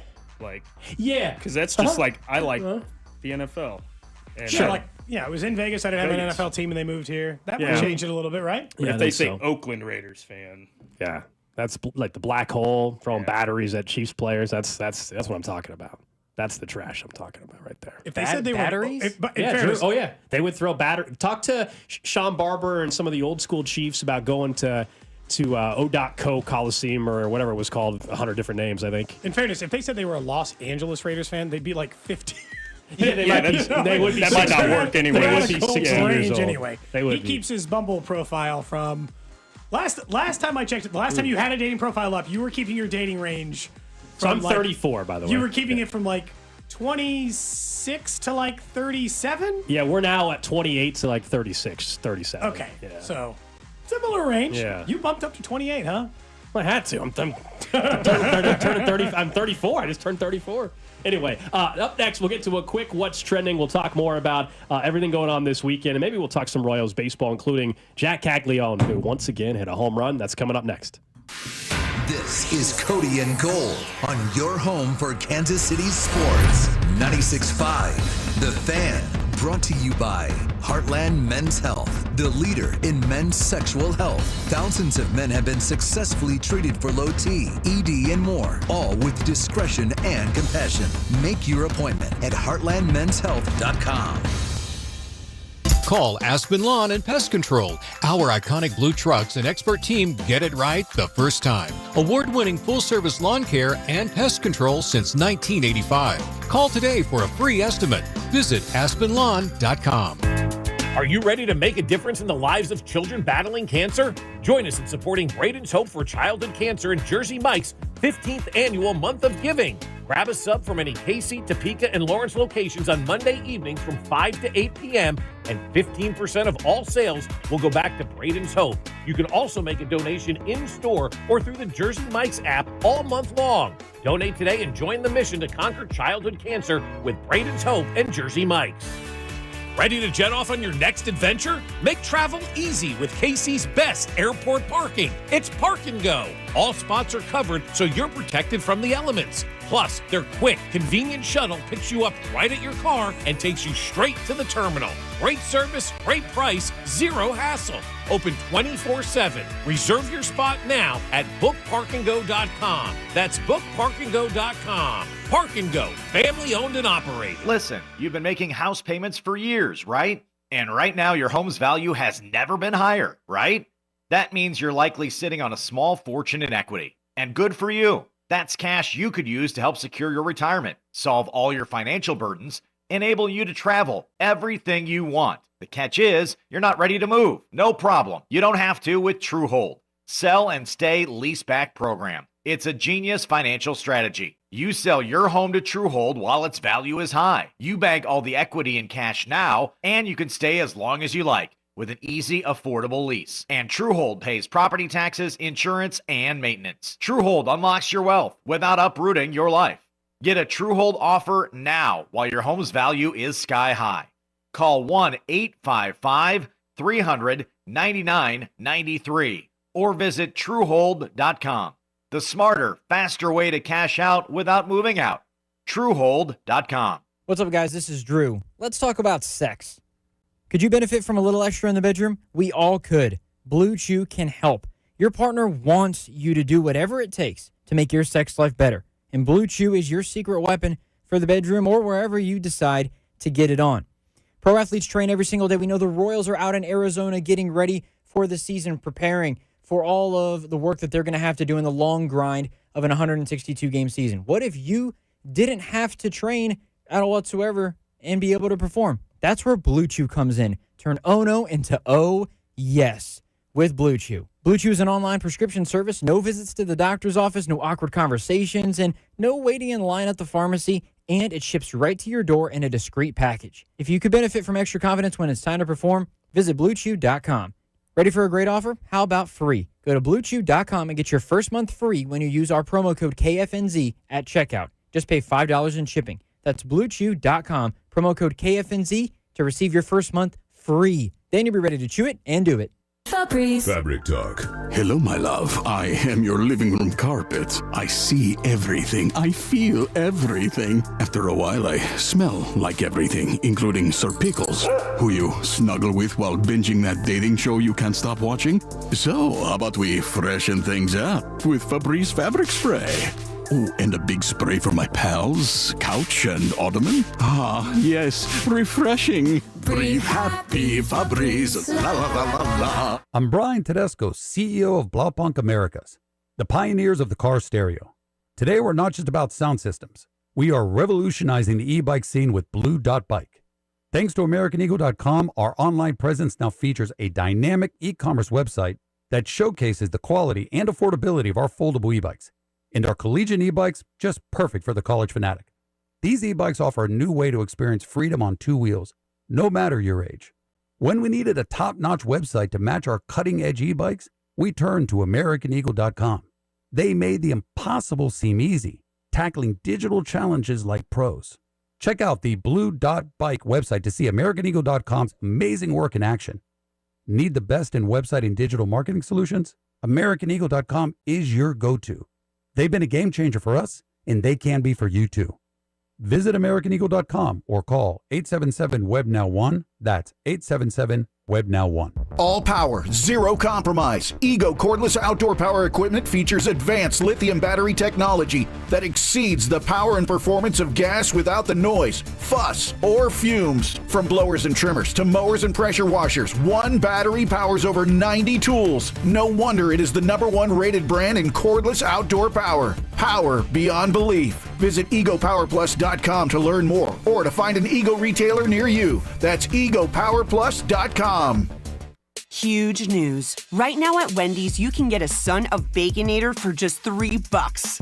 I don't think you understand this situation. The Son of Baconator is only $3 for a limited time. You know, smoked bacon, rich melted cheese. That Son of Baconator is only $3. Thank you to whoever wished upon that star. For bacon that just won't quit, gotta be Wendy's. U.S. price and participation may vary. Prices may be higher in Alaska and Hawaii, not valid on a combo or in third-party delivery platforms. This report is brought to you by CareNow Urgent Care. Find one near you at carenow.com. CareNow Urgent Care has 15 Kansas City area locations open 7 days a week. From injuries and illnesses to school and sports physicals, CareNow Urgent Care is here to help you feel better fast. Find a location near you at carenow.com and use our convenient web check-in today. Opening day coverage is brought to you by Hollywood Casino. Stop by Hollywood Casino every Wednesday in March from 12 until 2 to register for your chance to win opening day tickets. Your home for Royals baseball. 96.5 The Fan. You're listening to 96.5 The Fan from the Mission Plumbing, Heating, and Cooling Studios. What's trending? What's Trending is presented by Baker University, where graduates earn higher salaries and land jobs faster than any other university in Kansas. Apply today at bakeru.edu. We'll get back to Fan Club Friday in just a second with our friends from Sazerac, but a couple moves in the NFL. The Chiefs tendered a few contracts today. These are the exclusive rights free agents, kind of housekeeping stuff. Matt Araiza, Chiefs punter. Also Mike Caglianone, Chiefs guard, who ended up starting a couple games and started in the Super Bowl against Philadelphia. Plus, just in the last half hour or so, the Tennessee Titans have announced that Harold Landry, one of their pass rushers, has been released. A lot of moves happening today ahead of the legal tampering period, which begins on Monday, Tuesday, next week. Everyone's releasing their expensive defensive linemen because they realize there are other defensive linemen available, is what I'm figuring is happening. Next up on What's Trending, all college basketball this week in Missouri versus Kentucky, 11 a.m. for their regular season finale. KU will take on Arizona at 3:30, and K-State will wrap up their season versus Iowa State ahead of the Big 12 tournament next week here in Kansas City. Sadly, also, the Roos season's done. It's done, man. It's over. UMKC lost to number one seeded in the Summit League, Omaha, 70-61. Uno took them down, Terrible year for UMKC once again. Didn't have enough support, I hear, from I need to win the lottery so I can just give a ton of money to the university. Yeah, I hear they didn't have enough support from especially the faculty and the adjunct professors. A lot of the professors didn't really support the team. So, technically now, because I'm part of faculty, I'm not even allowed to give money to these kids. And I have one of the players in my class. Really? I do. Try to tell them how disappointed I am in this season on Monday. You should tell them, you know what? Now that your season's over, it's time to focus on the academics. It's time. It's time to focus in. Next up on What's Trending, how about a nice contract in the media world? Stephen A. Smith signed a 5-year, $100 million contract. He's a dang, backup guard in the NBA or something these days. He's a starting guard in the NFL, depending on which sport you put it in. Absolutely nuts. But also, when you're the face of ESPN, that's what they're going to pay you. And it's not like you turned down $100 million if someone offered you to do TV. No, obviously. Take it pretty quick. Yeah. Pretty Where do I sign? Lastly on What's Trending, don't forget, tonight, we are going to be at Kelly's, 6:30. Little over $1,000 tab. Our friends over at Sazerac in here for the fan club, helping us chip in on the tab. We got $1,000 to thank you for making us the #1 rated midday show in the market. We'd like to continue that. So this is, you can look at it as bribery or thanks. I don't really care. Either way, we're bribing you to continue to listen, so please do. Or we're thanking you with $1,000 towards a bar tab. Till the money's gone. I've got the money set aside. Let's do it. Yep. We'll have a little fun tonight at Kelly starting at 6:30. We'll be in the little upstairs patio area. That is What's Trending here on Cody and Gold. We've got Jake and Aaron from Sazerac hanging out with us. Someone wanted to know if Troy Geary's going to show up tonight. The gear? The gear. I don't think one of the best defensive ends of his era. I don't think the gear will be there. But you know what? I'm a little afraid for him to fly. I don't want him to be on two different plane crashes. He might make a post saying he was at the party tonight, though. I hope he does. Yeah. He hasn't. Did you guys catch that story when we told that a few weeks ago? Oh, we'll get their mics on. There we go. Love every second of it. We went down my own rabbit hole. I still check to make sure he's never apologized for it everyone. So I'm like, yep, time to go check on old Troy Geary's page. Has he posted anything like, oopsie, I wasn't on that Delta plane crash? No. No, just hoping everyone forgets that he pretended to be on it. Yeah. Are we really ruling out that he's not at Kelly's tonight? He's going to post that he's there. Yeah. He'll Photoshop himself in the back. You guys remember amongst all my friends. You guys ever? We actually have no idea how many people to expect tonight. So Troy Geary could be amongst us. If he we don't have an RSVP list. It is a total guess on who will show up tonight. If he actually shows up, all of us collectively have to the gear. We all have to just we all have to just make it a huge thing. Yeah, no doubt. Do you guys, when you were in elementary school, did you ever have to do a project called It's like Flat Stanley. Does anybody know what I'm talking about? I know here? what Flat Stanley is. So We didn't have like to the do it, but I'm concept that familiar with it. you usually would send it to a family member from another city or in my case country, and they like took this thing everywhere. I feel like that's Troy Geary. It's like he's placing himself in anywhere that's of consequence, acting like he was there. That was the gear. One of the great defensive ends of our era. That's exactly what it was. Before we get to the random question of the day, are you guys ready for eventually Jack Caglianone? Because I think we got to be a little patient, right? You don't want to put him in the big leagues tomorrow. We need to see him hit in the minors, need to see him play some right field, but he looks the part in the batter's box, and he's going to, next year on opening day, for sure be on the roster. Maybe we see him in August, but I get the hype, man. Everybody likes home runs, too, so if you're a power bat, that's going to get people excited anyway. I think we really got spoiled with Bobby Witt Jr., and we expect the next draft pick to be right up there as quick as he was, but I really hope they don't rush him along and bring him up. I wouldn't be surprised if we're in the race late in the year and they do bring him up in August, September, see what he can do if he has a good time in the minors, but I don't think we should rush him. I think we should give him some time to kind of develop as a player. What's your guys' expectations for the year? You guys are Royals fans, maybe, according to Fake text line. Royals fans, maybe perhaps, fake but ones. still Royals fans. It all counts the same. For me, it's like, I think the next step, win the division. That's my expectation. Look, they make the playoffs. I'm not going to be like, oh my gosh, what a failure. But where are you guys at as Royals fans? No, 100%. Win the division. They were so close last year anyways. It seems like not that long ago it was a trash division. And now it's 3 teams last year. It's up there with some of the best in the league. We were wondering, though, earlier, I think it was yesterday, the White Sox, everybody destroyed. They're going to be bad, but maybe not historically bad. Does that cause the rest of the AL Central to only have, is it going to be one team this year, surprisingly, because everybody can't beat up on the White Sox this year the way they did? Someone's going to fall back. Let's just be. They're not going to have 4 teams, 3 teams that made the playoffs, 4 that nearly did make the playoffs, and 1 laughing stock. Someone's going to fall back into the 70s range. And honestly, nobody else in the division made more moves than the Royals, so I don't think it's them. I just assume it's like the Guardians on paper should be that team. They always win no matter who their roster is. And it doesn't seem to matter. And so I always have a hard time kind of predicting them. The Twins are like this. Twins go a little bit like this, so maybe guess somebody, maybe them. I guess Shane Bieber, how healthy is he? He got hurt very early last year. The rest of their roster is not very The lineup's good. not the same, yeah. Yeah, they're missing all their protection inside the lineup. It doesn't go particularly deep. Their bullpen is less than it used to be. It's but they're the kind of team that sometimes I get jealous of in previous times, other franchises where I'm like, how is it that even when I don't even like your team on paper that you're good at baseball? Because the Royals, it's if you don't like their team on paper, they're bad. You just know this is a bad team. We don't have any. I don't understand how other teams are so good at doing it. That's all. Yeah, I think it'll come down to whether pitchers like Lugo can do what he did last year. Stay healthy. That's exactly it. That is, and you could say it for a lot of teams, but they were so healthy last year, and I'm a little worried that there's going to be a longer IL stint for somebody. Now, the bullpen should be better. So does that make up for some of that? This is the give and take that you have. If everything comes together, they're going to win 90-plus games, right, in a perfect world.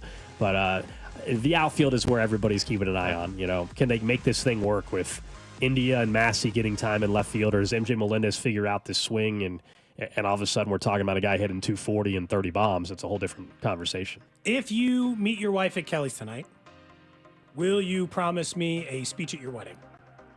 One speech. Maybe the rehearsal. Max 2 minutes. You get the rehearsal. Reception. Not even before just reception. Maybe the rehearsal, Maybe the rehearsal. I want to promise that if you meet your wife at Kelly's tonight, I get 2 minutes. You can choose either rehearsal or wedding or See, I don't like this reception. already. I'm just trying to have a good time tonight. You're already trying to I won't try to set you up. I just want to have a good time. I don't want to put I also have to, I hate to break it to you, I can't be out very, very late. I have to do a show tomorrow morning still. So I will not be out as late as you are. I don't want to put you in this position. That's money, man. But Gold, if you found your wife, if you found your wife tonight and you got married in a year, is Cody one of your best men? Best men? First of all, there's only one. There's only one. There's only one. I'm not the best man. There's only one. That's his friend. Groomsman, I'm sorry. It would have to be. Men. It would depend how many groomsmen I had. That'd be the fair answer I can give you. I don't think I make the cut under 8.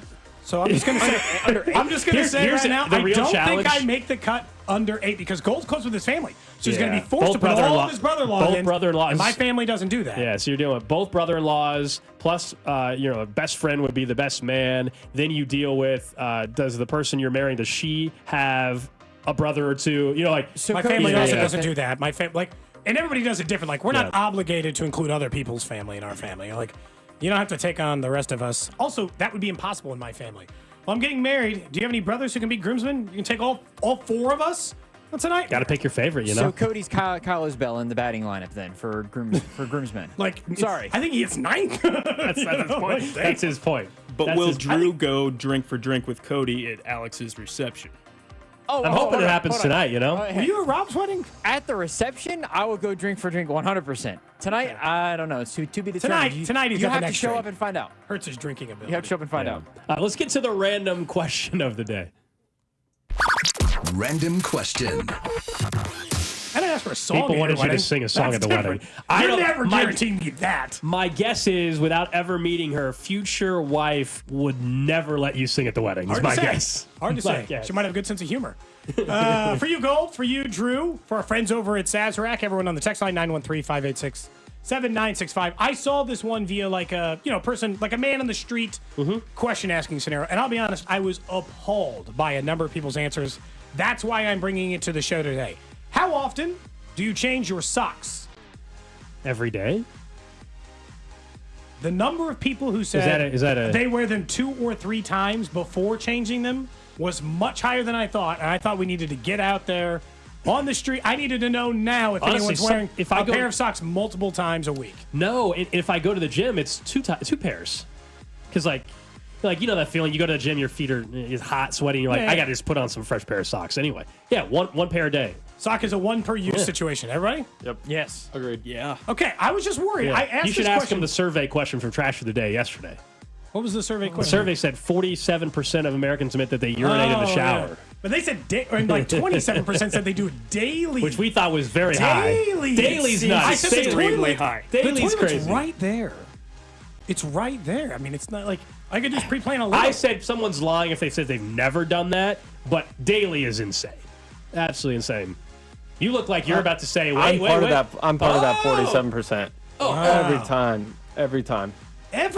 Every time. That's good of you to admit it. I'll stay in the shower a little bit longer just to urinate in the shower. Man, that's crazy.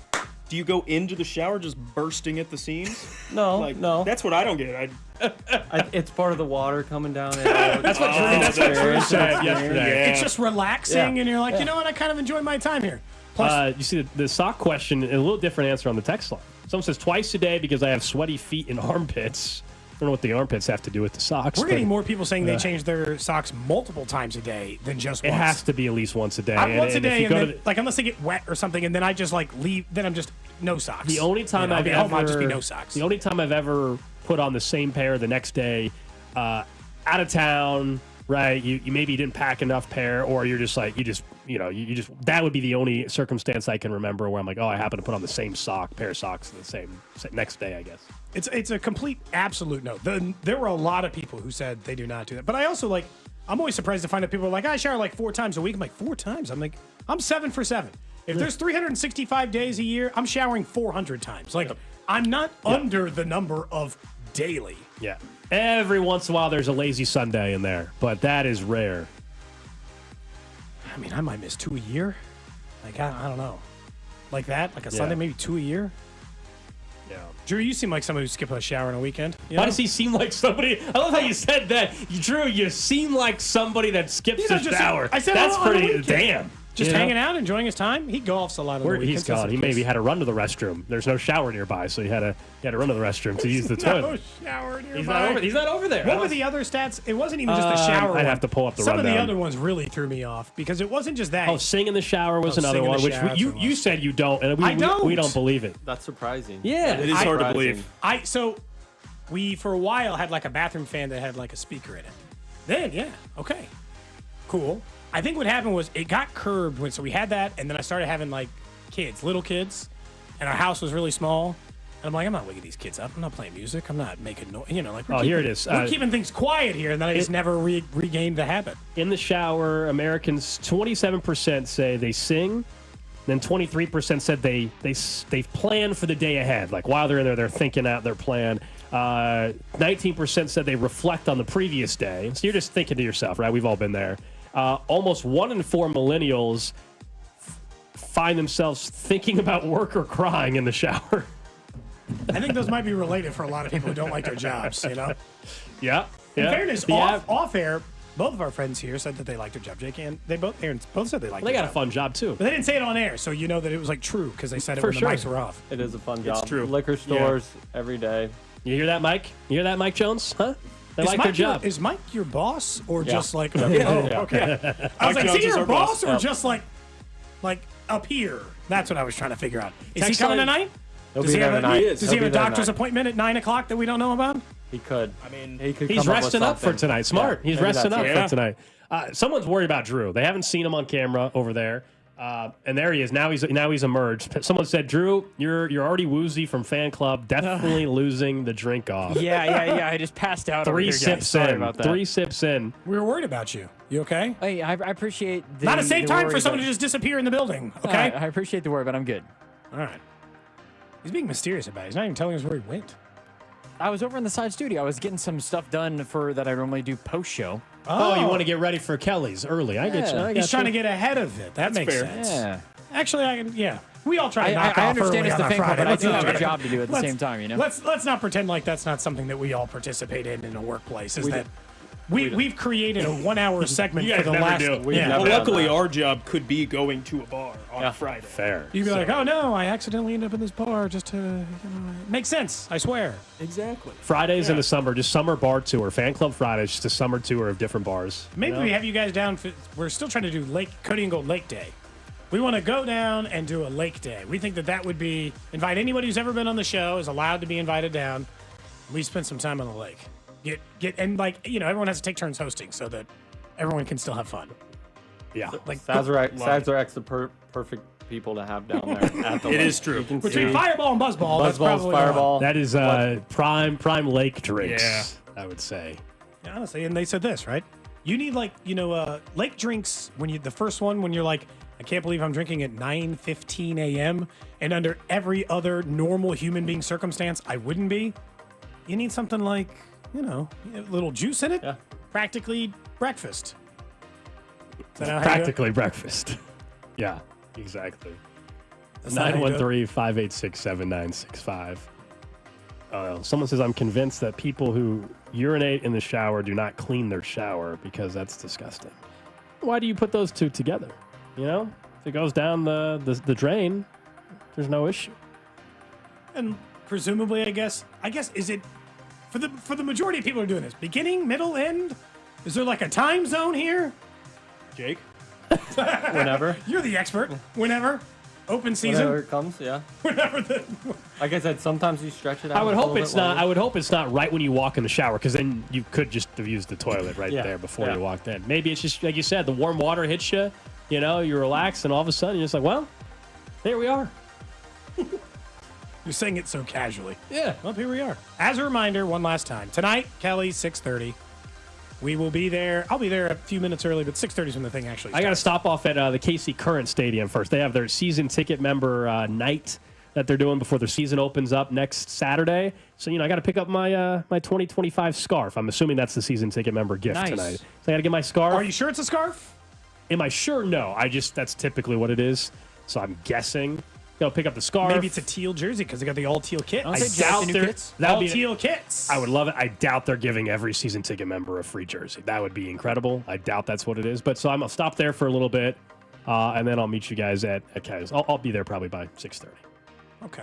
Is there anything else that you get for being a season ticket holder, like a member? Like discounts on some merchandise or whatever kind of stuff. Is but there like potential meet and greet stuff that comes I think along with tonight it I as won't well? go to this part, but I think they do autographs tonight Okay. for fans or whatever. I'm just going to pick up my scarf, Yeah, and yeah. then I'm ready for next week's game. I'll be there next week. You'll for be the there game. for it's called a match in soccer. Okay, You're a season thanks. ticket holder. Yeah. You should really know that. Yeah, that's true. That's very true. Drew, have you gone to a It's game called the table, or a match? I haven't gone to at the new stadium. All right, No, we'll find a I have game. not. I'm not going to all 14 matches, so you can. I'm down We'll 100%. send it. Have you guys been out there for I Current? current game? Or the atmosphere is yet. a ton of fun. Cody's been. Atmosphere is a lot of fun at current games. Oh, awesome. Really good Really atmosphere, awesome. entertaining product, especially if you go on a nice day too. Like the stadium's really cool. They're a really good team. They got one of the league's best players. Like, yeah, it's an a entertaining lot of reasons product. to go out there. All right, well, we'll see you guys a little bit later on tonight. Thanks for coming in studio. Our Helping us friends from pregame. Sazerac will be at Kelly's tonight at 6:30. Hope you guys have a great weekend. Coming up next, C-Dot and Rob on the drive.